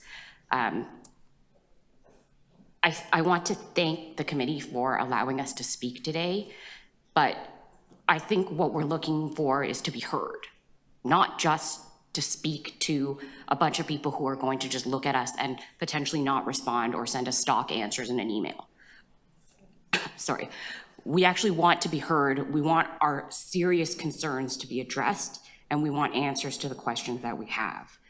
And I think that's what we really care about right now, is we want engagement, we want discussion, and we want an acknowledgement that this site is unique compared to other 24-hour respite sites. There is no outdoor space at this site. As Arif mentioned earlier, it is in the middle of a very, very densely populated residential area, which is dissimilar to any of the other sites. It is the closest site to an elementary school compared to the other existing respite sites. That acknowledgement is what we need, because that will be what leads us to creating a safe community. Without that acknowledgement, we have no faith that the city is going to put the resources into this site that it needs to put to keep our community and our children safe. And that's what we care about. When I first heard about this site, I heard that it was going to be a shelter. I had no problem. I had no intention of ever appearing before this committee for anything to do with a shelter. But when I found out that it was going to be a 24-hour low barrier respite with no central intake, that's where I had my concern. My children don't just walk by this site every day on their way to school. They live there. They will face this danger every single day.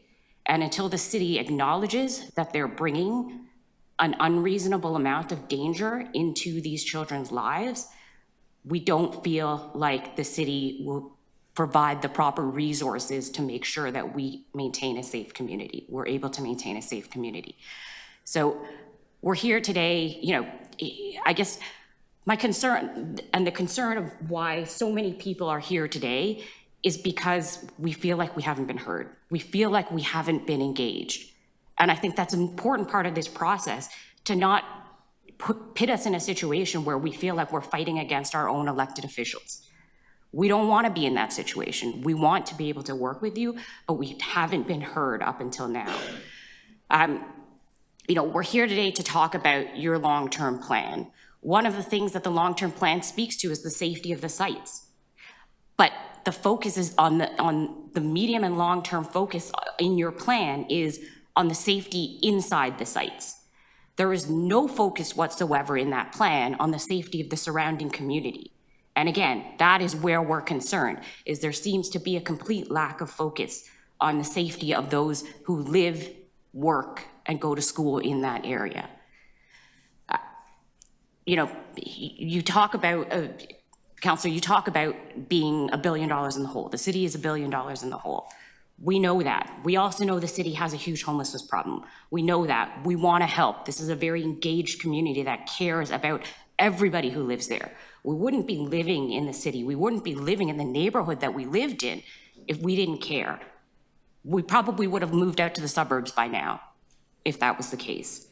We're not. We've chosen to stay in this neighborhood. We've chosen to stay in the city because we love the diversity. We love the culture. But when the city talks about having to solve the homelessness problem, but also being $1 billion in debt, and then putting a respite center in a location that they know will cause serious safety concerns to the community, and to say otherwise would be a complete joke. There is no question that this is going to cause a safety concern for our community. That means you're going to have to put a lot of resources into this site to make sure that the community remains safe. So if you're considering your budget problems, why would you choose to put a site somewhere where you know you have to pour a ton of additional resources into it that are going to take away from the resources that you can put inside the site 10 to help seconds. the actual guests of the site? Basically, again, you're pitting us against the guests of the site because now we're fighting over resources in order to try to protect the safety of the community. And you're pitting the resources that you're supposed to be spending on the people who are visiting that site, looking for some sort of help. Please, thank you very much. Thanks. Are there any questions of the deputant? Councillor Malik. Thank you very much, Joanna. Thank you to you and your neighbors, and I will reiterate that for everyone for being here, for your patience, and for speaking to us. I just want to confirm that you're aware that this is a relocation of services from another part of it that was already existing in the area? Yes, so I am aware of that, but again, that other site is a very different site than this one. There was a lot of green space around that site, which is of benefit to the people, to the guests of that site as well. At this site, it's on a little lot surrounded by alleyways, and on either side of the alleyways is homes and an elementary school. And from the communication that I know my office has shared, and also what you've heard from the city, the operator, and the folks who are putting in place the forums for accountable and reliable community engagement, is to be able to hear those concerns and to make sure that they are appropriately and accurately addressed. Is that something that you're aware of as well? Yeah, so I got the invitation for the meetings for this week. I fully intend to engage and attend the meeting for tomorrow. So, and I think that's a first step, but I think as has been mentioned by several other people, we don't feel that that is a proper forum for engagement to be on a Zoom meeting with a consultant hired by the city. It just feels like we are being cast aside, that our concerns are not actually properly being heard by the city. We're being managed, basically. We feel like we're being managed. So Joanna, I also want, through the chair, I also want to confirm, and I'm sorry if it wasn't shared with you, that there is an engagement consultant to make sure that the outreach is thorough, and we're just at the beginning of that process, but that the operator, a representative from the operator and from the city, will be part of that conversation as well. Has that been shared with you?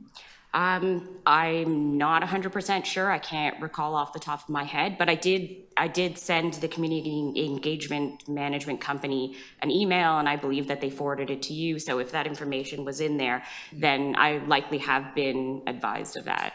And we'll make sure that that is also shared as well, because that has been very important in terms of everything that we've heard and shared in the process, making sure that we're moving forward in a way, as you described. Everyone has heard those concerns are being listened to, taken seriously, and addressed with reliable and accurate information, and that's really, really important. And I'm glad that we could clarify the information that was shared. That is something that city staff is hearing very clearly, and we'll continue to work together. And I want to thank you for that. I didn't get any notice from David. I'm going to ask you to please stop interrupting the deputant who is being in a conversation. Excuse me, I need to ask you to stop. You're cutting into the time of another person, and the ways that the rules of this committee are very prescribed to make sure that everyone has a voice. So please continue, Councillor Malik. Those are my questions. Thank you. Okay, thank you for being here. I'm going to ask everyone to please respect the rules of the committee.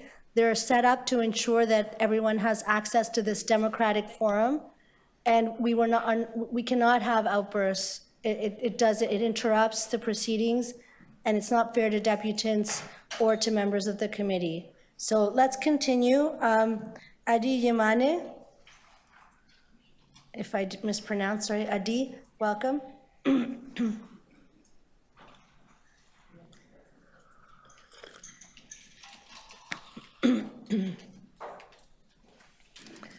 Thank you for being here, and you have 5 minutes. Hi, everyone. My name is Adi Amane. I am the Community Engagement Coordinator with Delta Family Resource. I'm here today to tell a little bit of what I've been doing for the last 7 weeks. I've been working very closely with over 250 refugees who are located at 988 Albion Road. Albion Road used to be the restaurant that's called Forks and Fingers Cuisine, also the Pilgrim Feast Church that they had in the basement.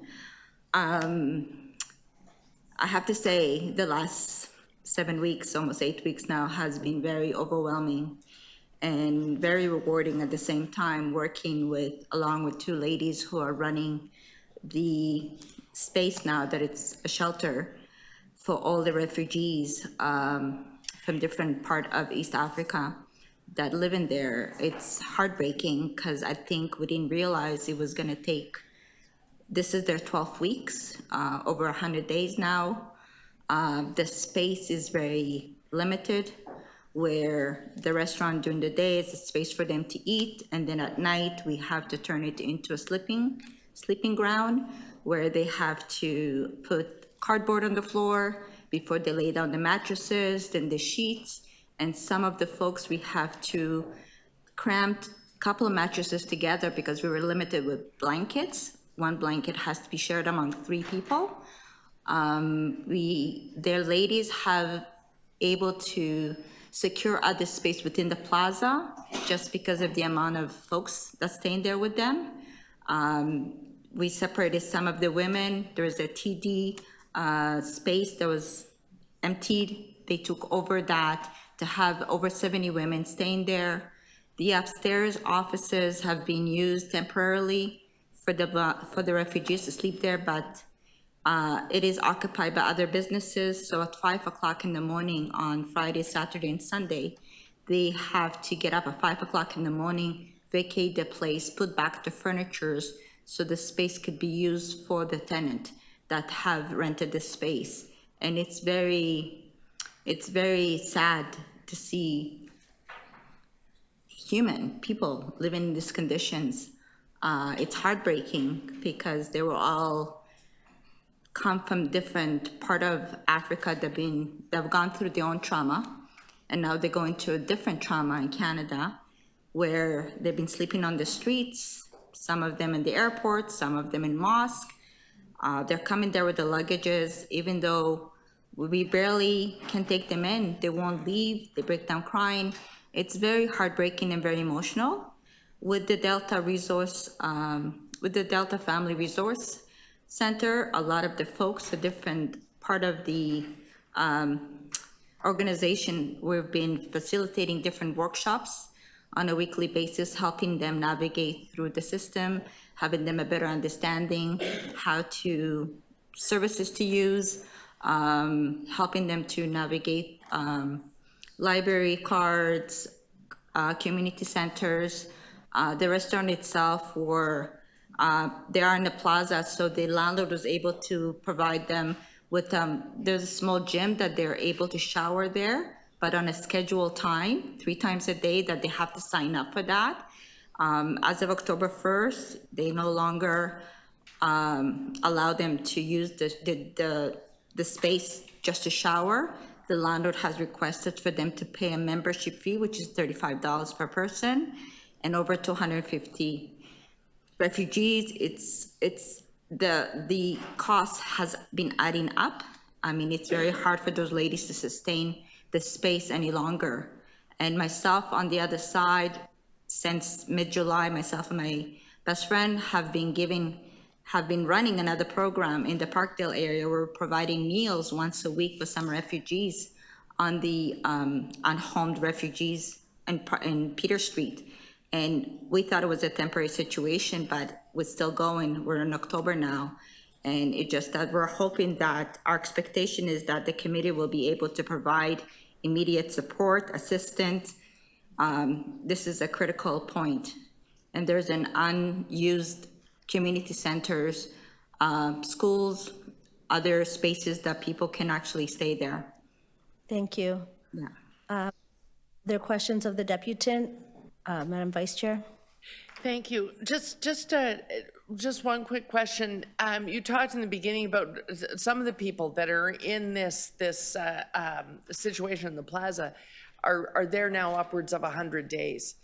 Would you say serving them that really that part of the reason it's taking that long, they're there 100 days, is that being served in that situation versus if they were in a purpose-built shelter where there was a proper place for the casework to be done and you know, a real order to which you work through all the residents, that probably being in this type of really emergency digs is part of the reason it takes so long to settle them and move them on to you know, to the thriving, as we heard earlier today?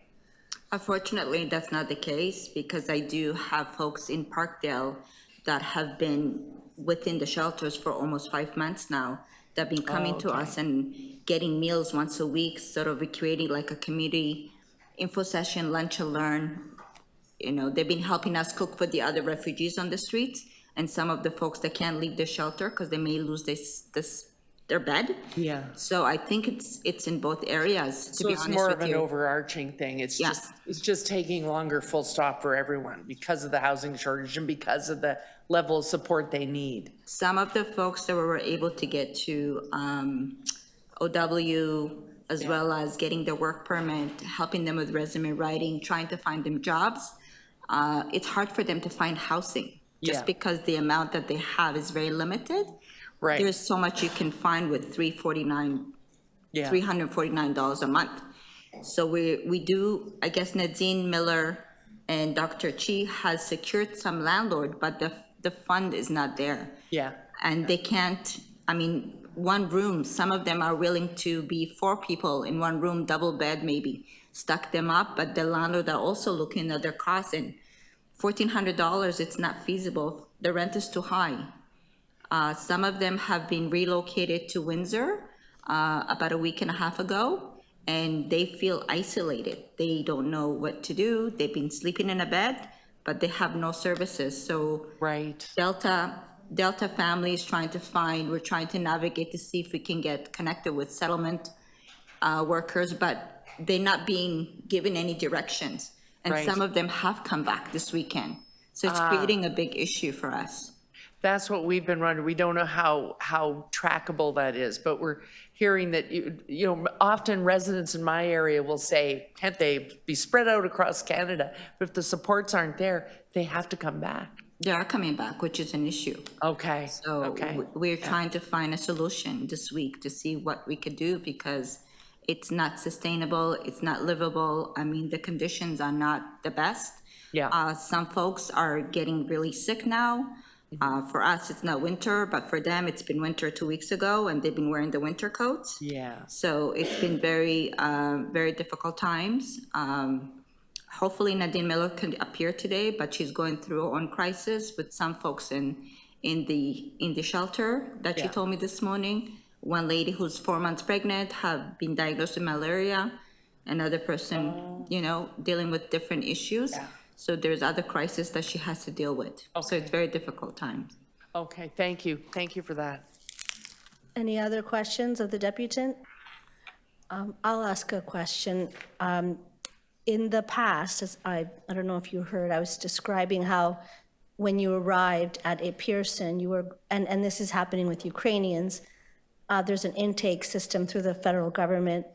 And then also in Ontario, there was Ontario Welcome Centers. I know my parents were quickly able to get processed and then on their feet. It was a different time without the same kind of housing crisis. But do you support the city's continual push to try to get Immigration, Refugee, and Citizenship Canada to get the ministry to take responsibility for the refugees that are arriving in Toronto, the asylum seekers arriving in Toronto, with immediate information at Pearson, and then a place for them to be together, which has much better outcomes. Do you support that? I do support that, but we're also getting a lot of other refugees that have been signed up at the airport, that have been giving a number or a shelter to go to.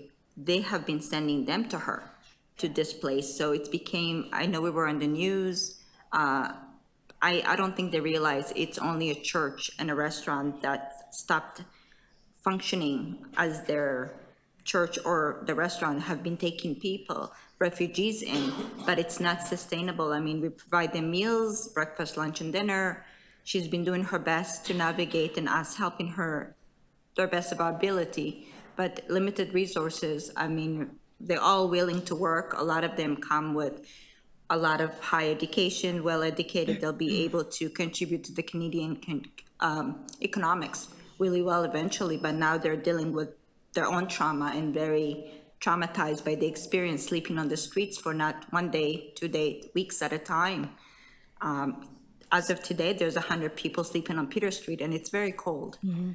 And so you can confirm then what we're hearing, which is that federal workers are telling refugees, asylum seekers at the airport to go to 129 Peter or to go to the churches. Is that accurate? Yes, they are going to the churches, but the places that they need to go, but there is no space for them. Yeah, so I'm saying that instead of taking responsibility, the federal government workers are saying, go to 129 Peter, where there's no spot, and then, or go to a church where we need to make sure that the churches can function and that the asylum seekers are in taken care of. So I really appreciate that. Thank you for being here today. Thank you for allowing me. The next speaker is Melissa Goldstein. Melissa is online. Welcome, Melissa. You have 5 minutes.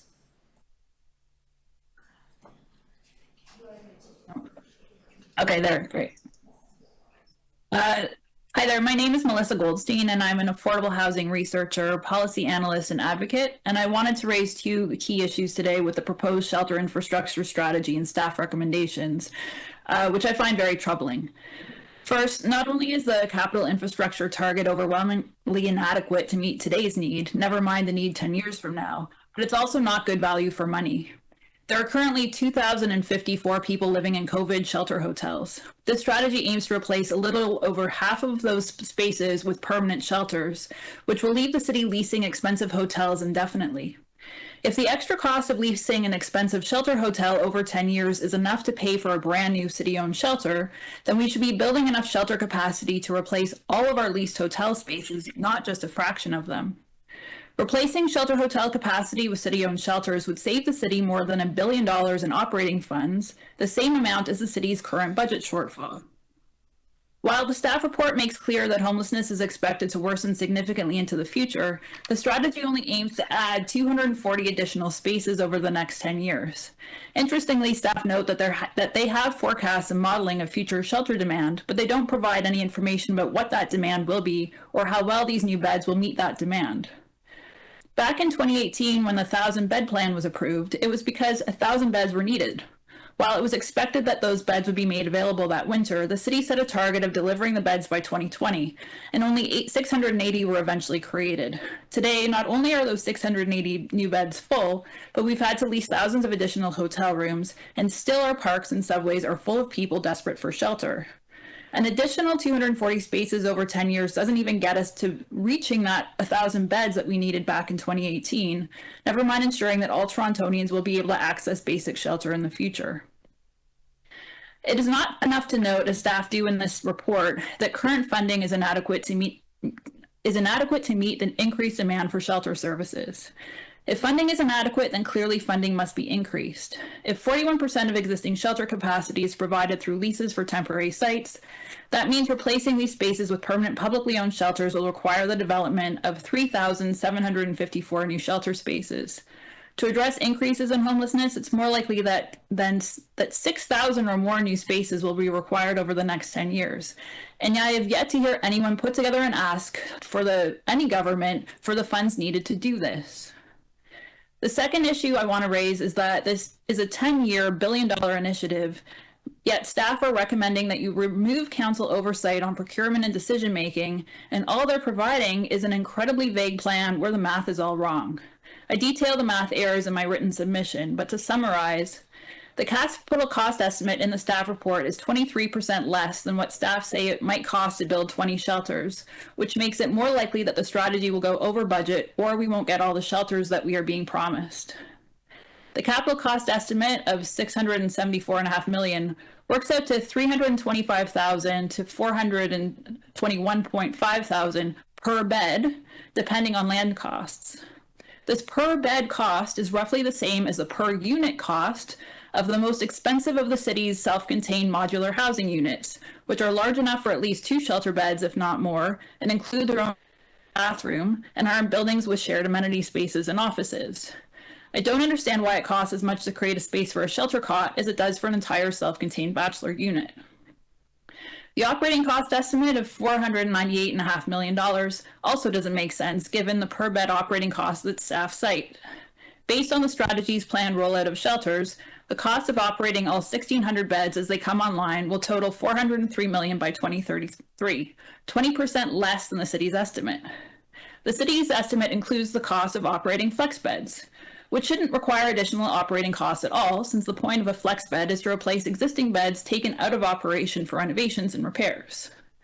Subtracting the operating costs of the flex beds from my operating cost calculation would make the cost of operating the remaining 1,520 beds $377 million over the 10-year strategy, which is 25% less than the staff estimate. Without itemized costs and accurate calculations, it's unclear A, whether the strategy's cost estimates are significant overestimates or underestimates, B, whether the funds available could do more to increase shelter capacity, C, whether the project deliverables are realistic and achievable within the budget allocated, and D, whether Torontonians are getting good value for money. I would have hoped that the recent shelter hotel procurement and modular housing debacles would have taught us that proper planning, due diligence, detailed reporting, and council oversight are necessary to avoid overspending on contracts, project costs ballooning well over budget. Please wrap up. You're at time. Okay. I do have 7 recommendations. The first is that I think the city needs to commit to ensuring that every Torontonian, including new arrivals to Toronto, have access to basic shelter, as this is not current city policy. Thank you. Any questions of the deputant? Yes, I think the committee members will be asking questions of staff. Next deputant is Kevin Wong. Thank you. Thank you, Madam Chair. I'm here today as a Torontonian and a conserved neighbor who loves the Niagara and King West neighborhood, so much so that I actually got married at the beautiful St. Mary's Church just 2 months ago. I'm here to urge the City of Toronto to return to your democratic roots and call for the city to reconsider the low barrier, no central intake 24/7 respite site proposed for 629 Adelaide Street West and actually consult the community before any further actions taken. Madam Chair, I think it's shameful that concerned residents have been forced to give up their day to come here to this committee when it's the job of their representative to consult them. For the benefit of the community, I want to tell you about the Niagara and King West neighborhood and situate the committee. In my letter submission to this committee, you'll find on page 3 2 visualizations of just how close the proposed site is to the school. More specifically, the proposed site at 629 Adelaide Street West is only 65 meters from St. Mary Catholic Elementary School. It's only 350 meters east of Niagara Street Junior Public School. And it's only 70 meters from a school drop-off at the corner of Adelaide and Tecumseh. The site is on the path that students from Niagara Street Junior Public School would take to the after-school program at St. Mary's. You've been hearing all afternoon the concerns that parents and community members have about what will happen if you continue as planned.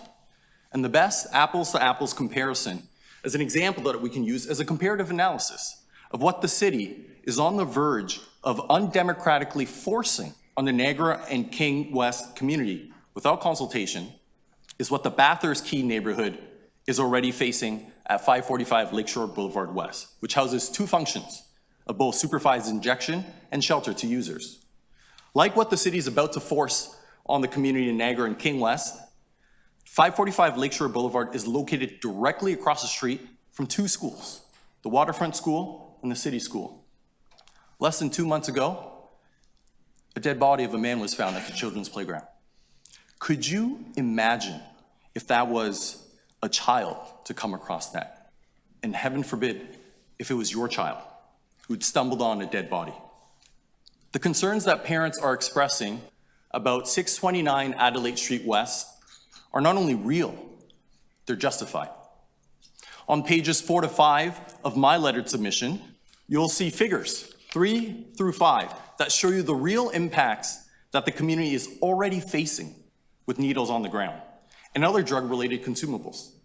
School staff are already having to pick up needles to ensure that students, children, don't pick them up. When I was speaking with some residents in Niagara, some people had put forward the alternative proposal for a respite site dedicated to women fleeing abuse with their children, families, refugees. At a personal level, it's something I support. But again, I want to reiterate the need for the city to democratically engage with residents. Madam Chair, you have a duty to consult. And what's been done to date is an abrogation of your democratic responsibilities. The planned information sessions aren't good enough. They're not a dialogue. They're not a consultation. What they are is a one-way street of an undemocratic decision being forced down the throats of a community that's already going above and beyond and is already host to multiple agencies who support the vulnerable. Moreover, as this committee will have heard by outbursts, thank you, Kevin, even these transparent attempts to feign engagement aren't reaching everyone. Madam Chair, you don't improve safety by sacrificing the safety of one vulnerable group, children, for another. I ask councillors, put yourself in the shoes of any one of the dozens of parents. Kevin Strawn. Curtis's 9-year-old son has PTSD from being assaulted. He is too young to be living with that already. And we can't advocate so strongly for mental health and then be counterproductive by not protecting children from the very lasting effects that this could cause. Imagine you're a shift worker. You come home at night. You're now afraid for your own safety. Imagine you have an elderly parent. Imagine that you're at a funeral service for a loved one that has just departed, and now to be harassed. Madam Chair, I implore you and everyone to stop and consult the community. They deserve that, and the children deserve that. Thank you. Thank you for wrapping up on time. Are there any questions of the deputant? Councillor Fletcher. I know I've asked this before, but since you're an MP, and I did ask others about the problem with the federal funding and that there isn't any. So can you tell me, since I have you here, and there's very little access to federal politicians, unlike here, where everybody has access to city politicians, what steps you think you can take in order to, because this report is about everything, including refugee funding, to get the federal government to give us some refugee funding, pay their fair share. Have you done that? Can you tell me your steps you've taken so far, please? Through you, Madam Chair, I've actually been in the community, but specifically related to Councillor Fletcher's question. I raised the matter in March of 2023 when the federal budget was first released, explicitly citing refugees. I raised the matter again in subsequent months in April and May. I was there on the ground at 129 Peter Street, even when the cameras weren't there to support asylum seekers. And actually, just 4 days ago, I raised the issue again in the House of Commons directly to the federal government.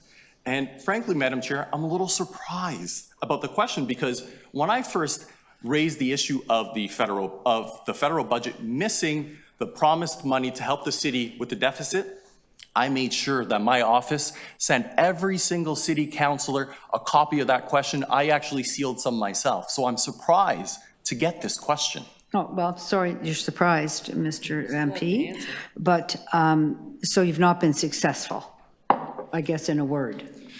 You've been unsuccessful in getting those funds because I think we all understand our system, we would not be under the pressure we are if we had the federal funds that were owed. Would you agree with that? Through you, Madam Chair, there are 25 MPs who represent our incredible city.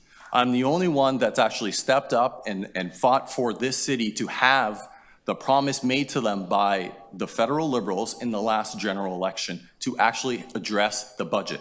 Now, since we are, I think, in the midst of some political analysis and political science, we're fortunate as a city that right now our mayor is in a unique position, being a former NDP MP, as the only opposition party that can compel the federal government to actually act, because the federal government counts on the NDP to stay in power. So if the city really cared about addressing the budget and not making perhaps a show, the mayor could definitely step up and call on her NDP colleagues to act and address all of these issues. Thank you. I'm not really calling it a show, but the fact is, as you've seen in this report, the city has hundreds of millions of dollars in social services and shelters, and we're struggling. So far, your efforts have been unsuccessful, but you're not going to stop trying to get that federal funding for the City of Toronto. Like, we'll do what we need to do on our side and our money. I think we're saying it's up to the feds. So am I going to hear that you'll continue to fight for homeless and shelters and everything else in this community and Toronto, correct? Through you, Madam Chair, I have not only been fighting for this city, I'm not afraid to go directly to residents and hear what they have to say and ensure that they're being engaged and consulted. I don't think that's my question. I'm really looking at trying to get some federal money because we don't have any, and we are in very deep trouble because they are not paying their fair share. So it's the first time I've had a federal MP here in front of me, and I'm giving you questions the same way as people that have a lot of access to municipal politicians do. So thank you so much for coming. Absolutely. And Thank you. No, I'm done. I'm done. Thank you. And the next speaker is Livingston Mutiga.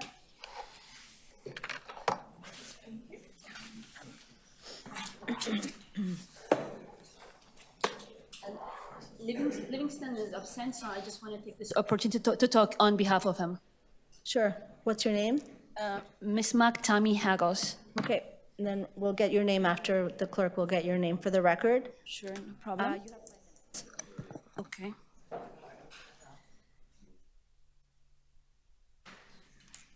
We have here 33 Ethiopians, 13 women, and 20 men who are at 129 Peter Street. Some of them are actually here, and they don't have access to shelter or anybody who's having them in their couches.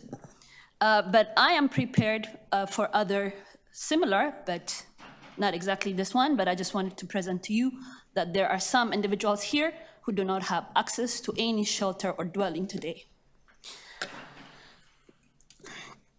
Currently, the COHOB, Canadian Ontario Housing Benefit, directs limited funds towards the homeless in the shelter system. A significant gap exists for newcomers, especially asylum seekers, who arrive in our city. Newcomers, including those that are pregnant and elderly, often find themselves seeking asylum on the streets, in some churches, in some basements, and on the couches of benevolent individuals. Unfortunately, the time spent in these non-regulated shelters or churches who took people from the street does not currently qualify for COHOB funds as per the directors of the churches and community leaders. This is creating a significant disadvantage for those in need of housing, which is a basic human right. The need to extend the eligibility for COHOB funding to African newcomers who are in need of safe space that are staying at the churches will alleviate the pressure and promote independence while maintaining dignity to those who arrive fleeing their home for various reasons. African newcomers make up the largest proportion of pavement dwellers. And keeping in mind that inflation is also a factor affecting the funding in the system to encompass informal shelters, such as some churches and individual homes, whose owners have generously opened their hearts and homes to those seeking refuge. The current system, which excludes those informal shelters, poses a challenge as it may inadvertently encourage individuals to seek placements. I urge you to address this matter promptly and inclusively, By broadening the eligibility and criteria for COHA funding, we can better support those who are most vulnerable and in need of assistance. I request that this change be implemented to ensure a more equitable and compassionate system for all newcomers while keeping in mind their mental health and well-being to help them have a seamless transition and well-being to help them have a seamless transition. Thank you for your attention to the urgent matter. I look forward to a positive and timely resolution that reflects our commitment to aiding those seeking refuge in our city. Just to introduce myself, which I forgot in the beginning, I'm a refugee rights protection expert, and I've worked in 6 countries with UNHCR, and I've been to 20 camps. And through all my over 15 years experience, Canada has been a forefronter, and this is the first time that I had to experience such such problem, and I hope we get immediate solution for those problems. Thank you very much for being here and for bringing your expertise. Are there any questions of the deputant? No, thank you. Sergio Guerra, Toronto West Local Immigration Partnership.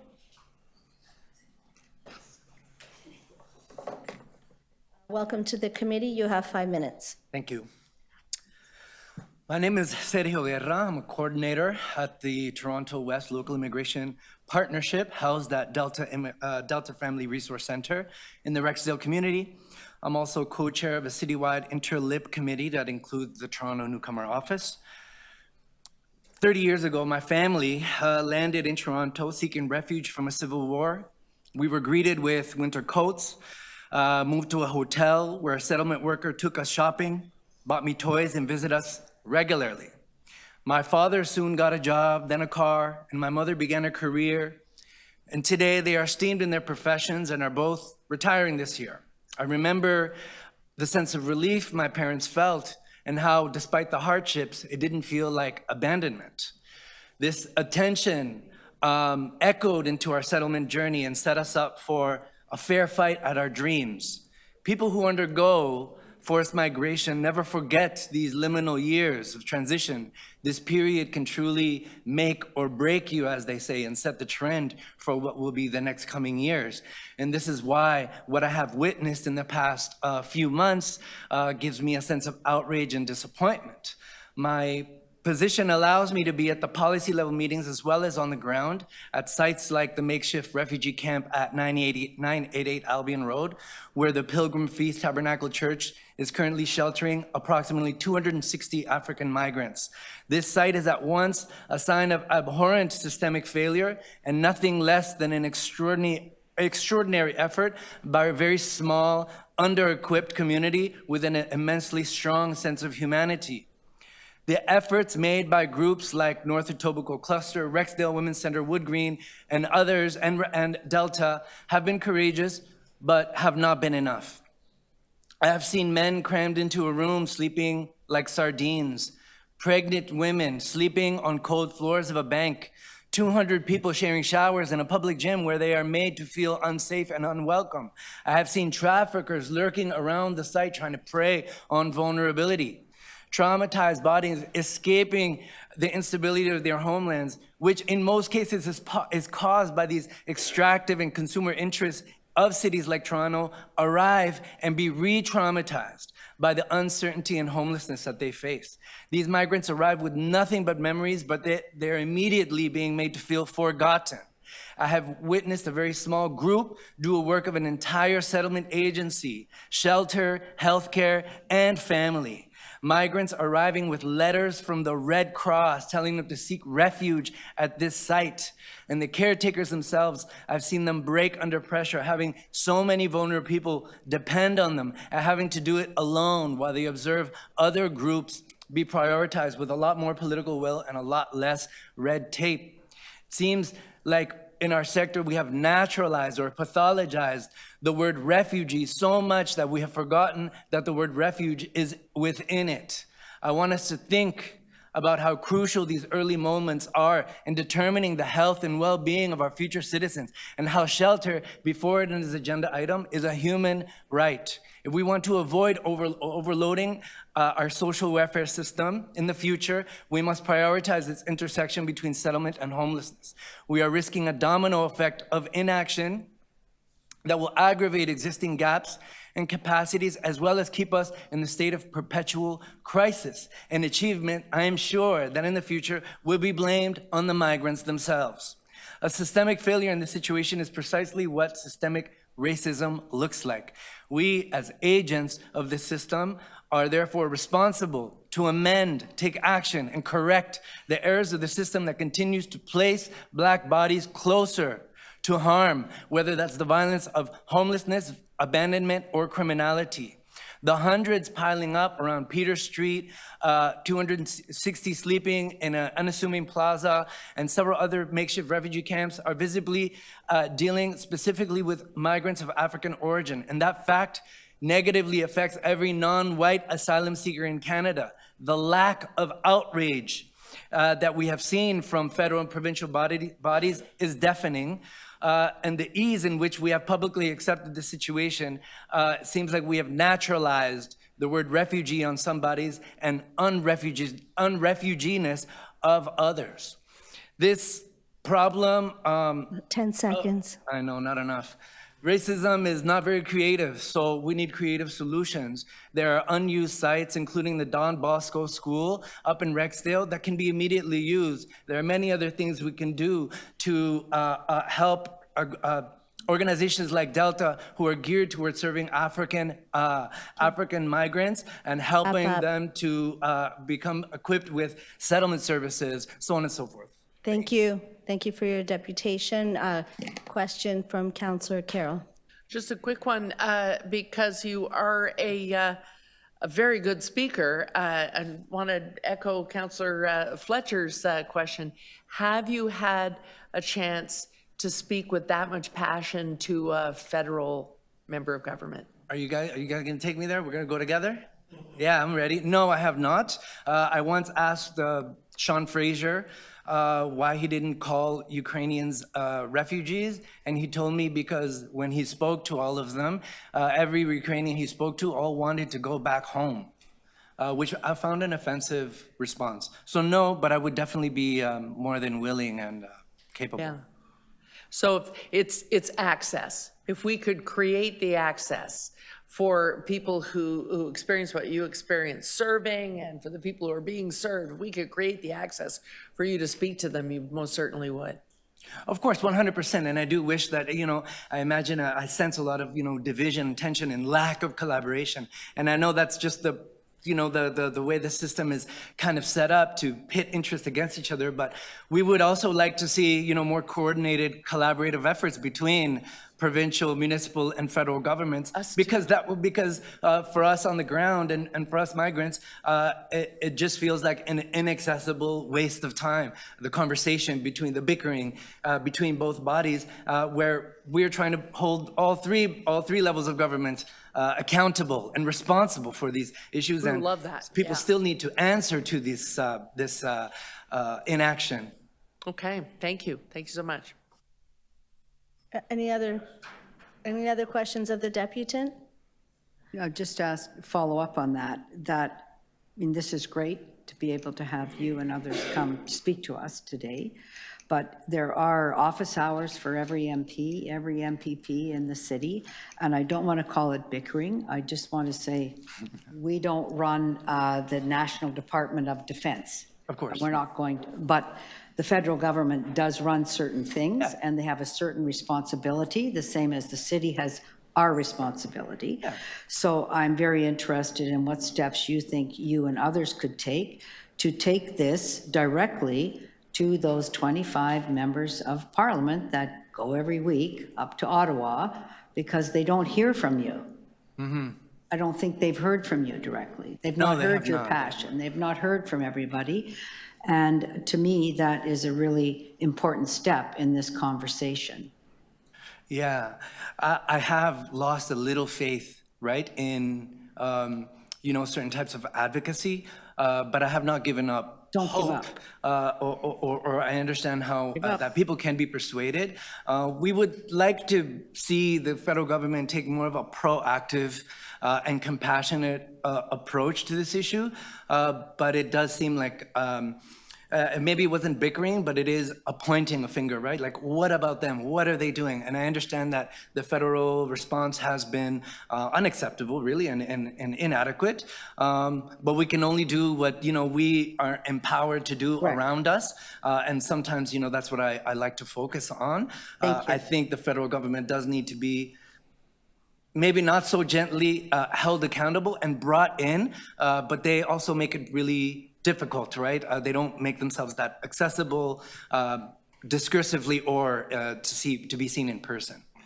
Yes, because I think we're asking for the same treatment for the recent set of refugees as the Ukrainians have had, the same standard. If there's a federal standard, it should be applied everywhere, and apparently it's not. But the higher you go in the levels of government, the less explicit that conversation is.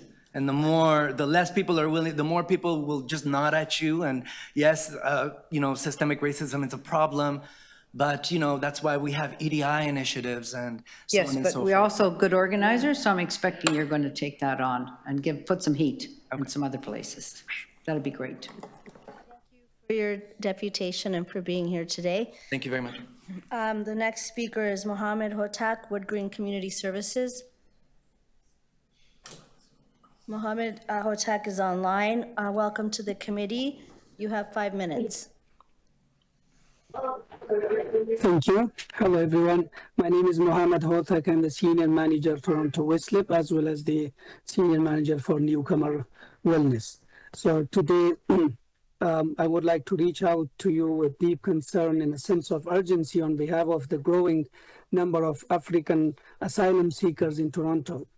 A group that has been left especially vulnerable due to their housing conditions. Our great city has a legacy of being a multicultural haven, offering refuge to those escaping turmoil and looking for a fresh start. However, the stark reality today is that despite escaping horrors from their countries of origin, many of these individuals, including innocent children, women, are faced with the harsh conditions of homelessness or unsuitable living environments in Toronto. Dear committee, as someone who was a refugee, who was a newcomer, and I fled my country due to war and corruption, and who have been through the experience of homelessness, it's very difficult to be a homeless. I was homeless for almost 15 days in Toronto, just slept on in different places without any shelter. I can feel them, and I luckily I had the opportunity to go and visit one of the churches and help them through Wood Green and other partners.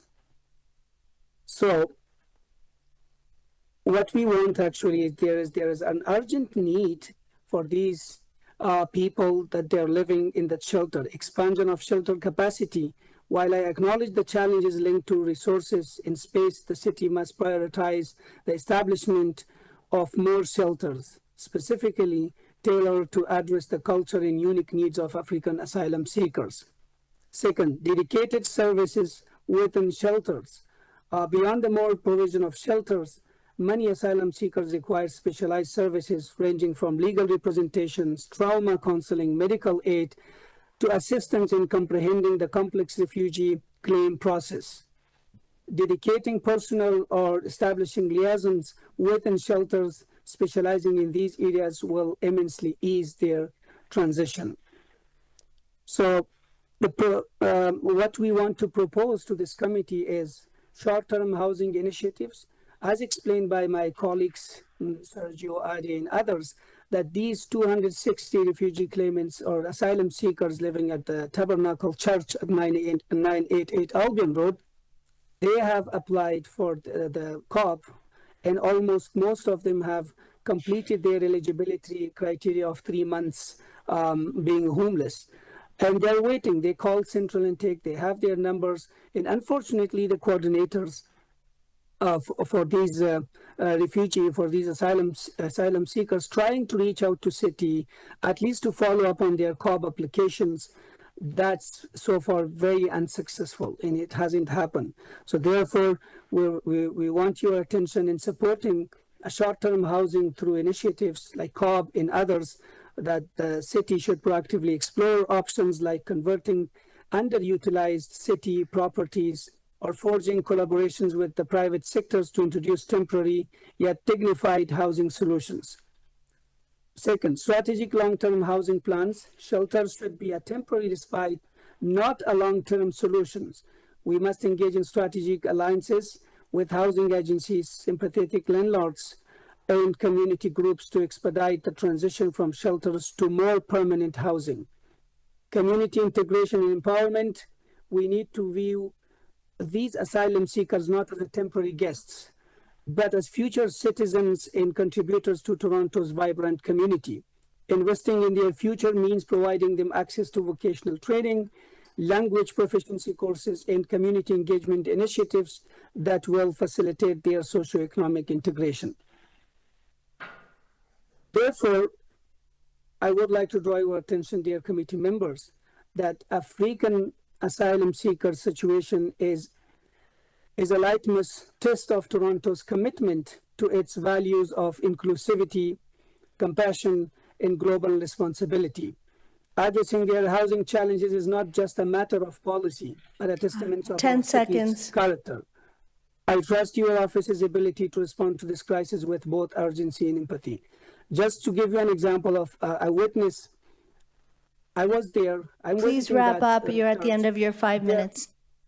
Just 1 second. There was a pregnant woman, and she came to the coordinator and she said, "Look, I think that the labor has started. What should I do?" And the coordinator was running around to call 911, to call ambulance, and to how to provide the medical care provided. So that was an example that I have witnessed in that church. Thank you. Thank you.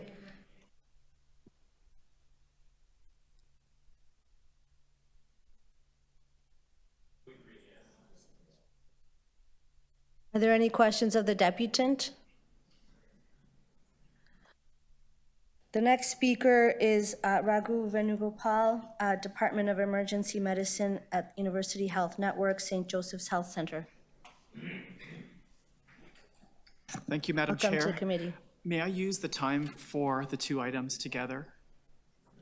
I know that you registered twice, as have some other people.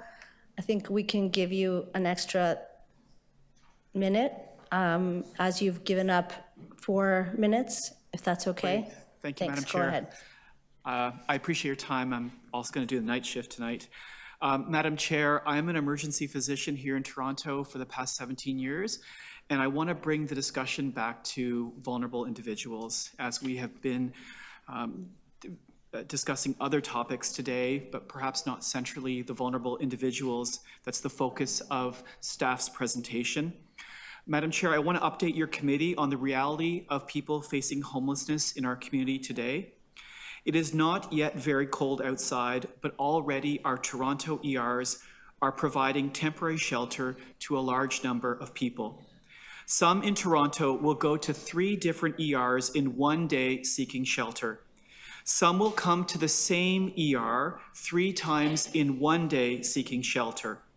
Some will seek shelter around the rest of the hospital, and when asked to leave the hospital lobby or hallway, will register as an ER patient. The number seeking shelter in ERs is going to substantially increase as the weather gets colder for the next 6 months. Many of our patients experiencing homelessness have complex social issues, polysubstance drug and alcohol use, and psychiatric conditions. Many unsheltered patients who come to the ER have none of these conditions, but just bad luck. People come to the ER as the last resort because they have no other option. Many come in the evening and during the overnight time when it is coldest outside, and they are asked to leave Tim Hortons, McDonald's, or condo lobbies. Madam Chair, it is difficult for us in the ER to help these Toronto residents. After 11 p.m., we have no social workers or peer support workers. Hospitals, as you know, Madam Chair, are under provincial funding and face brutal budget constraints. Some are asked to cut $700,000 in the past fiscal year from their budget. As has been the case for a long time, Toronto Central Intake usually has no beds when patients call or our ER staff assist them to call. Often the call goes to voicemail or hold right away. When ER patients call Central Intake, they are on hold for 10 to 60 minutes. After 60 minutes of waiting on the phone, there is often not a shelter space. It is abundantly clear to us in the ER that the Streets to Home site at 129 Peter Street does not want the ER sending them people or asking for their assistance. ER waiting rooms at night, Madam Chair, are filled with people experiencing homelessness. It is truly a sight from Charles Dickens. This is difficult since the primary role of emergency rooms is acute medical care. We do a great job with stroke, heart attack, sepsis, anaphylaxis, polytrauma, and respiratory failure, and innumerable other major and minor medical conditions. Madam Chair, we do an awful job with homelessness. Hospitals, as you know, are not shelters, but we play this role when the City of Toronto and its partners cannot address people's immediate human need for shelter. In the era of COVID-19, and with influenza and RSV upon us, it is a bad idea to have a full ER waiting room. Other communicable diseases like tuberculosis, measles, and shingles are transmissible in crowded ERs, and these infections have spread before in our Toronto waiting rooms. Our downtown hospitals, as you know, care for complex and immunocompromised patients who are very susceptible to these infections and will often have a bad outcome. Many people experiencing homelessness will come to the ER citing a minor or chronic medical problem in order to get seen by the physician like myself. Sometimes a medical problem seems made up, but please, Madam Chair, be assured I am on the side of the patient. I can attest when a potential medical problem is raised, it is investigated and evaluated, but often there is no significant medical treatment required. When we are frank with people, they say the actual reason they came to the ER is because of a lack of shelter. When Toronto ERs are already dangerously overcrowded and the waiting time to see a physician is unacceptably long, this situation pulls physicians like myself away from other patients whose sole problem is an acute medical condition. Already, as you probably know, in Canada, we face a disastrous situation of 8.6% of all ER patients leaving the emergency room without seeing a physician. As the weather gets colder, we expect the ER situation to only get worse. Substance users experiencing homelessness will once again this year face illness, injury, and death due to altered mental status and the cold. Scant ambulance crews will be mobilized to transfer these patients to the ER. They will face long offload delays due to our crippling lack of ER beds. And those EMS crews will not be able to attend other emergencies.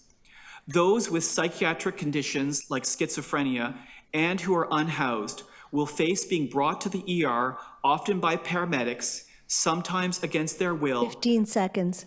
By well-intentioned bystanders who worry about the patient but do not know their baseline. Madam Speaker, Madam Chair, I just want to end by saying, contrary a little bit to some of our speakers earlier today, my strongest recommendation to your committee is actually to have more respite drop-in centers. These are crucial.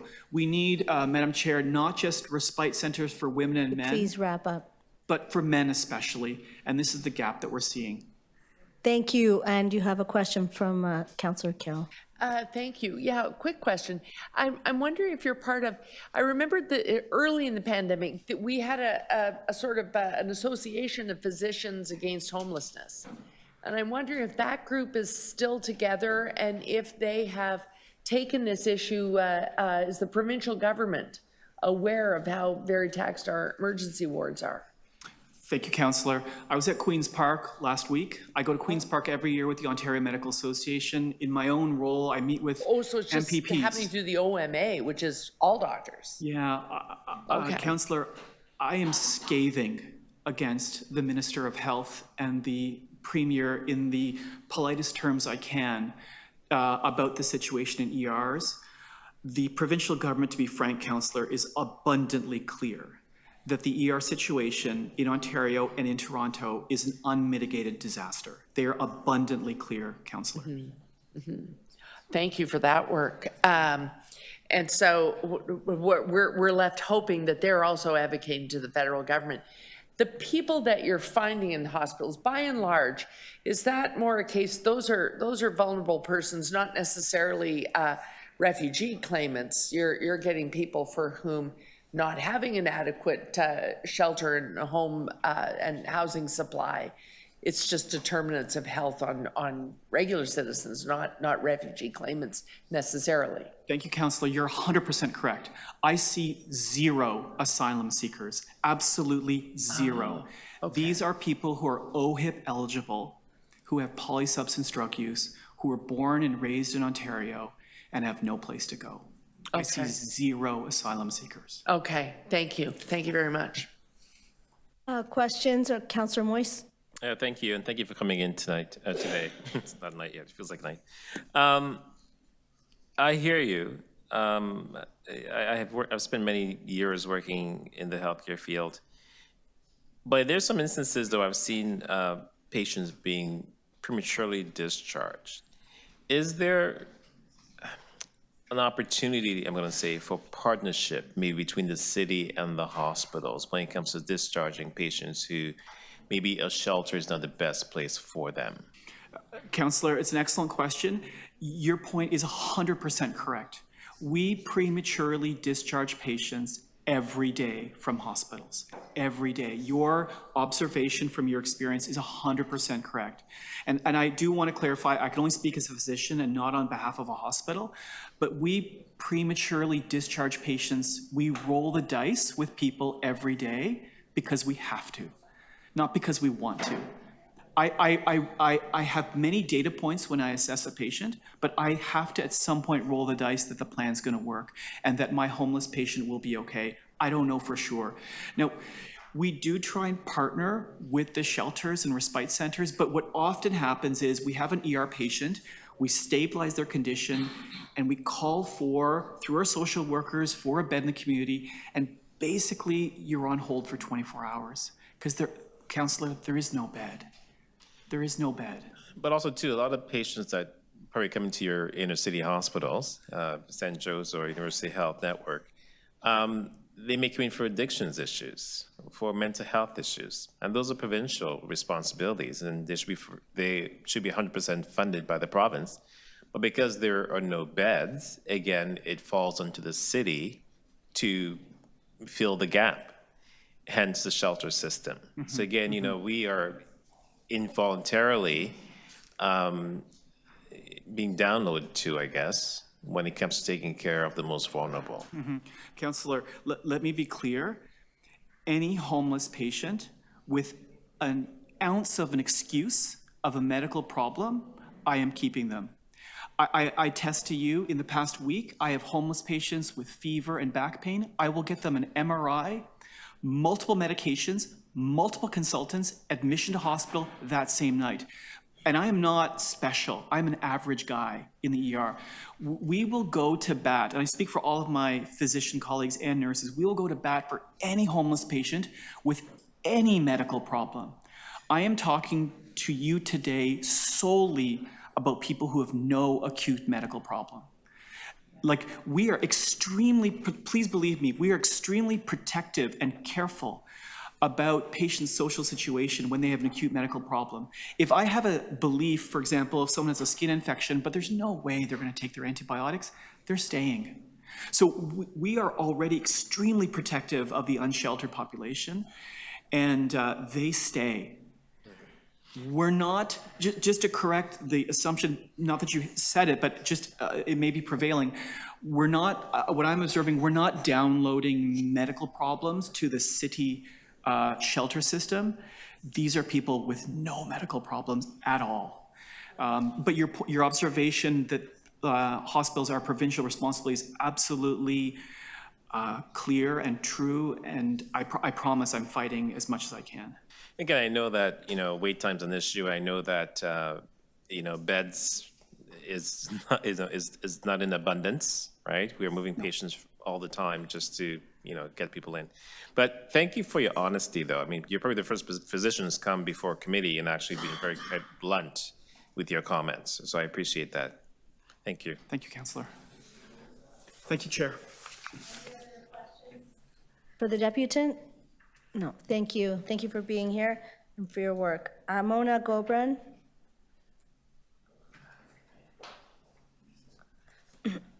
Welcome to the committee. You have 5 minutes. Good afternoon, committee members, Madam Chair. My name is Mona. I'm a mom, a neighbor, and It is on. Louder? Thank you. My name is Mona. I'm a mom, a neighbor, and a parishioner in the King West Niagara neighborhood. We live in a strong community, as you can see from our turnout today. We also have a 1,000-person petition signed from the neighborhood. I know the majority of neighbors by name. I'm a regular volunteer at my local parish, and 1 to 3 times a week, I actively volunteer in running community meals for the homeless and underprivileged in our community, where I spend 6 to 10 hours of my time weekly preparing meals, serving meals to guests,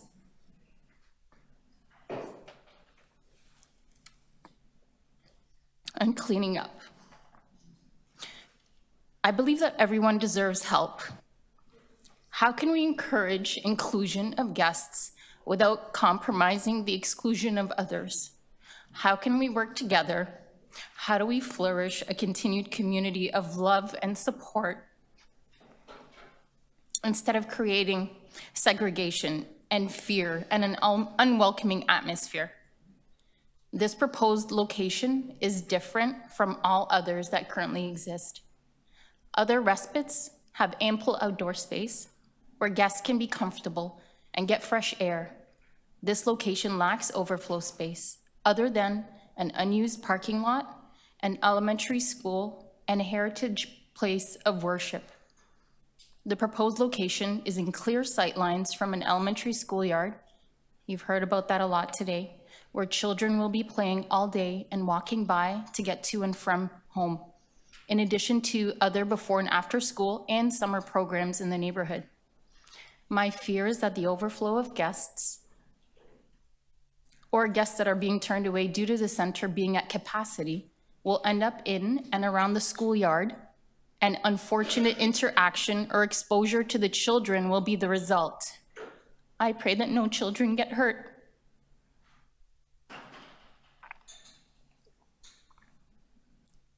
Why is this still thought to be a good location? And how will the city address those concerns? I ask that City Council reconsider the proposed use for the site, taking into consideration that this site will be the first of its kind to be in such close proximity to an elementary school, which may set a dangerous precedent for school-aged children living in urban communities across the city of Toronto.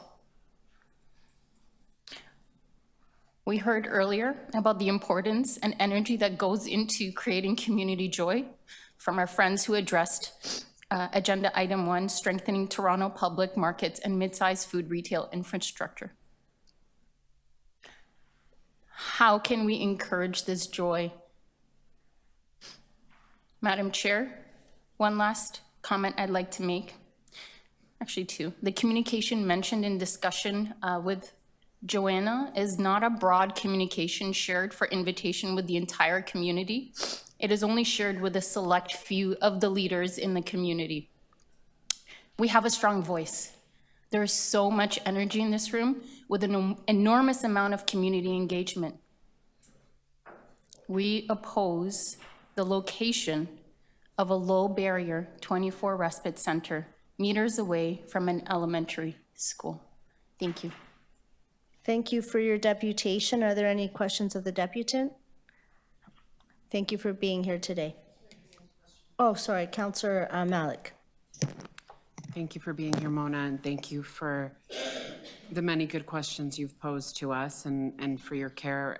It's clear to us that this is very important to you. And I guess my question, based on the last piece that you shared, just about the communication that you received, the importance of engagement, and the strong relationships you have in the neighborhood, and the city staff and the operator and the public, those who are leading the public engagement, would you be open to speaking with them, with the neighbors who are invited to the initial stakeholder meetings, to talk about what that more broader and robust engagement is that the City of Toronto has a mandate and is committed to make sure that the concerns are heard, that they're addressed in an accountable way and in a forum where we are working towards solutions? Through Madam Chair, I'd like to comment and say I'd be more than happy to, but not at the expense of my neighbors who aren't given the opportunity to take the day off work and come down here to City Hall. So unless the entire community is invited to this proposed, in my opinion, in-person consultation, I'm not sure what a Zoom call, as we've heard from previous members of the community speak to, might be a one-way conversation. And I'd also like to give a special thank you to Mr. Gordon Tanner for returning my calls. It took some, he's nodding. I don't want to say how many times I called, but I appreciate him taking the time to return my call. I wish I could say the same about everyone. I have made a lot of calls. And so I think it's only fair if everyone be invited to a community meeting in person, and let's get together. There's so much energy. We can direct this in such a positive atmosphere and make continued joy in the neighborhood. We're talking about food and markets. Let's talk about people. Let's talk about children. Let's talk about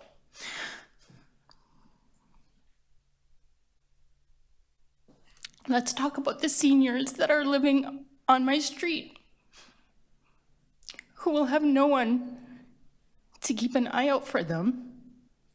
And let's talk about the widow with 3 children who just finished undergoing breast cancer treatment, who doesn't have the option of, oh, maybe I can move.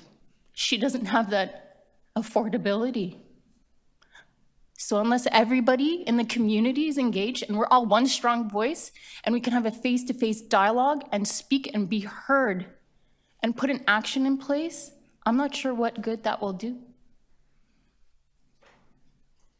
Thank you very much, and I'm very glad to hear that you have been engaged with city staff. That's the important thing to be able to do and to move the conversation forward.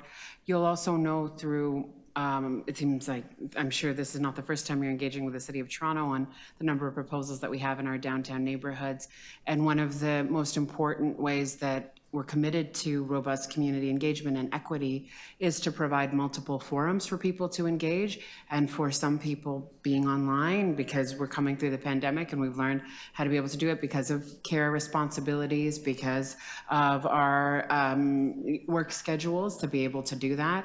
And having a variety of ways to engage is more equitable and provides the opportunity for many people to be involved. And I would just want to reiterate that it was heard that the sessions that are being offered this week are a first set, and subsequent invitations are going to be distributed to the community, and that is the communication that you have received and understood. If I may respond, Madam Chair, I did not receive any communication. I did call Councillor Malik's office on several occasions, much like I called Mr. Tanner's office on several occasions. I actually also attended in person, seeking to speak with Councillor Malik. I made friends with the receptionist, Violet, who's lovely, just to get some understanding and some communication. And so we advocate for an in-person dialogue for all the community members to be invited, not just a select few. Let's make sure everybody's voice is heard, because if the plans for the proposed 24-hour respite, low barrier, no intake goes through, this doesn't affect a community. It affects all Torontonians. Thank This is you. the Sorry, that's first, 5 minutes. this is the first of its kind. So we need to do this right. And it looks like we're backwards facing, trying to fix perhaps what was not Thank you. attended to initially. Thank you for your coming to speak to committee today and for answering questions. The next speaker is Cosmas.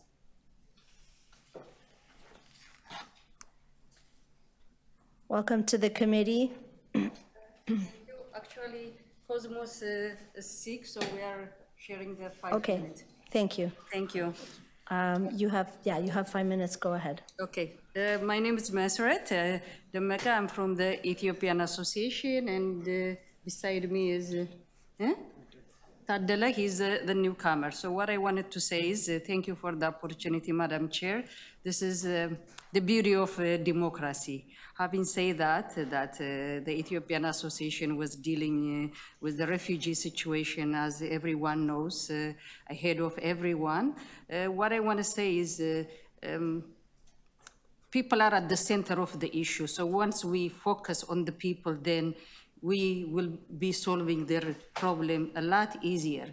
So as you know, the Ethiopian Association have no funding, but we could not manage people left sleeping on the street. Those people came from crisis and from traumatic situations. So re-traumatizing them again and finding in a country where it's supposed to be rich and full of opportunity, that the association could not look and not solve this problem. So we were able to help with no resources, with no funding, about 250 people. So the issue is, it's a little bit creativity, and once we are compassionate to solve the people's problem, and I am confident that it will be solved, because not addressing this issue has a ripple effect. There is a mental health issue, there is a multiple issue that impacts the community, and it impacts all of us. So I would like to ask the city, and also earlier, I think you asked if the person who spoke advocated to the federal government. We have advocated to the federal government, but nobody really heard us. So I would like really put people in the center so we could solve the problem a lot easier. And here beside me is one of the newcomers. Those people are, I think you would like to get the opportunity to say, those people are skillful, who have homes, who have dreams, and who are living, a stable life. So they find themselves with unfortunate circumstances, came in a strange country on the street. And once, just they need a little bit support, so they will be a great contributor to Canada. They are not a burden to Canada. So that's what I want to say. Go ahead. I thank you first of all to be the giver of such a chance to meet. Okay. Is it audible now? Okay, thank you. First of all, I want to say thank you to be present on the behalf of some of my newcomers like me from Ethiopia. Saying this out, my sister already decided that the first to be make a pressure to be moved off my country of Ethiopia. It is a political instability, and we need of safety priority, because if you live they can productive not only Ethiopia, not as well the world as we have our resources. So we believe that we be one of the member of that, and I'm working a good professional of university research for more than 10 years. In addition, before joining that, I have a good financial aspect exposure in the beginning and change the educational sectors. Unfortunately, as you know, the Ethiopian crisis, they can't be serviced in number of diseases. A number of traumatic effects will be affect me and the other society as the whole. A number of the stupidity city political tollers. If someone will go, if someday support someone that the likes only continue circulation as it is. So saying this, we have need of safety to be livers, not only me, some of my friends already we suffer, and we be expectation in a good environment and join here to Canada. And the first of all, I want to say thank you to be asked safe. At least we have a good sleep if it was should to be detailed later on us. So from the day of 5 KMS already, I don't have such things. With after one, they already joined the place we call Peter Street 120. And me and three of my friends, we sleep in the street for 3 days. After that, we have a chance to be again in the insiders. Yet we sleep in the floors. We don't have even some pains. For almost more than 10 and 20 days already, we are there. So as I said in the beginning, we have a good professionals, may have a productive for the country, not me, some of my friends. So but need of what? A small support, at least we need to be a safety place of shelters and make of fast of our activity and may have a good productive.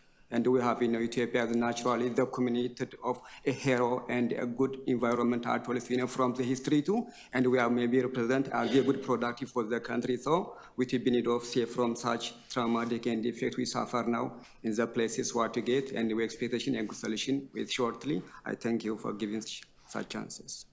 Thank you very much to both of you for being here and speaking to us today, for sharing your experience. Are there any questions of the deputants? No. Thank you for spending the day here. The next speaker is Savannah Wilson, Toronto Alliance to End Homelessness and Toronto Shelter Network. Savannah's joining us online, and please go ahead. You have 5 minutes. Thank you, and thanks for the opportunity to speak today, Madam Chair. I'm sorry I couldn't be there in person. My name is Savannah Wilson. I'm a director at the Toronto Alliance to End Homelessness, and I'm here today to speak on behalf of the Alliance as well as the Toronto Shelter Network to support the Homelessness Services Capital Infrastructure Strategy. The Toronto Shelter Network represents more than 35 organizations that collectively delivered Toronto's 24-hour homelessness services, including traditional shelters, respite centers, 24-hour drop-ins, transitional housing, and the COVID-19 shelter hotels. They enhance the collective capacity of homelessness service providers in Toronto through knowledge sharing and learning, collaborative planning, research and advocacy, and they champion access to housing with dignity for people experiencing homelessness. The Toronto Alliance to End Homelessness is a network of over 100 partners across the city united in the vision to end homelessness, a vision that we share with the city. We also serve as the city's non-Indigenous Community Advisory Board and co-chair the Toronto Housing and Homelessness Service Planning Forum. We are encouraged to see the strategy amplify the significant need to ensure that all future investments into shelters are rooted in proactive and long-term capital planning. And this approach will allow service providers to better address the unique needs of shelter users. We commend the highlighted emphasis on making targeted investments towards spaces that adequately meet the needs of equity-deserving groups. We've heard a lot today about the need for enhanced investments for refugee supports, and that is necessary from the other orders of government. But I do want to underscore that no matter who funds it, we want to see increased investments. Shelters serving refugees must be adequately resourced to assist refugees and refugee claimants to get the specialized support that they need, no matter who's paying for it. It is also critical to expand availability of safe shelter spaces for women, 2S LGBTQIA+ communities, Indigenous, Black, and racialized people, with enhanced options for accessibility, prioritized in order to remove barriers for people. A well-designed and purpose-built model for the shelter system will improve access to safer spaces and to culturally appropriate services, and they will better support people's journey towards stable and permanent housing. While we are supportive of the expressed intention to move from 40 to 60% long-term permanent and purpose-built spaces, it is critical to amplify that these spaces must be designed to transition into permanent housing quickly and efficiently when needed. We must ensure that Toronto has enough deeply affordable housing to prevent and end homelessness. Only then will we achieve our shared goals in the Housing TO Action Plan. And to that end, it is critical that city-owned real estate be maximized and that shelters be housing focused and include a range of supports and services that meet the variety of needs for folks who enter the system.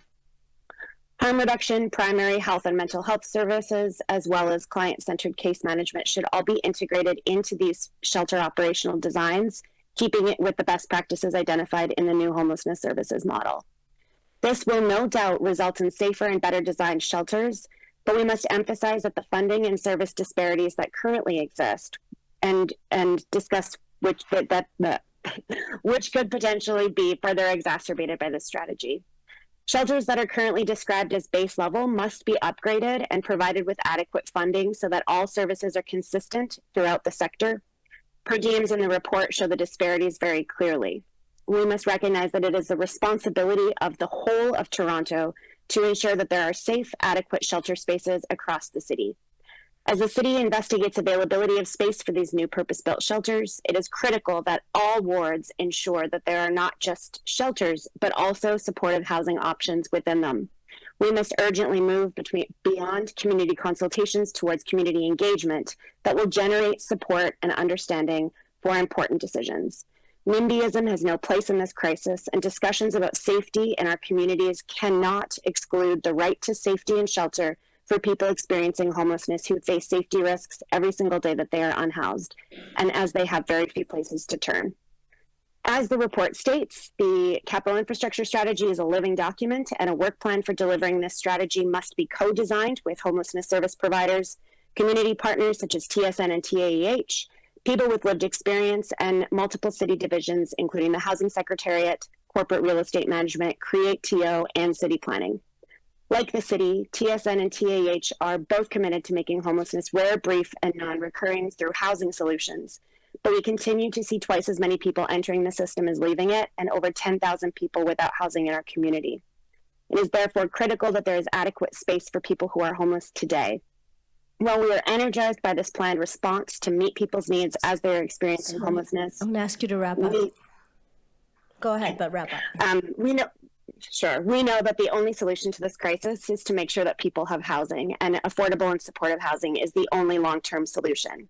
Until we can achieve that, we need effective solutions for folks who experience homelessness today. Thank you. Thank you for your deputation. Are there any questions of the deputant?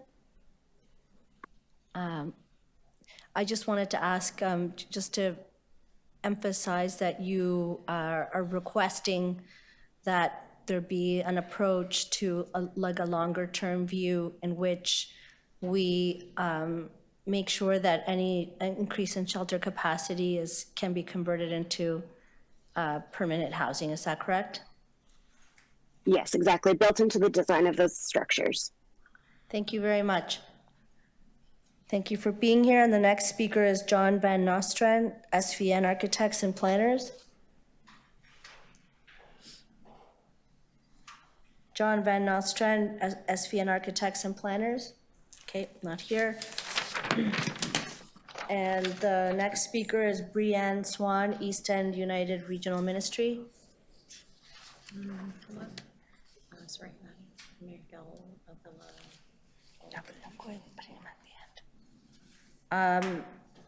Lorraine Lamb.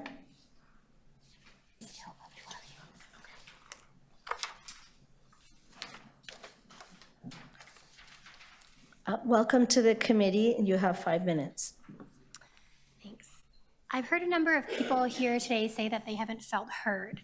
And I think a group of people that haven't been heard are actually the same people who are most affected by this winter plan, the same people that are living outside. I actually wanted to bring Antonio here with me today. He applied for housing when he was a street youth at 19. He's now 31 and still living outside. And there was a lot of sympathy for him as a street youth, but now that he's an adult, he's framed as a dangerous predator. Meanwhile, he's actually still the same kid trying to survive on the streets. I come here as a resident of Boss Park and also as a worker in the downtown East neighborhood for over a decade, and I can say that every year is worse than the year before.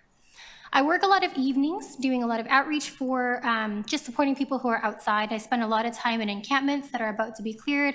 I spend a lot of time outside hospitals because they can't be in a merge. And a lot of the people that I work with have frozen clothes, wet sleeping bags, and one of the hardest things I have to do every day is not dealing with homeless people who have negative stereotypes attached to them. One of the hardest things I have to do is to look them in the eye and say, I'm so sorry, there are no options, but do you want a Presto? We know that shelters are full, and last September, the data showed that you had a 1% chance of getting a shelter bed if you tried calling about 1,000 times in a day. That's nearly impossible. And I work for a program that's city funded, and I know the city wants my team to do more outreach, especially in the evenings. But where do we bring people even if we do outreach? Like, the city doesn't want them riding transit, they can't go to malls, they can't be in condo lobbies, they can't be near schools, there's no drop-ins because the fundings have been slashed, so I actually don't know where to bring people. And it's not even the middle of winter yet, and a number of my people have been staying at emerges overnight, pretending that they're not feeling well because there's no options. Shelters and housing are a human right, but I'm starting to feel like poor people aren't considered human enough. We want respites for women, but not for men. We want respites for refugees from some countries, but not for drug users. I was 14 when 2002's Tent City was a thing, and I thought then, young and hopeful, that it was a blip in the system, but I'm 35 now, and I feel like things have regressed. You know, there used to be multiple respites and at least 500 warming center beds, but this year there's only one proposed site with 40 beds and less than 200 warming center spaces. Meanwhile, the street needs assessment shows that there are over 700 people from Toronto who are homeless, and these are just the people who are counted. People are not coming from outside the city to look for resources. I connect with workers in Peterborough, Waterloo, Guelph, and they're saying that people from Toronto are going to smaller towns to look for options. Streets to Homes even has a list of housing options in smaller towns. So my proposal is that we reinstate Margaret's at the corner of Dundas and Sherbourne as a 24/7 respite.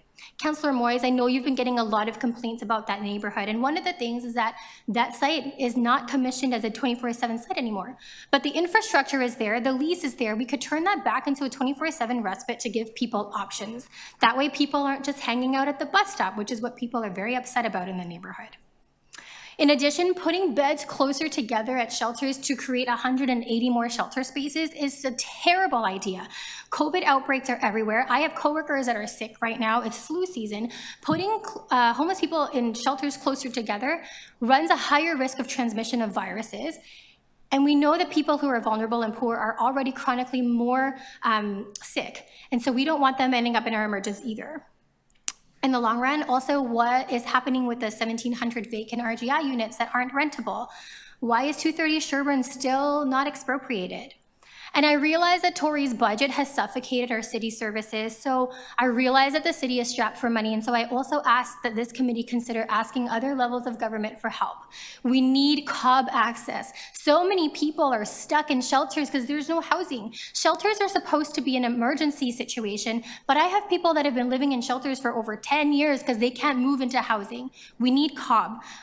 The city also could ask the feds for money to fund shelter spaces, open the armories. We know that there are still hundreds of asylum seekers stuck in churches, and their first experience of winter this year is not going to be by a cozy fireplace, but probably outside 129 Peters Street. And so until we have a plan, I know that I will actively be giving people Presto tickets to ride transit to stay warm. I will be doing fundraisers to get tents and sleeping bags and gift cards and tell people to go to A&W and McDonald's. And I know that it's not ideal, but it's our only option.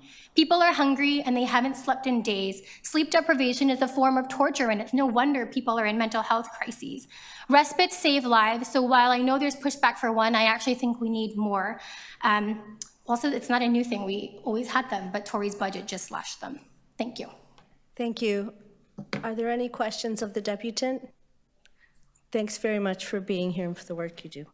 Brianne Swan, East End United Regional Ministry, is online. Now can go ahead. You have 5 minutes. Thank you, Madam Chair. My name is Reverend Brianne Swan, and I am clergy with the United Church of Canada, currently serving East End United Regional Ministry, which includes the former Eastminster, Glen Rhodes, and Cosburn United Churches. My congregation is part of the Toronto Danforth Ward. East End United has a long history of working to address food insecurity and the needs of unhoused people in this city, needs that are actually no different than yours or mine: the need to be fed, the need to be sheltered, and the need to be warm. Pre-pandemic, our Out of the Cold program used to sleep 80 people every Friday night. Last year, with the assistance of Seeds of Hope, we were able to sleep about 20 people. This year, although we'll still feed upwards of 130 people, we do not know if we will be able to offer overnights to anybody. If we are, we will be the only Out of the Cold program who is, and that will only be once a week. This is not a facility issue, it is a human capacity issue. There are valid critiques of faith groups offering once-a-week overnight shelter. My point, though, is this. There is a decline in the ability of faith organizations who have previously been providing overnights. And this is at a time when we find ourselves in the midst of a housing crisis, as we find ourselves in the midst of a shelter crisis, and as we find ourselves in the midst of a refugee crisis that absolutely reeks of systemic racism. Amidst all of these crises, the winter plan as it currently exists will only lead to people freezing on the street. Earlier this month, East End United got just the tiniest glimpse of what Black-led congregations have been working through in sheltering African origin asylum seekers when we hosted 100 guests from Dominion Church during an emergency situation when they were evicted during a rainstorm, and as we waited for IRCC to transport them to Windsor. I can't even imagine how that night could have looked differently if it had been January and not October. The situation as it exists now is not sustainable. For those who find themselves trying to survive on the streets and those who are doing everything we can to ensure their safety. While the number of people who find themselves on the street has increased significantly from last year, this winter plan has changed very little. One counselor said earlier, and I'm paraphrasing, "We're $1 billion in the hole. I'm still trying to figure out where I'm going to find the money." And then also asked, "What's your plan?" I would say first, as much as many of us here might try to come up with plans, it's not our job to figure out the plan. It's our job to let you know that people are going to be left out in the cold. And not just a few people, but a lot of people. And if it's not the city's job to figure out the plan or put more pressure on the federal government, which we will absolutely do our part in, then it sounds like it's being punted once again to faith groups to figure out, which is what's been happening for years and years and years. And quite frankly, it's not fair. And I hope that this is obvious, but listening to the concerned residents that spoke earlier and the fact that we're still talking about how desperately we need shelter spaces and warming centers, the real issue runs so much deeper than anything we're talking about today. Madam Chair, I commend to everybody's reading the submission made by Kathy Crow on October 18th for both a history of how we've come to be at this point and some possible temporary solutions for this winter. They are stopgaps because the only way this crisis is going to get better is from the cooperation of all three levels of government around sustainable housing solutions that benefit everybody. I have no doubt city staff are trying. I have no doubt city staff care and care a lot. I am grateful that the warming centers will open at -5 degrees this winter, so thank you for that. I've had people say to me that it is the church's job to feed people, that it is the church's job to give people shelter. I would also say it is the church's job to make sure people are fed. It is the church's job to make sure people have a place to go that is safe and warm. And so I'm asking this committee, please, for this winter, to increase the number of shelter beds without reducing the spaces between guests, and to increase the number of warming centers and respite spaces in appropriate locations, and also to provide support, financial, human capacity, and infrastructure for the churches who are sheltering refugees and other refugee organizations to support people with their access to resources that would lead to more permanent or at least semi-permanent housing. Thank you. Thank you for your deputation. You have a question here, Councillor Carroll. Yes, I probably would wait and cover this in staff questions, but as you're a virtual participant, I won't know if you're still on the line. So I'm going to ask this in a form of a question. Is it clear to people or is it not clear? When we ask if people have advocated to the federal government or the provincial government, in the case of Dr. Gopal that was talking about the health system specifically, it is not because we're not doing it ourselves. We're very much doing it. The city manager and his senior leadership team constantly, the mayor since the day she walked in the door and constantly. Our reason for asking is often the pushback that we get is, oh, this isn't resonating with the electorate. And that's why we need the electorate to also reach out and talk to them. It's not so that we won't have to. Is that understood in your community, in your congregation? I think in my congregation, it is absolutely understood, and I can tell through the questions that councillors are asking that we are also trying to get some sound bites here to send to the federal government to say that yes, we think the federal government should do this and that. So there is an understanding that the federal government should be doing more and which pieces belong to the federal government and which belong to the city, and that the city is asking the federal government to do the work. I think what we're most concerned about is while we're waiting for the federal government to step up and meet their obligations, what do we do? What do we do? Right, and that's what this strategy hopes to address. But we just need the general electorate needs to be making it clear. This very much resonates with, you don't have to be homeless to care that we're not addressing homeless needs, and it is those voices that they need to hear, so that when we're calling them every week, they know we're speaking on behalf of the community. Yeah. Thank you so much for your deputation. Thank you. Are there any other questions of the deputant? Well, thank you for being with us today, and definitely it's a social movement approach we have to take to this. The next speaker is Kizito Binyamina Musabimana. Thank you. Kizito, I hope I didn't talk too badly. You have 5 minutes. Thank you so much, and don't worry, you did great work. Just the middle name should never be there. So thank you, Madam Chair and everyone. My name is Kizito Musabimana, and I am the founder, executive director of the Rwandan Canadian Healing Center. I am also appearing to you as a proud Canadian who is born in Rwanda, who lived through the Rwandan genocide against the Tutsis in 1994. I'm also a trauma and a suicide survivor. I'm a former refugee, and I've dedicated my life to raise awareness, to make sure that generational trauma is something we can prevent, especially for those who live through wars, poverty, and other injustices. As some of you might know, our office, the Rwandan Canadian Healing Center, RSHC, is located across from the 129 Peter Street, and since June 1st, we've witnessed a steady increase in the African refugee numbers across our office, which made us take some steps. Of course, you all know that so much has been done. We've been working with the city, we've been working with Mayor's office, and we mentioned earlier, many people mentioned about the funds that are in the CARB and the $900,000 that have been allocated to churches, the 3 months church stay that allows some members to have CARB, and of course the 300 individuals that have moved into other cities. Of course, we heard also today that not all of them are getting the kind of services that they usually get at the churches. So we are here today, here on behalf of the churches, and so many people here spoke on behalf of those groups at the churches. And when we say the churches, we're talking about right now, we have 4 churches, some who are no longer hosting, like Revival, but also Dominion Church. We're talking about Pilgrim Feast Church.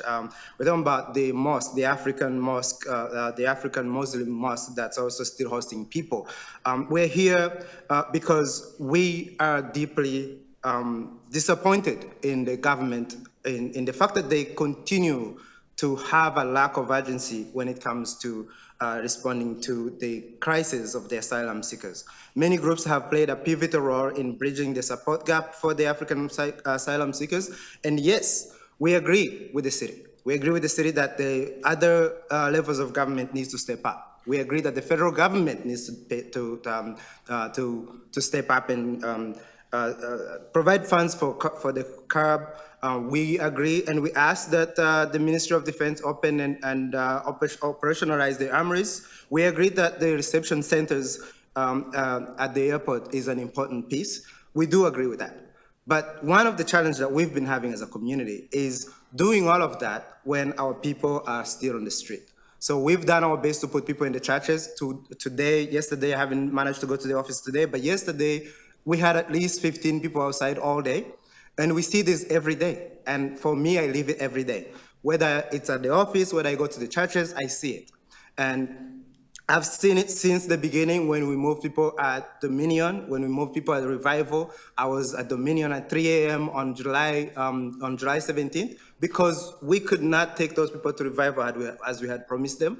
And ever since, we've done our best. Like I said, we've worked with many departments at the city to get a solution. However, We've yet to come up with a real tangible solution, and that's why we're here, appearing before you, Madam Chair, and the committee, and asking that you find a way to work with us to finally find a short term. And I emphasize short term because obviously the long term, we agreed that the proposals at the table, we do support.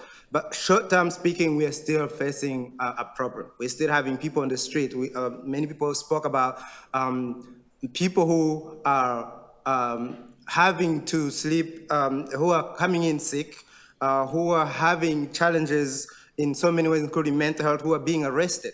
And we know we have at least 400 people in outside. We have about, which represents about 7% of the capacity that the shelter is hosting right now. About the proposal that's being proposed, which is 40 spaces, 24/7 respite site, is definitely something we support, but we know it's not enough. We know that the city is spending about $253 per person per night, while the churches are spending about $19 per night to host people.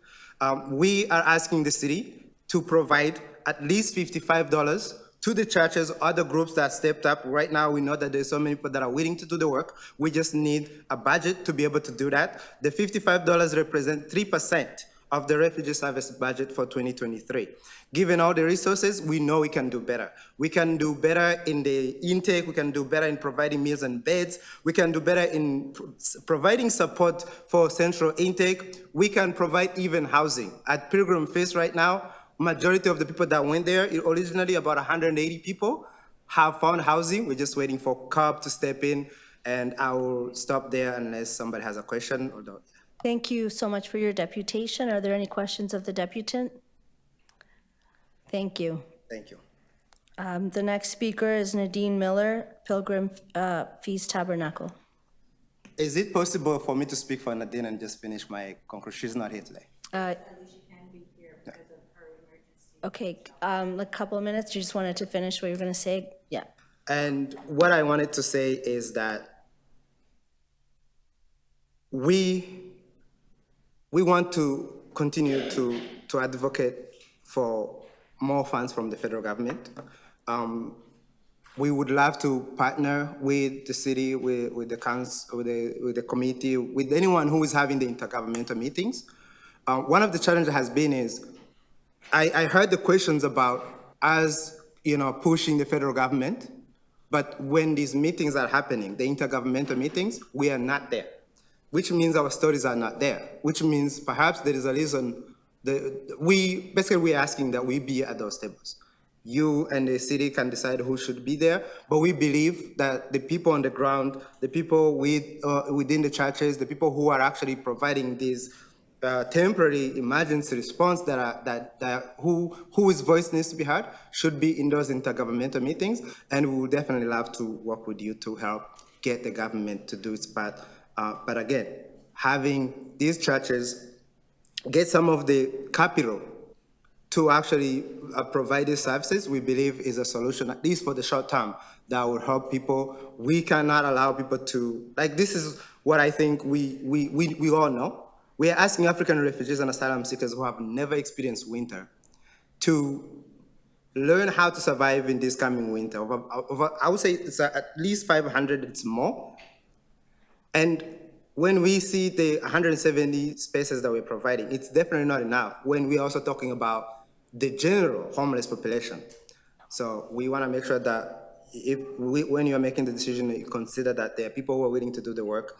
We just need some of the support to be able to do that. Thank you. I will ask a question about that because we've had this conversation about who gets to be at an intergovernmental table. I'll reveal that I don't get to be there. I'm not sure anybody in this room does. I think what you're asking, though, is something important. Is it that you want to make sure that the voice of the people most impacted and the voice of the people who are supporting the most impacted and are being impacted in turn, particularly in the African community in Toronto, we need a forum to hear that voice. We need a forum for the federal and provincial governments to hear that voice. Is that what you're saying, Casito? I believe that would be a great step. So far, we've not had that, Thank you. Yeah, so I think that would be an incredible step towards, because I think once they get to hear these voices, if you see what's going on the ground and you don't act, then we're having a different conversation. Thank you. Any other questions? Thank you for your deputation. The next speaker is Cliff McDowell. Cliff McDowell is not here. The next speaker, oh, online. My apologies. Welcome to the committee. You have 5 minutes. Thank you. I apologize. I'm driving at the time, and I'm just going to pull over quickly here, but I know the clock is going, so I'm not going to waste time here. Pastor Eddie asked me to come here and speak on his behalf. He is away right now, and I respectfully have listened to everyone and their passion of this serious crisis that's going on. And I just want to speak for a moment on Dominion Church right now. We're in a situation that we have to, from the landlord, we have to remove everyone out of the church by November 1st. And there is going to be, I think we're at approximately 125 or more men and women in the church that will be basically evicted. And we're in a crisis management right now, and we're in a very serious situation. Our needs are extreme right now. The temperature is dropping. In another 8 to 10 days, we know that the temperature is going to be well close to zero, if not below zero. And we're going to be in a serious situation here. I know other churches have tried to help us out, and they've been met by NIMBYism. They have been met by the fire marshal, giving fines to the church for whatever reasons of fire codes that just, magically appeared. And I'm not trying to take away from fire services here. They do an excellent job, but those situations can be fixed readily and easily as long as the capacity is met. And fire extinguishers and proper things in fire exits are addressed, and I understand that. But it just seems very ironic that this has happened. Our plea, of course, is, and we completely are on board, that the federal government has not done its part. It is the one that has created this crisis and not properly setting up funding for the asylum seekers that are coming here. And this is completely on the federal government and their responsibility to help us in our situation. But as you know, they've created the policy, and we're taking the brunt of that policy. The province is taking it, the city is taking it, the churches are taking it. And I can tell you right now that many more churches would be more than happy to open their doors if there was not such a pushback on that. We have solutions. We have many solutions to the problem, and that's what everyone needs to understand, is that we're not just coming here with the problem, we're coming here with solutions. I know the armories have been mentioned in the past. We know that there's empty schools within the GTA that could be utilized. And I understand that there's also a liability on all of these different solutions that we have, but we also have solutions for those liabilities that go hand in hand. Remember that the defense minister used to be the former police chief of Toronto. The finance minister is a Toronto resident. I've asked Pastor Eddie if he would be willing to meet with federal politicians. And I know that he's been pushing hard not to do that, but he is now at the point, and I think I've shared this with him, and I think he agrees, that it is, unfortunately, there is an extreme crisis, and he knows that he needs to come and meet with these officials. And he would be more than happy to meet with the mayor of the city, the premier of the province, and the prime minister if need be. Whoever that you can help us bring to the table, we would be more than happy to show firsthand of what's going on. I was at the church on Sunday afternoon, and I watched the transition from the Sunday service to moving all the chairs out to putting these makeshift dividers in that were smaller than you would see in an office cubicle to divide the men and the women. Everyone was being extremely respectful, lining up. You have 10 quiet, seconds. And just happy. I just happened to have a place to stay. My plea to you is that in less than 10 days, over 125 people will be out on the street. Thank you. Thank you. Are there any questions of the deputant? Oh, thank you. The next deputant is Gru. Welcome to committee.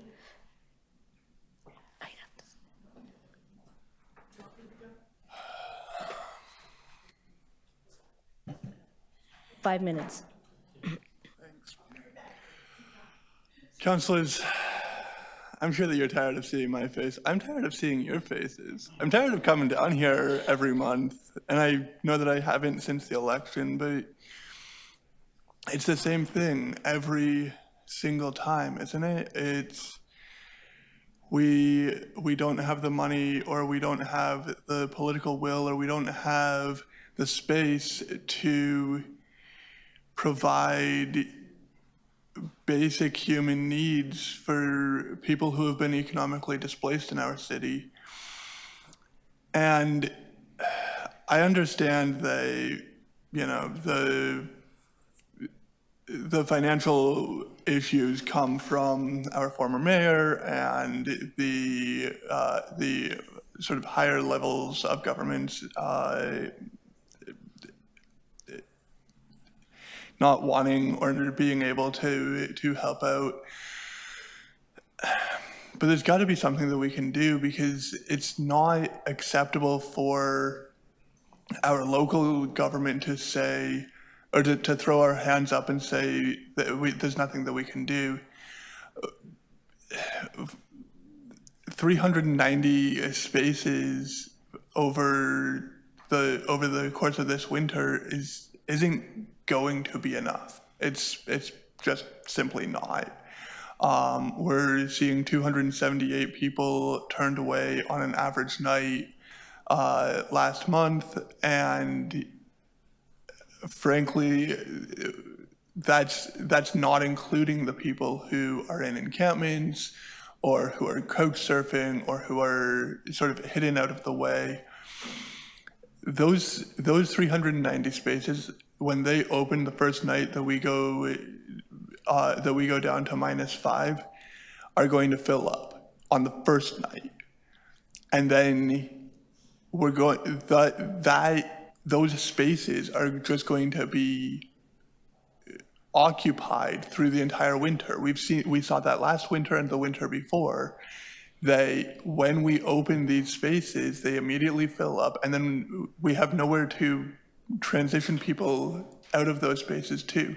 We have no affordable housing to transition people to. We have no shelter space to transition people to. I will give Mr. Tanner credit, or Mr. Tanner and his administration rather, credit for acknowledging the fact that the shelter system is full, and that the demand is continuing to increase, and that we have an insufficient plan this year. But just acknowledging the problem isn't enough. I also want to thank both Mr. Tanner and yourself, Chair, for the work that you have done together on bringing back monthly reporting around the deaths of shelter residents.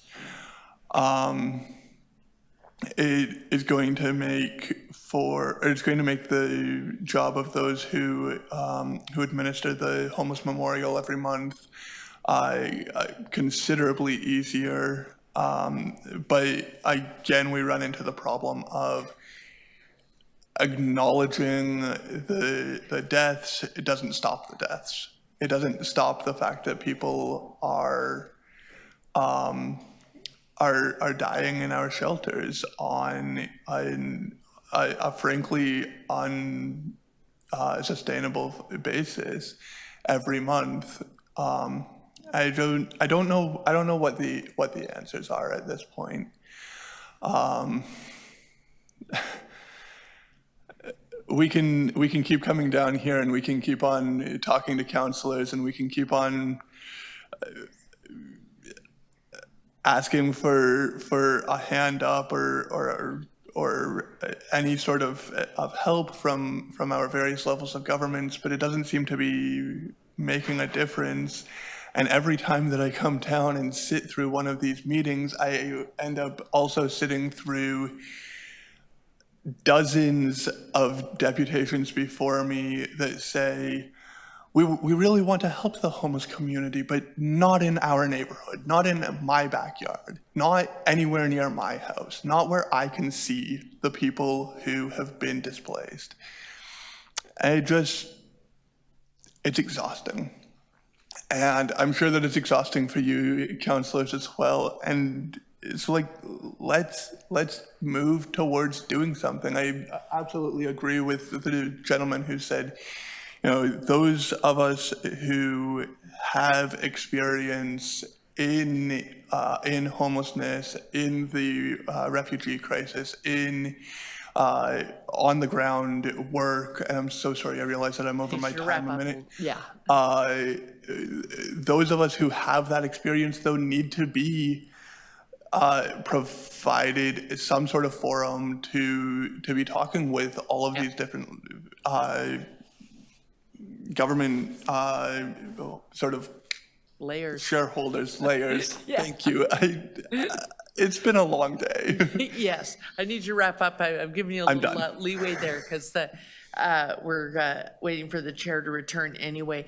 Are there any questions for Gru? Seeing none, thank you. I'm sorry I had to run out in the middle of that. That's quite all right. I know that it's recorded, so you'll see this. You'll see it later. Absolutely. Thank you so much. And I see the chair is back. So Stefan Goslinski is next. I don't know if he's here or online, but the chair is back to chair it. He's online. Yes. Thank you. Yeah. Welcome, Stefan. You have 5 minutes, and thank you to the vice chair. Good afternoon, councillors. Sorry, I'm a little sick, so apologies. Thanks for the opportunity to speak today. So I'm a teacher, and one of the most exciting parts of every school year is the first snowfall. That means a lot of things to my students: snow forts, impending holidays, maybe even a snow day if they're lucky. And as in a multicultural city as ours, there's always students who, new to the country, with transfixed faces I get the pleasure to watch as they greet snow for the first time. I was in a kindergarten class yesterday, and you should have heard how one kid talked about the frost on the ground. I used to be able to relate to my students, but for the past few years, the first snowfall has meant something else to me. A realization that this city is once again not ready for winter, and that my most vulnerable neighbors are going to be left out in the cold. I'm used to students showing up without mittens or hats. They're kids, and some of them have never experienced winter before. But we live here, and there's no excuse for our winter plans to once again be woefully inadequate. Less than 200 warming center spaces, one 24-hour respite. Frankly, it's shameful. Meanwhile, there's 1,700 TCHC units that sit vacant and unrentable, likely out of disrepair or neglect. We need those repaired and operational now. 230 Sherbourne, a perfect space that advocates have been fighting for years, is in the pipeline for another condo, most likely. We need to expropriate 230 Sherbourne now while we still can. Even armories have been used as shelter in emergencies in the past, as has been referenced several times today. We can request that the Ministry of Defence open Fort York and Moss Park armories for this, with staffing by either the Red Cross or Doctors Without Borders, potentially. I know it comes down to the cost. We've heard that several times today again. And I know that the city is in a bad situation in terms of the budget we've been handed right now. But when I say it comes down to the cost, I am not only talking about the money required to implement an actually effective system. I'm also talking about the cost of inaction. We see exposure-related ailments like frostbite and trench foot soar among our unhoused neighbors in the winter, costing more medical dollars and, as mentioned earlier, ER resources, even for those who are not specifically experiencing those. And they could have easily been avoided, but instead cause undue suffering and lasting disability for people who already have enough to deal with. Or there's the invisible cost paid by private citizens, and we've heard a lot about faith groups and other advocacy groups, people buying tents, sleeping bags, sheltering people in their buildings, other humanitarian aid measures that come as the last line of defense for some people. And finally, we can't forget the most important cost for me and hopefully for you, those who don't make it through the winter at all. I don't know when higher levels of government will fulfill their promise of funding, but we must be persistent in demanding that, as well as finding creative solutions and funding models, some of which I think have been suggested earlier today, because I do know that the cost of inaction is far too high. The winter plan is inadequate. You've heard several ways today to improve it. I particularly recommend rereading Kathy Crow's very detailed list of solutions. You need to improve the system now because I refuse to live in a Canadian city that is surprised by the winter. Thank you. Thank you for your deputation. Are there any questions of the deputant? Okay, seeing none, we have one more deputant. Miguel Avila Velarde. Welcome to the committee, and you have 5 minutes.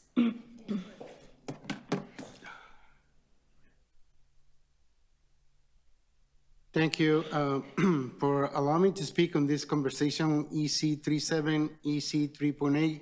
I will be speaking, combining my comments. I came to Toronto 32 years ago and as a refugee from Peru. It is sad that our refugees coming to Canada right now are to seek a better future, not finding a home or a shelter space by the streets or a church basement. So here I am, Miguel, as a representative of the Regent Park Neighborhood Association. I want to answer the question, how we contact our elected leaders. Yes, we have contacted our elected leaders.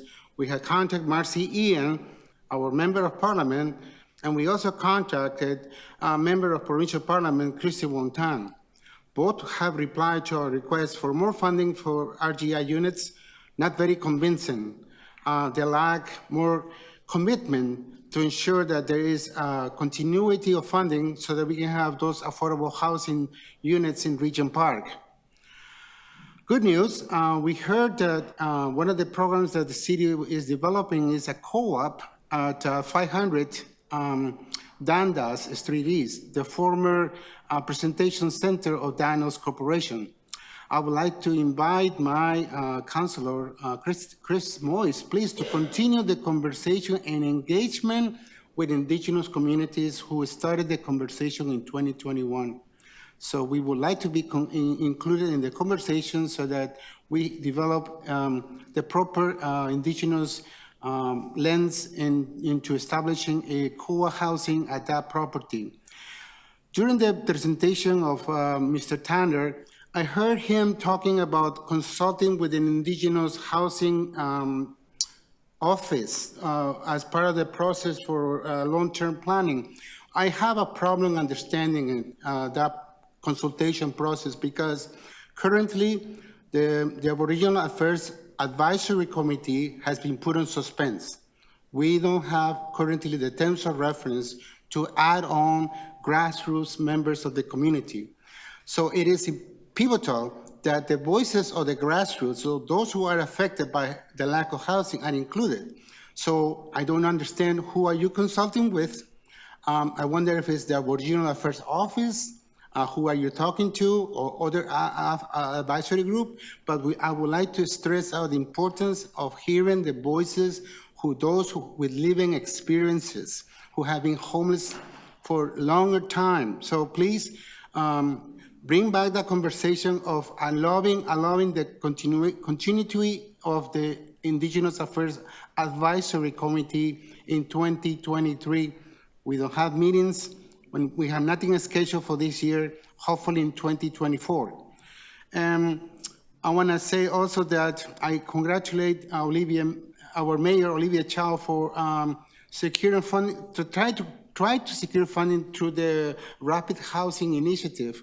I believe she will be meeting with the Minister of Housing, and we wish her the best of luck in those conversations. And one of the things that Gru mentioned is about the memorial that we honor those who have passed away dead on the streets of Toronto. We have a solution. It's called funding our communities, defund the police. That is another alternative we have asked you time and time again. If we dedicated 50% of the budget that is given to the police, $1.2 billion, imagine how much it could go to build that important housing, our refugees. They're coming and not funding anything but the streets. So this is a good opportunity because the Toronto Police Budget Service is conducting a budget consultation. So the public is invited to provide their input into how much money the Toronto Police needed, because it's the largest item on the budget of the city of Toronto. It is unattainable, it's unsustainable, and it needs to find a real solution. So funding our communities, defunding the police is not a crazy or a bad idea. Thank you. Thank you for your deputation, and that concludes deputations. We are going to start now with questions of staff. I have Councillor Moise, Councillor Malik. On both, yeah. Go ahead. Oh, we'll consider unless you would like to separate them. We can just do 2 rounds on both if we need it, and then we'll consider them we'll consider them together afterward. I mean, separately. Sorry. Go ahead. Thank you. My question shouldn't take more than 5 minutes. So my questions to staff. What is the current status of the George Street revitalization? When is the George Street revitalization anticipated to break ground, I should say, rather? Thank you for the question, and through Madam Chair to Councillor Moise, it's Pat Matoso, Councillor. The project is currently in the evaluation phase. Staff should wrap that up by year end and should have an outcome or make an announcement on an outcome in early 2024. If I recall, the original schedule called for the project to begin sometime in June of 2024. So I had a meeting with the Minister of Infrastructure, Ontario, last Thursday, and she indicated that the city has paused the RFP process. What is the reason for the holdup, and when can we expect the process to resume? I know you just told thank me you for when, the question. As the RFP process is currently still in the progress, I'd have to either go in camera or discuss that with you offline. Okay, we may need to, because again, I'm surprised that the project was in pause. Moving on from that, this is a question to Mr. Tanner. So I know you've mentioned more than once that we house about 10,100 people per night. And that's been up significantly from 2021 to 2022, now to 2023. Can you give us a dollar figure as to how much it costs the city to house people in the shelter system every night? Yeah, thanks for the question, Councillor Moise. I think, just listening to some of the deputants, I don't think people realize the dollar value, that the investment that we put into the system as a city. Yes, thanks for the question, Councillor Moise. Through the chair to you, in the investment by the city in 2023 is going to be $494 million. and that's up from 167 million in 2020. That's net. Okay. The gross cost is $710 million. So by far, the city is paying well over 50% now of the total budget for these services. And is that just shelter itself? What about like permanent housing? I know like. This is just the budget for shelter support and housing, mostly for shelter, some for outreach, some for community grants, central intake, and oversight. Mm-hmm. And again, there's additional amount that we invest when it comes to permanent housing, like TCAC, for example, and others, right? So that's when you add all those investments together, do you have an idea how much that is? My colleague is here from the Housing Secretariat. He might be able to add to what the city's shelter support and housing budget is, which our contribution is $500 million per year. Thanks, Gordon. Through the chair, I don't have the details in front of me, but I will keep it a high level. The Housing Secretariat has approximately $700 million in operating costs each year that support rent-geared to income housing and operations of grants and services that help people find and maintain housing. So a quick addition here is about $1 billion a year, $1.4 billion a year investment from the city. And I think in your comments, you stated that per capita, we actually spend more on housing than any other municipality in the country. Is that correct? Yes, through the speaker to you, Councillor, on shelter services specifically, well beyond the investment by other municipalities across the country.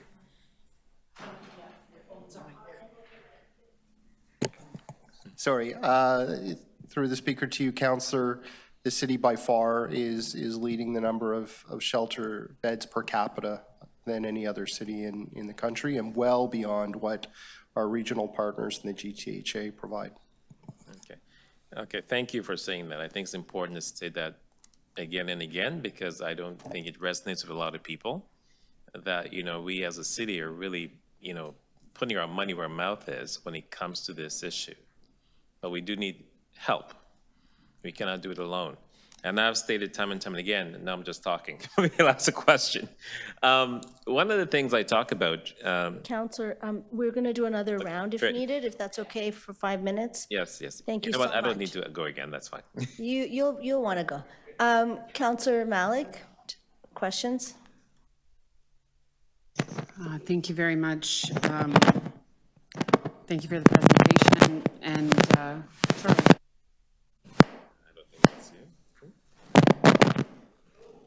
Hello? Is this okay? Yeah, that's better. Okay. I just needed to. Thank you very much. Thank you for the presentation, and I do want to begin my questions by also thanking everybody who came today and shared their deputations, took our questions, and that's very much appreciated. I want to begin my questioning there. Many deputants today talked about their understandable concerns with shelter services in their neighborhood, and particularly the concerns today were around the much-needed services coming to 629 Adelaide. I just want to clarify and hear a little bit more from staff. The site is moving from another location in the neighborhood because affordable housing is being built on that site. Can you please confirm the address that the site is being moved from? And can you share with us how many units of affordable housing is being built on the site? Yes, and through the chair to you, Deputy Mayor, the site is moving from 25 Augusta Avenue, which is being redeveloped into permanent supportive housing. There'll be a total of 31 units of made up of studio and one-bedroom units at that site in the future. There have also been many questions and a lot of differing information about how the decision about the location of shelters and respite centers are made in the City of Toronto. I know that also underpins many of the choices in this report. Can you please clarify how decisions about the locations of shelters and respite centers are made in the City of Toronto? Yes, through the chair to you, Deputy Mayor. So in 2017, City Council delegated the authority to site shelter locations, respite locations in the City of Toronto. That was pending the availability of a budget to do so, and that the use of that property or location that was cited meets land and bylaw zoning requirements. And can you share with us a few of those requirements? So the requirements are, we are able to, as of right, site shelters in most areas. The largest exclusion would be employment lands, where we cannot site shelters. So a number of the questions and the concerns that were raised by deputants is about the process staff go through to identify new, and I guess in this case as well, specifically even relocations of shelter and respite services and spaces, and the question about what that process is, and particularly community engagement, how it's initiated. I think those questions were very valid, and to be able to clarify with as much detail as possible about the process for how those decisions are made and the level of community engagement that residents and local stakeholders can expect and how that's initiated. Yeah, thanks for the question, Deputy Mayor, and through the chair to you. First off, I'd say we look and are always looking for shelter and respite locations. For this winter plan, we looked at 130 properties across the city. We landed on 4 warming centers, for example. The process to engage with communities, in this case around 629 Adelaide, has not gone well and not our preferred approach. We were prepared to launch a broad community engagement, which usually entails hiring a third-party consultant to have conversations with community stakeholders that might be a part of the business improvement associations, residents associations, individual residents, and we prefer to do that through small conversations with few of those stakeholders where we can really truly engage and listen and have a conversation with respect to the program. Those conversations are launching this week. In this case, unfortunately, news of this location was in the community before we launched actually our community engagement process.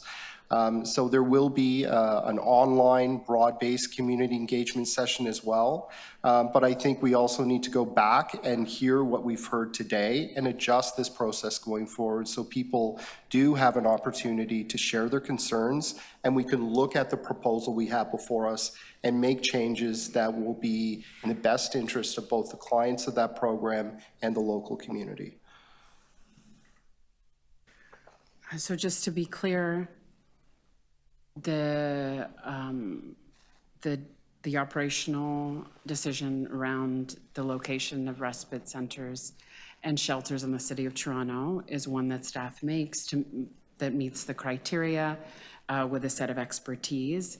Once that is determined, a community engagement process is initiated in order to ensure that local stakeholders and residents are informed and that their concerns are heard, listened to, and appropriately addressed by the city staff, the operator, and through a reliable process. Is that correct? That's correct.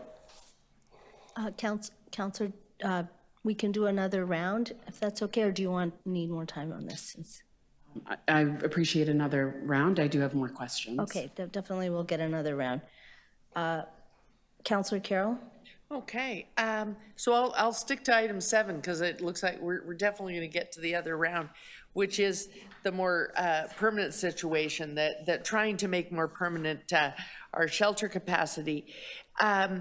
The report's kind of sweeping. It's a big chunk to digest, but I'm wondering if I want to zero in on the short term because we do have the looming deadline of the hotel leases. So in the short term, in the 1 to 5 year thing, in your presentation, you talk about, at the very least, offsetting any capacity change as a result of, you know, if any hotel asks for their site back. The hotels that have closed so far are ones where the hotelier didn't want to renew. They want their hotel back.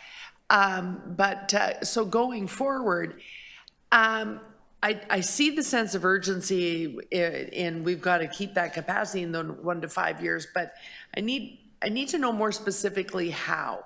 Are we aggressively moving on the, we're going back to working on the modular supportive housing model? Are we going to do more of those 60-unit things? We talk about retrofitting hotels, but how fast can those be done? And if Create were to come up with a site for us, how fast can we find a site, purchase it, or and then activate it?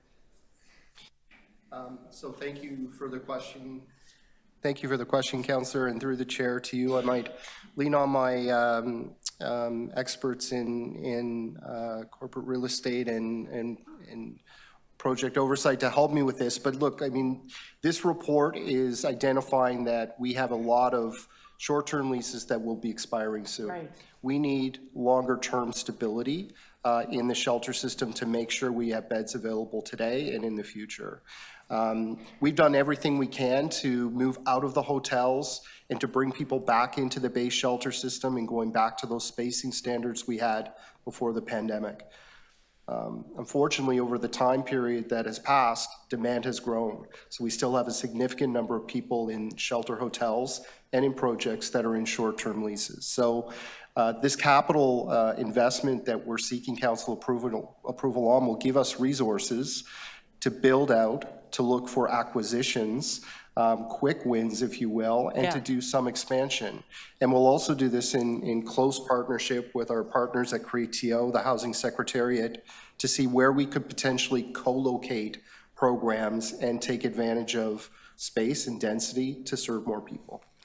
Well, that was going to be my next question, because we need quick wins right now, and if we agree that smaller is better, and that predates COVID. Before COVID even, we were talking about how you don't want a 400-person shelter. You don't want to create another 4-story George Street. You want 80, 90 men or women in a shelter ideally, or even smaller than that, which seems like that should be quicker to build, but it's finding the sites and getting on with the processes quickly. So if we can locate sites anywhere in the city, you know, from the time we say, hey, there's a good site to being able to occupy it and serve, what's the time frame? Are we still talking a year, 2 years, 3 years?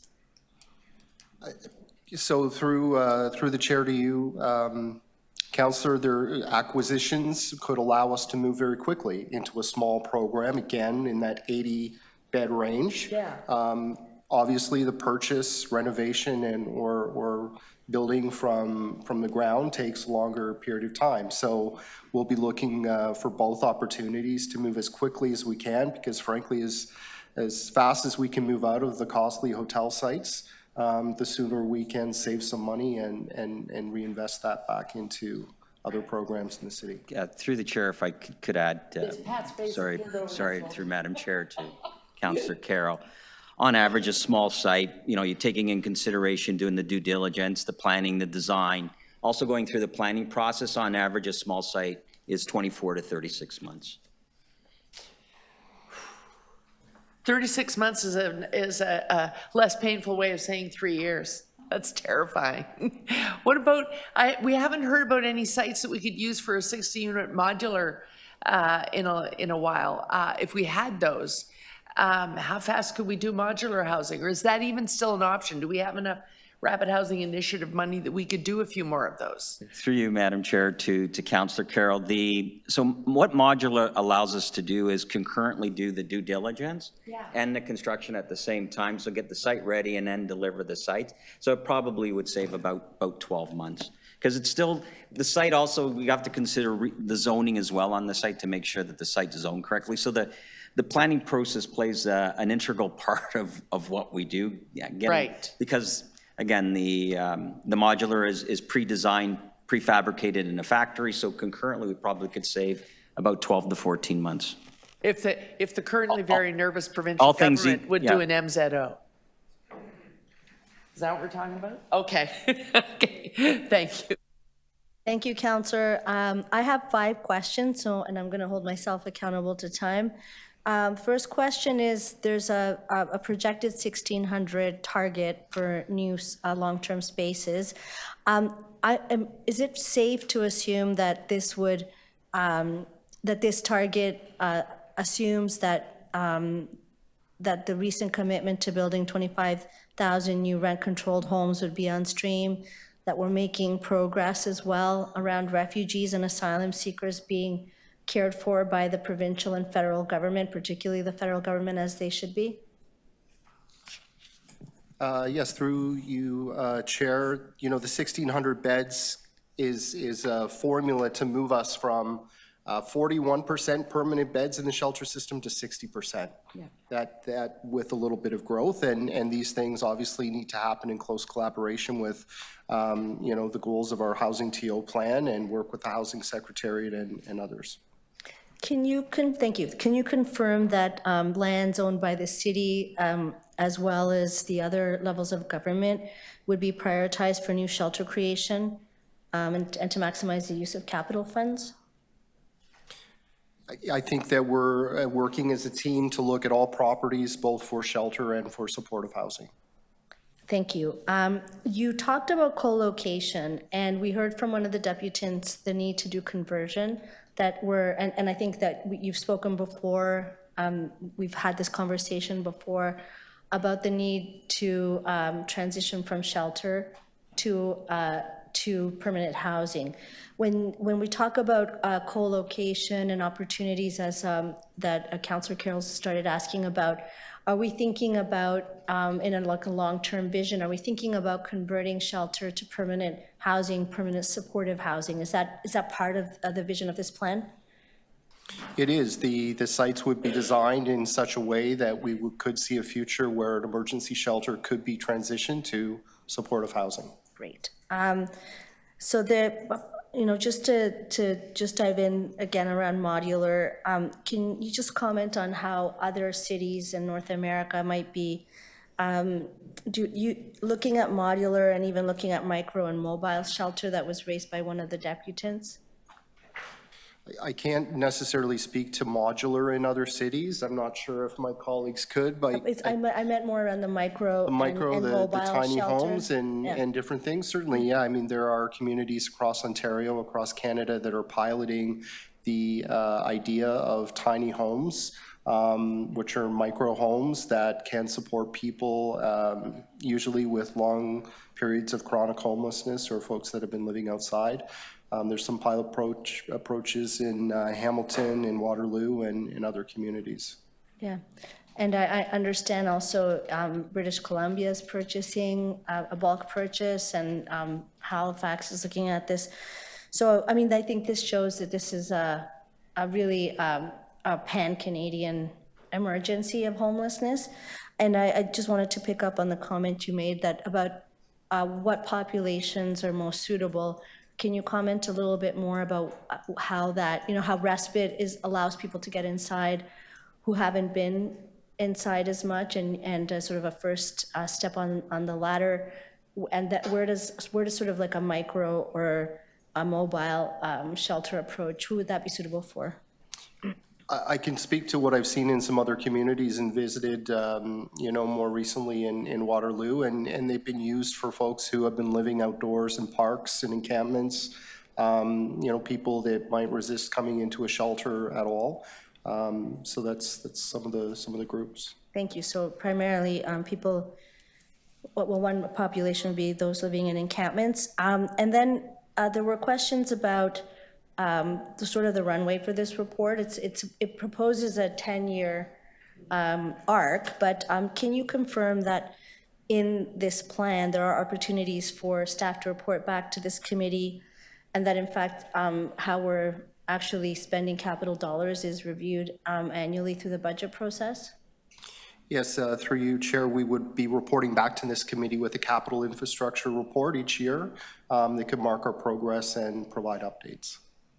Thank you. And wow, I have extra time. My question would be, from your recollection, even though I'm not saying we shouldn't ask again, how often or how many times has the City of Toronto made the case to the federal government that we absolutely need support on an emergency basis to attend to the refugee crisis that's facing our city, our region, and in fact, Southern Ontario?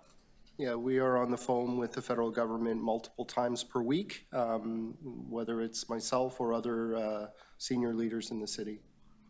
And we have seen, can you confirm that we have seen some movement from IRCC to start to relocate people from, for example, from churches into federally supported emergency shelter responses? Yes, through you, Chair, we have seen, through my colleague Vera Doddick, working very closely with IRCC. There's probably been about, 350 people moved since the beginning of October. More transitions are planned even this week.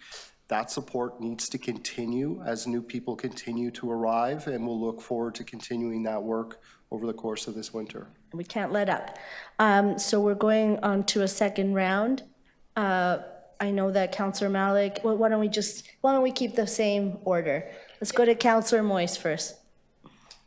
I'll listen to the deputants, and sometimes, I feel that it sounds doom and gloom.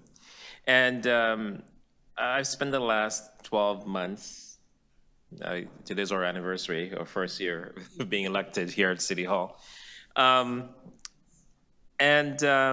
I know since I've been here, for example, if this coming winter, I know you're making 100 more spaces in Seton House.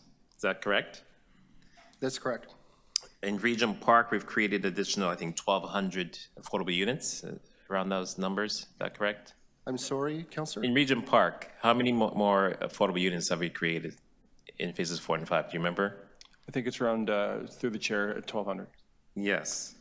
Bond Place Hotel, how many, we purchased that building, how many units are in that building? I think ultimately when it's finished, there'll Yes. be over 200 units of supportive housing. We have a 24-hour women's drop-in corner of Carlton and Parliament. Is that correct? Soon to be open, Councillor. It's currently operating at the corner of Adelaide and Church. We look forward to moving that to Parliament and Carlton later in 2024, I believe, early 2024. We have in one Winchester Street, about a block from my house, we have a new women's home opened up there. How many people live there now? I believe that's Margaret's. Margaret's, yes.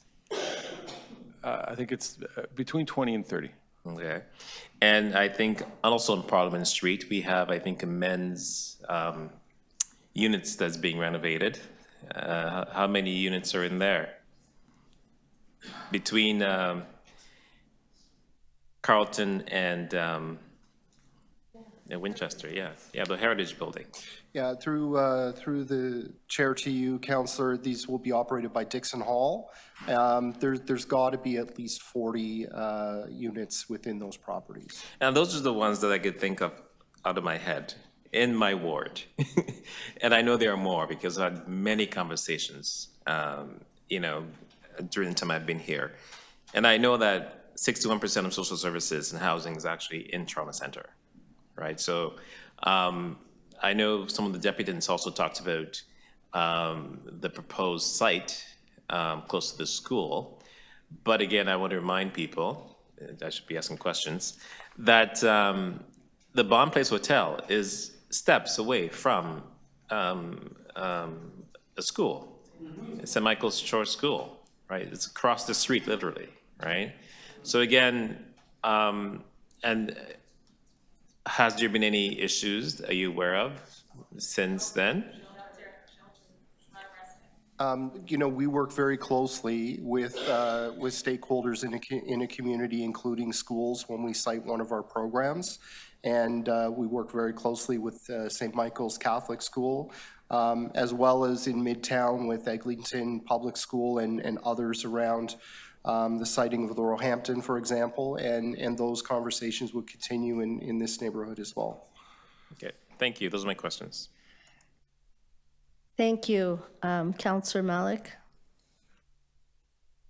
Thank you very much. I'm just going to pick up on the questions and thank you, Councillor Moyes, because I do think it ties well with my next question about how providers engage with communities when they're running programs and services like the ones we're anticipating at 629 Adelaide. Yes, Deputy Mayor, through the chair to you. There's a number of ways that we engage, and it's important to note this site won't be a city-operated site, but operated by a nonprofit named St. Felix Center. They operate with community liaison committees, for example, that are established when a program is launched and before it's launched. So we have a group of stakeholders that we meet with regularly to address and take feedback and address concerns. And there's a variety of, opportunities to engage with and partner with local communities where these services are cited.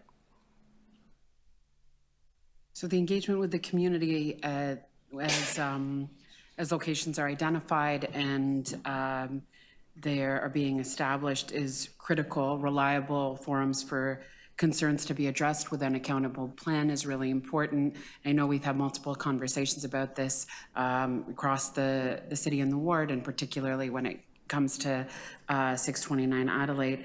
And one of the concerns that I heard raised was that responsibility of operators, where the preoccupation would just be to the edge of the property line, and that is not acceptable. I don't think to any of us, because our neighborhoods are not like that. It's not to the edge of property lines. It's on site and in the neighborhood and in the area. And can you speak more to the resources that are provided and the commitment to ensuring that as an operator gets up and running with services, that the commitment to the community, engaging in something like a community liaison committee and addressing those concerns is about an accountable plan on site and in the neighborhood? Yes, through the chair to you, Deputy Mayor, that's correct. I think also through this engagement process, again, which, acknowledge that has not launched in a good way, there will be opportunities to build into the plan feedback from local stakeholders. I can tell you that, once a service is launched, also there's an opportunity to invest in not just inside the program, but also outside and in the community to make sure that that we are a good neighbor and integrating well into a community. And so look forward to more of those conversations, but certainly staff here have documented a number of thoughts that people have brought forward today, and that will form the basis of part of our conversations going forward. Thank you very much. And from one of the deputants, it's about making sure that we have a process and we're looking at the neighborhood as a whole to make sure that everyone is safe, and that's really important. Another one of the concerns that was raised, and we can understand, especially in our downtown communities, is that so many of the services that are provided are focused on one or concentrated in certain parts of the city, and that is a fact. And that is something that was raised as a concern. And also there was questions about, the need to make those choices. Can you speak to how this plan that's in front of us addresses that concern and allows us to distribute services more widely in neighborhoods across the city that also need these types of services? Yes, thanks, Deputy Mayor, for the question, and this is an important one that will be important for all councillors to hear. The report that we have before us looks at possibility of opening another 20 different shelter sites across the city. Those will all need to be sited in neighborhoods. And they won't all be in the downtown core. They won't all be in the downtown east or west. There'll be communities right across the city. Over the course of the last 6 years, when the shelter system has doubled in size, we have programs now over 100 across the city and in communities that have never had services for folks experiencing homelessness. I think it's important that we have services in communities where people are from. And in the downtown, we've got a lot of folks that are on the street, living in parks and in encampments that also have nowhere to go. Thank you. In your presentation, you mentioned that the city has tripled its contribution to emergency shelter services. I believe it was from 167 million to 500 million over the past 3 years, and the need for the investment from other levels of government is urgent, and it is about people's lives. What kinds of supports is the city looking for, and is there funding that is provided? How is that used? So the plan with respect to the capital infrastructure strategy is a plan currently. It will need to be considered as part of the 2024 budget process. And we will, take the plan through that process and receive feedback from mayor and council on that plan. In addition to just funding, though, it's important to note that there are other things that don't cost a lot of money, and it's actually sitting down and coordinating a lot of services that doesn't happen right now. Coordination between our municipal service system and the provincial systems of health, corrections, immigration, and so on. So, there's a lot more work that could be done to streamline the supports that are available and to get the best outcomes for people. Thank you, and appreciate the extra time. Yes, of course. Thank you, Councillor Malik. Councillor Carroll. Thank you. Yeah, I was asking questions about 7 in the first round, so I guess I better move on to item 8. In terms of the more emergency response that we see in 8, the one concern I have about the winter, we have now set up addresses for winter 24/7 sites that, based on the pilot last year at Metro Hall.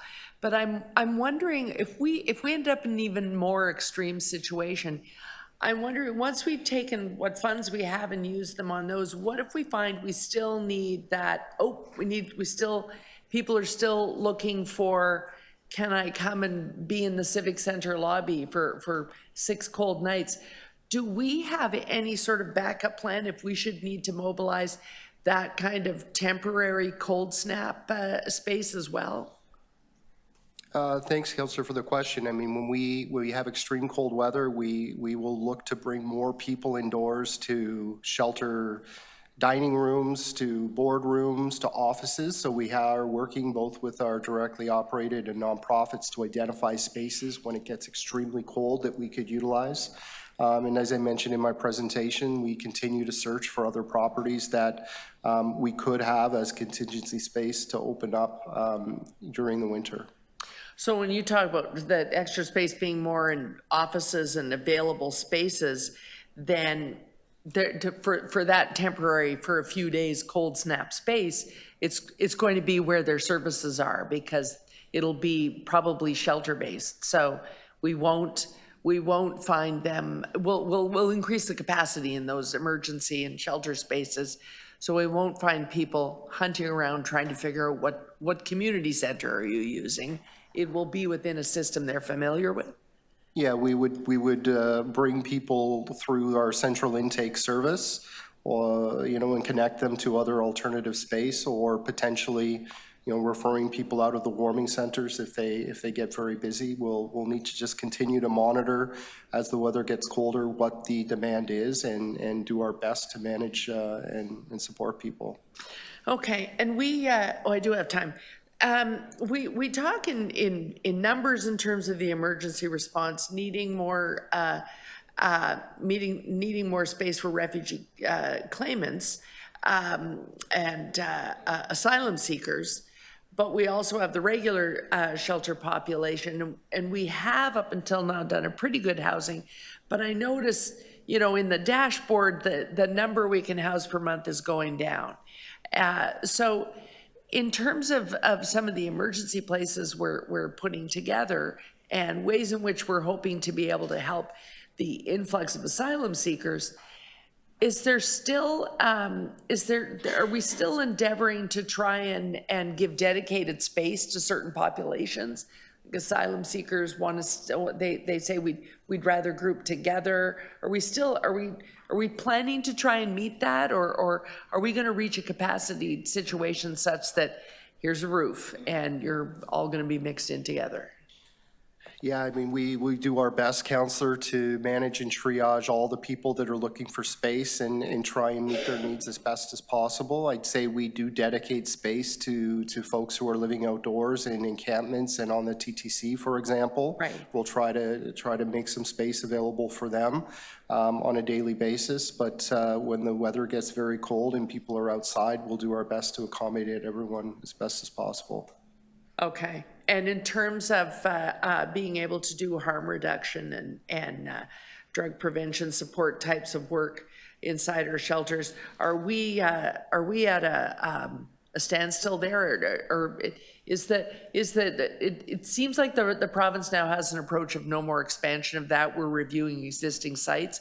What about where we had these special licenses inside some of our emergency shelters? Are we still able to deliver those services as needed, or do we have a cap on those as well?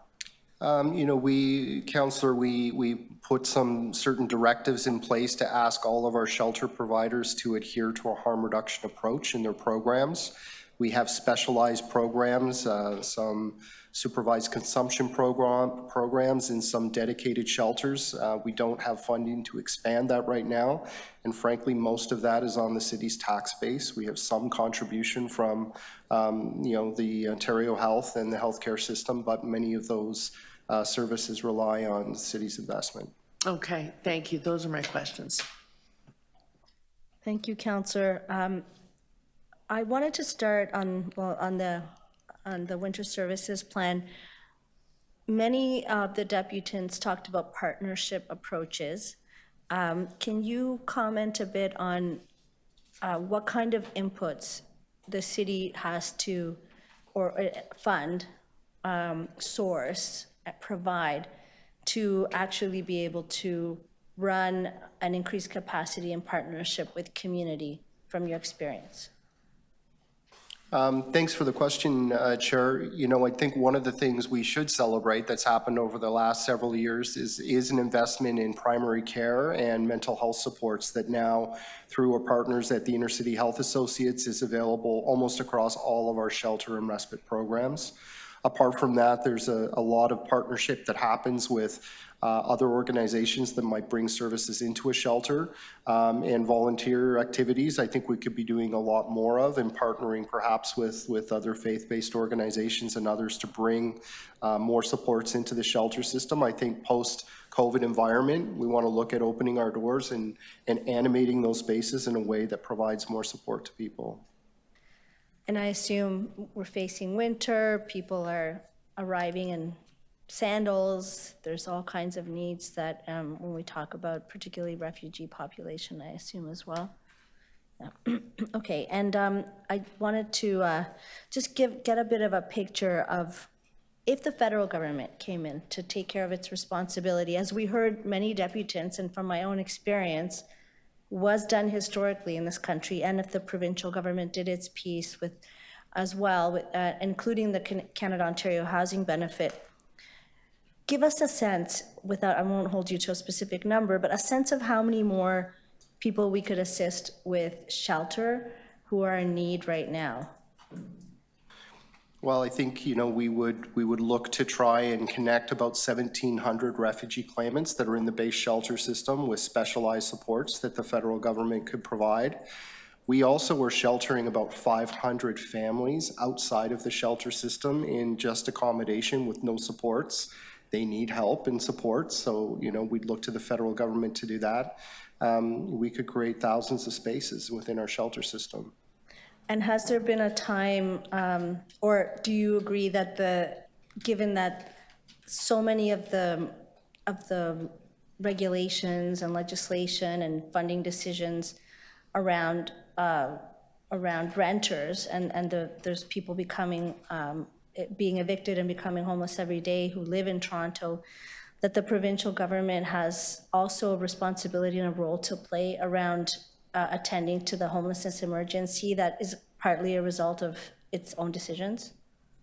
Yes, we fully agree with that and support some of the Auditor General's work in that area to better coordinate services, along with the issue of income supports that are far too low to support people to take care of themselves.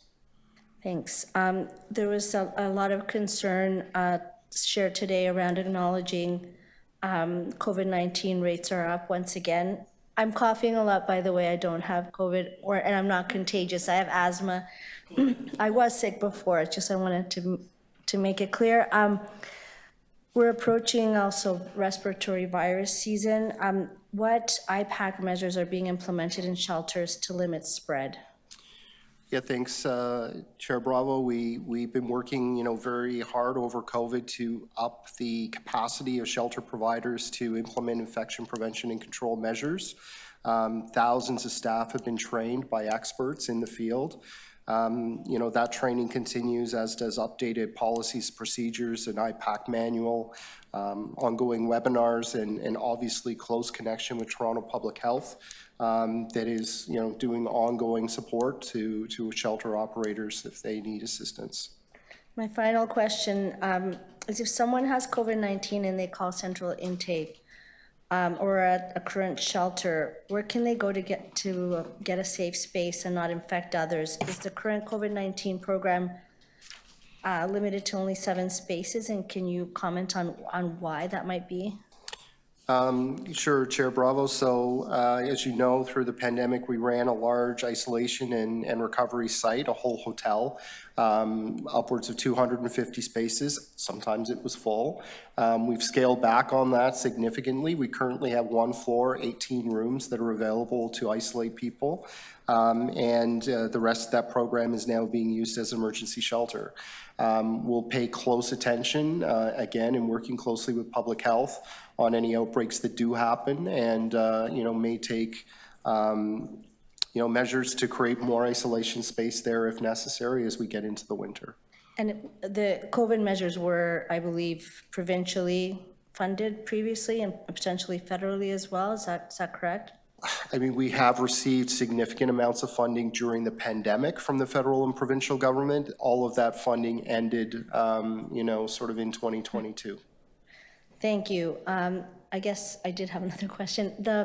In terms of the role that the Black-led churches have played, which has been significant, there was a council agreed to, after a certain date in September, I believe September 18th, following the refusal of the federal government to provide the resources, $750,000 to pay for some of the costs incurred. Can you confirm, or perhaps you don't know, but that the money came actually from city reserves? That sort of City of Toronto property taxes, like all of the work that we fund, came from reserves, which means we're really digging really deep here to be able to meet the gap that's been created for them. Is that correct? That's correct. Okay, thank you. So, are we exhausted at asking questions? Well, I'm exhausted. Yeah, definitely. We're going on 9 hours of committee meeting, which is wonderful about democracy. So now I think we will go to speakers, and yeah. I can put up my motion, I think, and then you can say what you wish. We're going to start with 7.7. And yes, I do have a motion with 4 parts. The intent of these motions is to recognize a number of things. Part of it has to do with really focusing on what some of the deputants talked about, which is to acquisition, which is to combine some of our objectives around housing and around shelter, and making sure that the city has more control, more long-term power to be able to leverage land, and to be able to respond in a way that, as you heard, would allow for some flexibility. If we're building shelters, that they one day become actually long-term and supportive housing. And this opens up opportunities as well for co-location. There's something very specific here, which is also responding to what we heard from deputants and what we've heard from the sector of organizations and advocates and frontline workers serving the unhoused, which has to do with studying what other cities are doing. Every day we're hearing more and more cities are needing, not because this is the first place to go to, but needing to look at micro and mobile units of shelter, and that in fact that this request is that this examination of this strategy would come back as part of the encampment review report, which will take place in the first quarter of next year. And I think that we really need to think about one of the elements that didn't come out in today's deputations, which has to do with the workforce in this sector. There is widespread exhaustion. There is widespread sense of despair. It's a very difficult area to work in shelters, and in supporting the unhoused in a time when the crisis is more severe than ever before, and also the needs are greater. And we know from what we've heard from doctors at this committee in the past and from frontline workers that any period of homelessness is going to make you more sick. Your body, your soul, and that mental health in particular really suffers. So we really want to make sure that the provincial government understands that we need a care workforce strategy, and that we need to have their attention and investment around that. And that City Council request the Government of Ontario to restore previous cost share funding agreements for shelter operations. I never get tired of saying, oh, I didn't run my clock, that we're the only province in Canada where this level of government, municipal government, is expected to deliver social services. And this is the most important social service right now that we deliver in terms of preventing harm. If we truly going to practice and believe that housing is a right, all of the pieces that lead to housing, including respite, as challenging as it is, including shelters, are part of a continuum that allows people to realize the right to housing to which this City Council has committed. So that's my motion in relation to this, and I want to thank staff for taking a really hard look, despite all the pressures of the present, at a way to produce more value for money in the longer term for unhoused people in the city, in terms of city finances, and ultimately for the people of Toronto.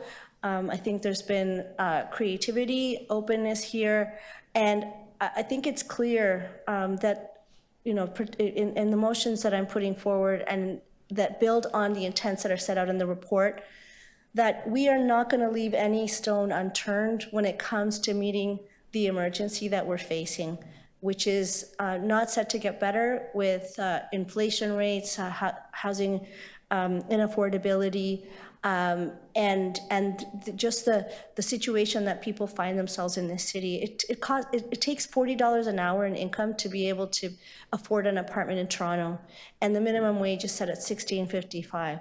So we have a gap that we're facing that has many, many factors, including the federal government no longer investing in housing since 1995 in a real way and needing to get back into that. And then some compounding problems that have to do with provincial legislation and how they harm tenants and are actively displacing people out of their homes, in addition to the refugee shelter crisis that the city of Toronto is facing, and there is no other city in Toronto that's facing this kind of pressure. So I put that before you, members of the committee. Questions of the mover, or? No. To speak, Councillor Carroll, Councillor Mallett, Councillor Moyse. And this is on item 7, because the motion's on item 7, yeah. I'm totally supportive of the motion and of the report, because we do want to leave no stone unturned.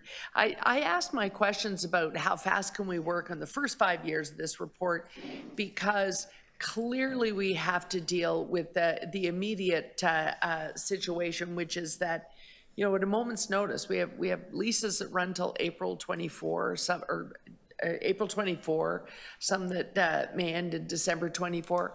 And at any point in time, one of those hoteliers could say, no, I'm not renewing. And so those first 5 years, we have to be under construction.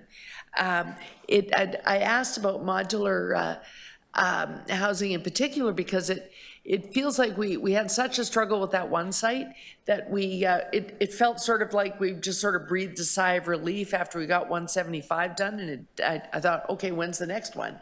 And I want to see another one of those starting pretty much every quarter, so that it becomes a routine to get them going, because they can be done, and also because those that are done seem to work so well in every community. The one in East York, it's in Councillor Bradford's ward, that's sitting right there, right across the street from Stan Wadlow Community Centre, where you have mothers and tots programs, the seniors drop in, and all the rest of it. It just knit itself into the community. The one on Macy in Councillor Crawford's area, was very contentious, very contentious. I sent my daughter to the meeting as a secret shopper, something I often do. I make my family members go to consultations and check the vibe, and she happened to have one of her kids along. And it was a very angry meeting, but the project proceeded, and when they came by my house after the meeting, I said, how'd that meeting go? How did the councillor manage it? Because we had already heard here in the building by then that it was a very difficult meeting. And all my grandson, who was a teenager, would say was respect. Respect. That was tough. But even that one has knit itself perfectly into the community. And the issue that many had was this was a good and available site, but it is right behind a beer store. And the community said, why on earth would you put this here? But the supports are right inside that building, and that is the real estate that was available, and it has worked. It has worked. I drive by that one quite often. And so I just think that in these first 5 years, whatever funds we have, that model that puts 60 people in a building, and then you put the supports in underneath. Wherever we have a piece of real estate, we've got to use it. In my own shelter tour, one of the places that I visited was the temporary shelter units out in Kitchener-Waterloo. It's called Better Than the Tent City, and it's those shed types of housing that are in your motion. But when I looked at the real estate, I took one look at the site and thought, okay, I could put a 60-unit modular here right now. And so I really just want to double down on that particular form, because it can be more to the permanent side. And that's what we need, because it just feels as if, to the chair's comments about illness, the more permanent feeling that facility is, the more likely we are to build the health and the capacity of that person to be able to cycle on to what Bruce Davis said earlier. It was moving from shelter to thriving. It seems like that type of site is the kind of one that you could move on to thriving, and that is very important.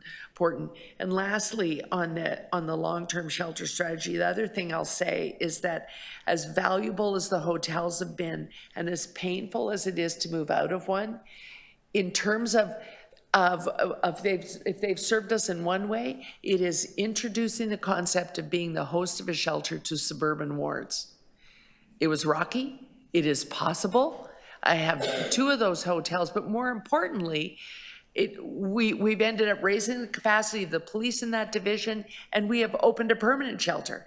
And I've said this in this room in discussing it before, the only resident phone calls I get about that permanent shelter is, can I volunteer? I don't know how to get in the front door so that I can volunteer.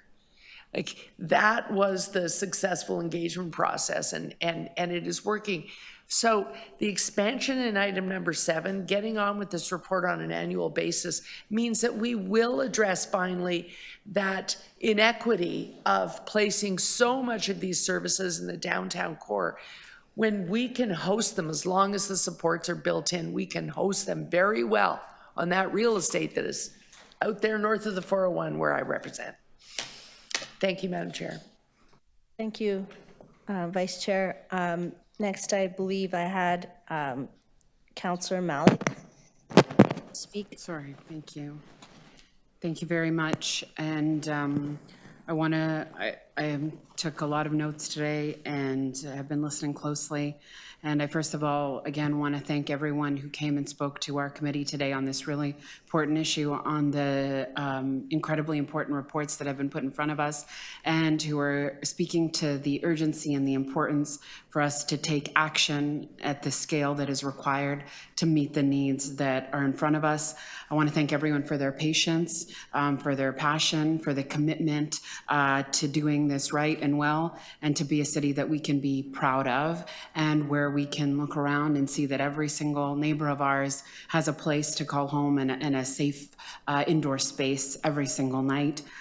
Last winter, as our term began, I spoke at the Board of Health and at Council alongside so many of my colleagues to take action on emergency warming spaces, because at least at that time, at least 150 people were being turned away from central intake each night because there was no shelter spaces available or appropriate respite spaces. Now that number has grown to almost 300 people a night, if not more, some nights.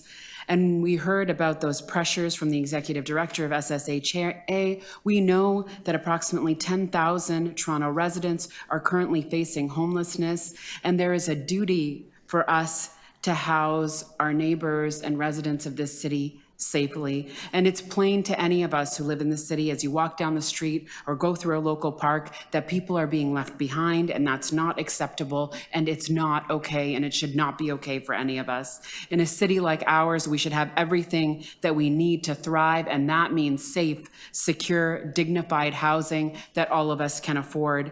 And we know, and you all know, and our communities know more than ever, that shelters and respite centers are not the answer to homelessness, and no one is saying that they are. A diversity of affordable, accessible, and appropriate housing is, and we need provincial and federal governments to step up to their responsibility and work to solve the housing crisis and end chronic homelessness, and we will do our part as well. The provincial government have to return to cost sharing in the operating funding of our shelter system, and as we heard over and over again today, to increase contributions to COB to make sure that people are able to look at options right away. We need all Toronto MPPs to be with us on the front lines of this call.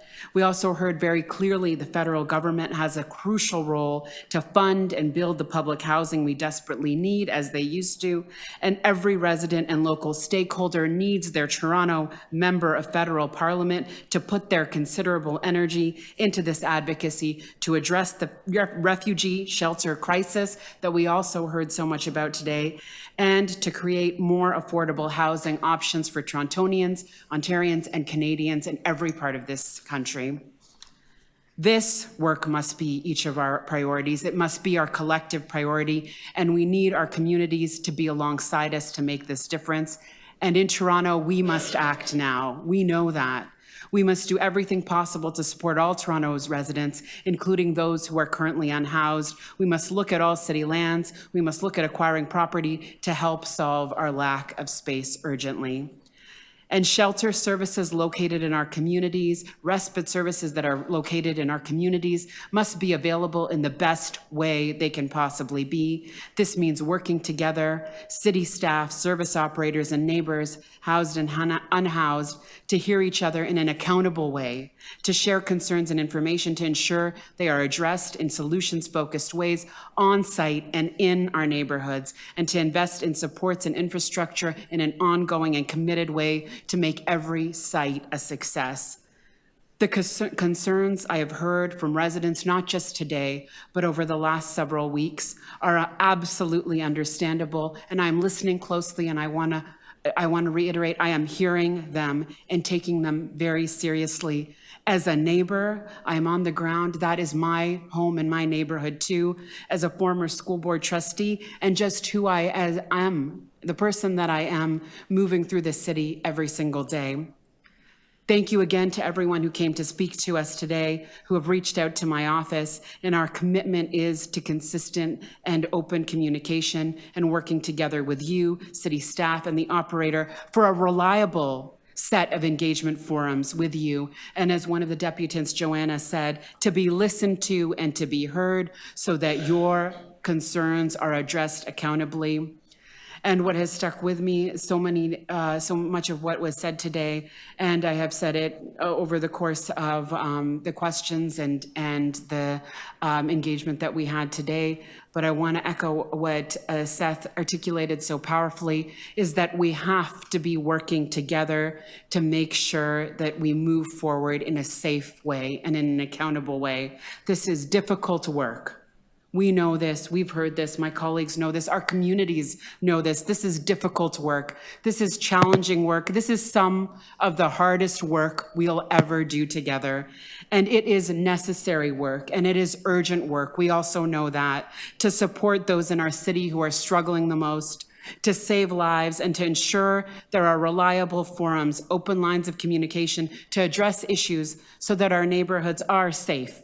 They are attractive, and they are inclusive places where everyone can learn and live and thrive together. They're places that all of us can call home. This report takes on an important step forward for our shelter system. I fully support Councillor Bravo's motions to help strengthen this work to create a firm plan going forward. Toronto can and must do more, and this report is such a crucial step in the right direction. And my commitment is to work with our community, with my colleagues, and with all levels of government to keep moving forward. Thank you very much.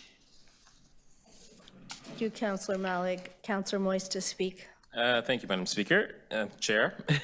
And through you, I do have a motion. And really, the motion is about directing the exec directors, plural, of corporate real estate, Creatio, SSHA, Chief Planning Officer, to explore acquiring school board properties that have been declared surplus, and to report back to the appropriate to this committee or the appropriate committee for the second quarter of 2024. So, as a former school board trustee, we're always talking about excess surplus lands, and as a school board, we could not sell these lands. We needed permission from the province to do so. But I believe, though, hopefully soon, the school boards will know which lands that they can actually declare surplus, and hopefully we as a city can acquire those properties. And again, schools are normally in neighborhoods, established neighborhoods, and it makes sense to turn some of these properties into long-term housing. I know it's been done in the past. Former Councillor Jambroni, I think now your ward, I believe, Councillor Bravo, I believe there's one school there that was turned into housing. Anyways, but I know previously too, I think I also put a motion forth around asking the federal government to look at the Moss Park Armory and other properties that may have to house people in the winter months. I don't know if they've responded to us yet, but we will continue to advocate for that because it's important space. I know that in the past they've done so, and that is something they can do as well. But I also wanted to add, though, Toronto Centre has continued to, has in the past and continues to do its part in addressing the homelessness crisis. As I mentioned earlier, 61% of social services is located in Toronto Centre. And I took the time to actually just itemize some of the spaces that we have put together in the last 11 plus months. I won't go through them again, but it's well documented where they are, and so we continue to make space. Regent Park, for example, and other places. And I'm happy to hear that the city is now looking at providing and creating housing across the city, because that hasn't always been the case. You know, these services were always central downtown, and you know, it's caused an unfair. I just think it's an inequitable, and so I'm happy to see that SSHA and others are looking at creating housing across the city, and making people, you know, making people feel more comfortable where they're at. So again, thank you to staff for all the work that you've done on this file. I know, again, it's heavy lifting, it's difficult work. Thank you to the deputants who came in earlier today as well. You know, we sat here for many hours listening to their concerns, but also there's a few things that I learned as well from a few of them in regards to the work that they continue to do, especially around those organizations from African countries, Somalia and others, that continue to provide services to refugees, you know, in our city. And they stepped up when other levels of government did not. So my hat's off to them. And I'm happy to see and to support Councillor Bravo's motion that was brought forth here as well. So thank you. Thank you, Councillor. So on the motion, all in favor? Opposed? That carries. And on the item as amended? 7.7. Oh, and sorry, and on Councillor Moise's motion, all in favor? That carries. And on the item as amended, all in favor, and that it carries. Thank you. We only have one item left, 7.8. And then to speak, I have a motion on this item. Yes, please. So this motion does a few things. One is to immediately ask the federal government to immediately fund and operationalize emergency accommodation sites on federal lands for refugee claimants currently in Toronto, including but not limited to the armories that are located here, and to provide emergency safe indoor spaces for this population during the duration of the winter season. We also understand that we need to have an immediate reception center at Pearson Airport, as has been offered to Ukrainian refugees arriving, and that was also offered at the land crossing, which were asylum seekers and in Quebec, and to implement a transition plan for all new arrivals at the reception center to go to Immigration, Refugee, Citizenship Canada funded shelter and support services. It also requests that the Government of Canada share with the City of Toronto the federal response plan for appropriate support services for refugee claimants and asylum seekers, and it like reiterates demands, requests that have been made to make the city whole for stepping in to operate a shelter and operate warming centers for asylum seekers, for refugees in this city. And, you know, I want to be really, I don't think that we can be forceful enough. I know that these requests have been made before, but as you heard from deputant after deputant, the situation is so crucial today. I had an opportunity to meet with the UN's representative on human rights to Canada. So she represents the United Nations to Canada. And we talked about the urgency of meeting the crisis and refugees arriving in this country. She was frankly shocked that we don't have the reception center set up, and really concerned that the federal government isn't owning the responsibility to ensure that when people arrive in this province, in this city, that they are not immediately in the care of the federal government. And that has to happen. We're talking about thousands and thousands of people.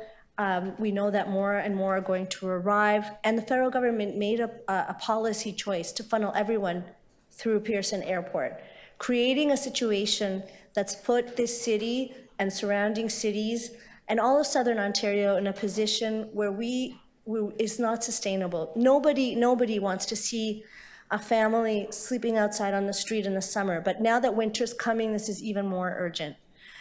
I want to speak to the report, and I want to appreciate the fact that the general manager of shelter supported and housing said that we recognize that this isn't enough. Nobody here is saying that this winter services plan solves every problem. In fact, we know that it isn't enough, and and I think it's important to recognize that today, tomorrow, actively, there are conversations that the City of Toronto is part of at the public service level and at the political level with the provincial and federal governments to make sure that we're pushing on every possible lever, including additions to the Canada-Ontario housing benefit, including the support that we need to make sure that people are safe and inside. I also want to say that it's a good development that instead of triggering a warming center at -15 degrees, that it's going to happen at -5, and that's listened. That means listening to doctors who have come to this committee, who have spoken publicly, who gave advice to the medical officer of health, and however insufficient in terms of the big picture, but that's a bit of progress right there. And I think it's really important that we acknowledge that there are frontline workers and experts who are telling us that some form of respite is urgently needed to make sure that there's a way to get people inside 24/7 throughout the year, not just episodically in the summer cooling and the winter warming. We are going to have to look at every possible tool to face this winter together. And I really want to urge the public in the City of Toronto to make your voices loud and count, because we need to put pressure on the provincial and federal government, and in particular on the federal government. We cannot let up right now. People are suffering. They're going to continue to suffer more. And this is a disaster that we need to confront.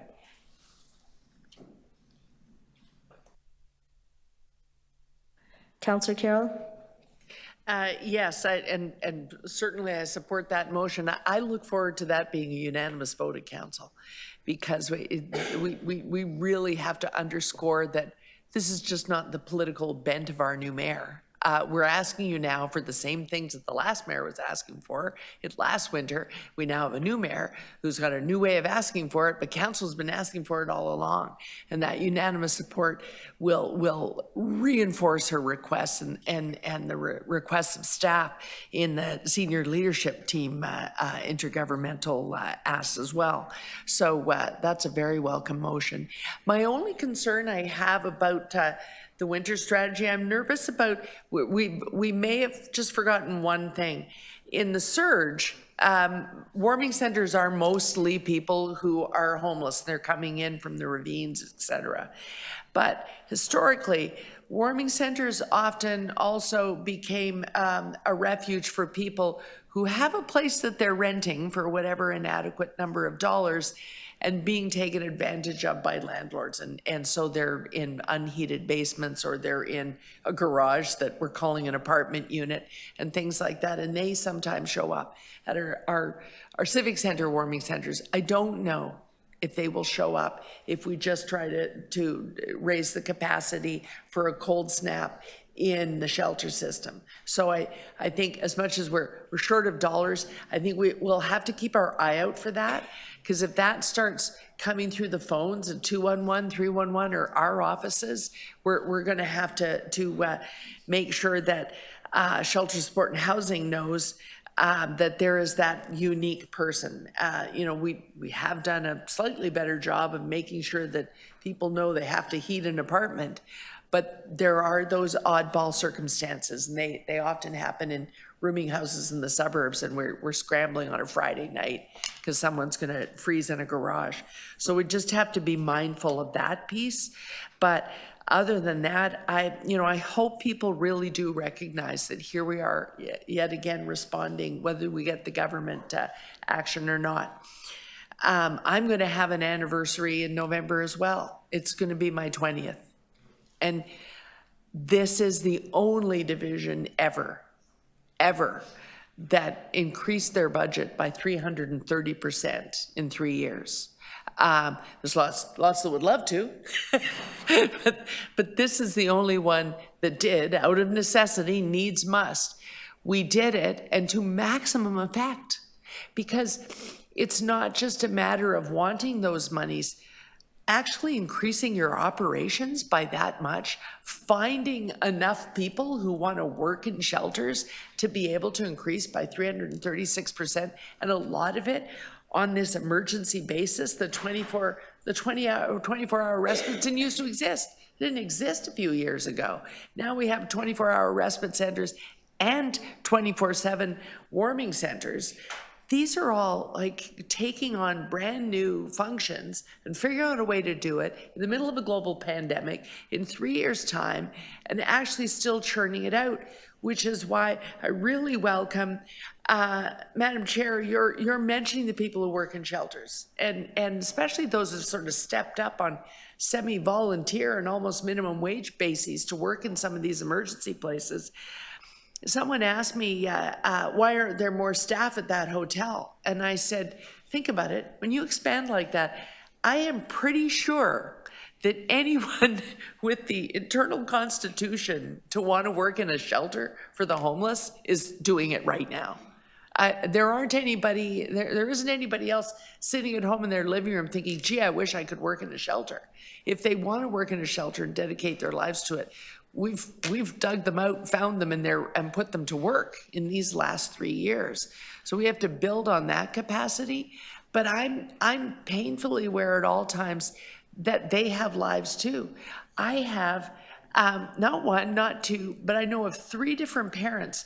When I go to a Saturday morning basketball tournament, and they're often in like Durham or Markham Pan Am Center or Vaughan or wherever the heck, I know of 3 parents who come off a night shift from a homeless shelter, go home, pick up their kid, throw some breakfast at him, get back in the car, and show up at a basketball tournament. And then go home, kip for maybe 3 hours, and then go back. They have lives, and yet we are just asking as much as is humanly possible of those people that are strong enough to want to work in a shelter, and especially one where it's a person in crisis, in an emergency shelter in the dead of winter.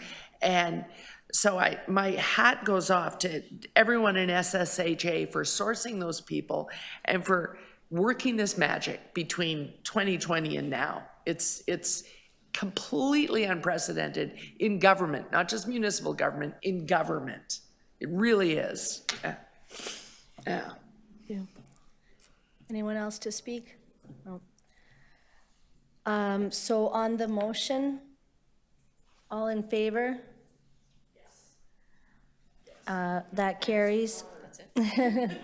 And that is it. With that, I don't think so, no, because there wasn't. Yeah. So that, wanted to thank everyone who is still here, who spent the whole day here, all the staff and the deputants and counselors and counselor staff. It's wonderful to see this level of commitment and engagement. And with that, we are adjourned.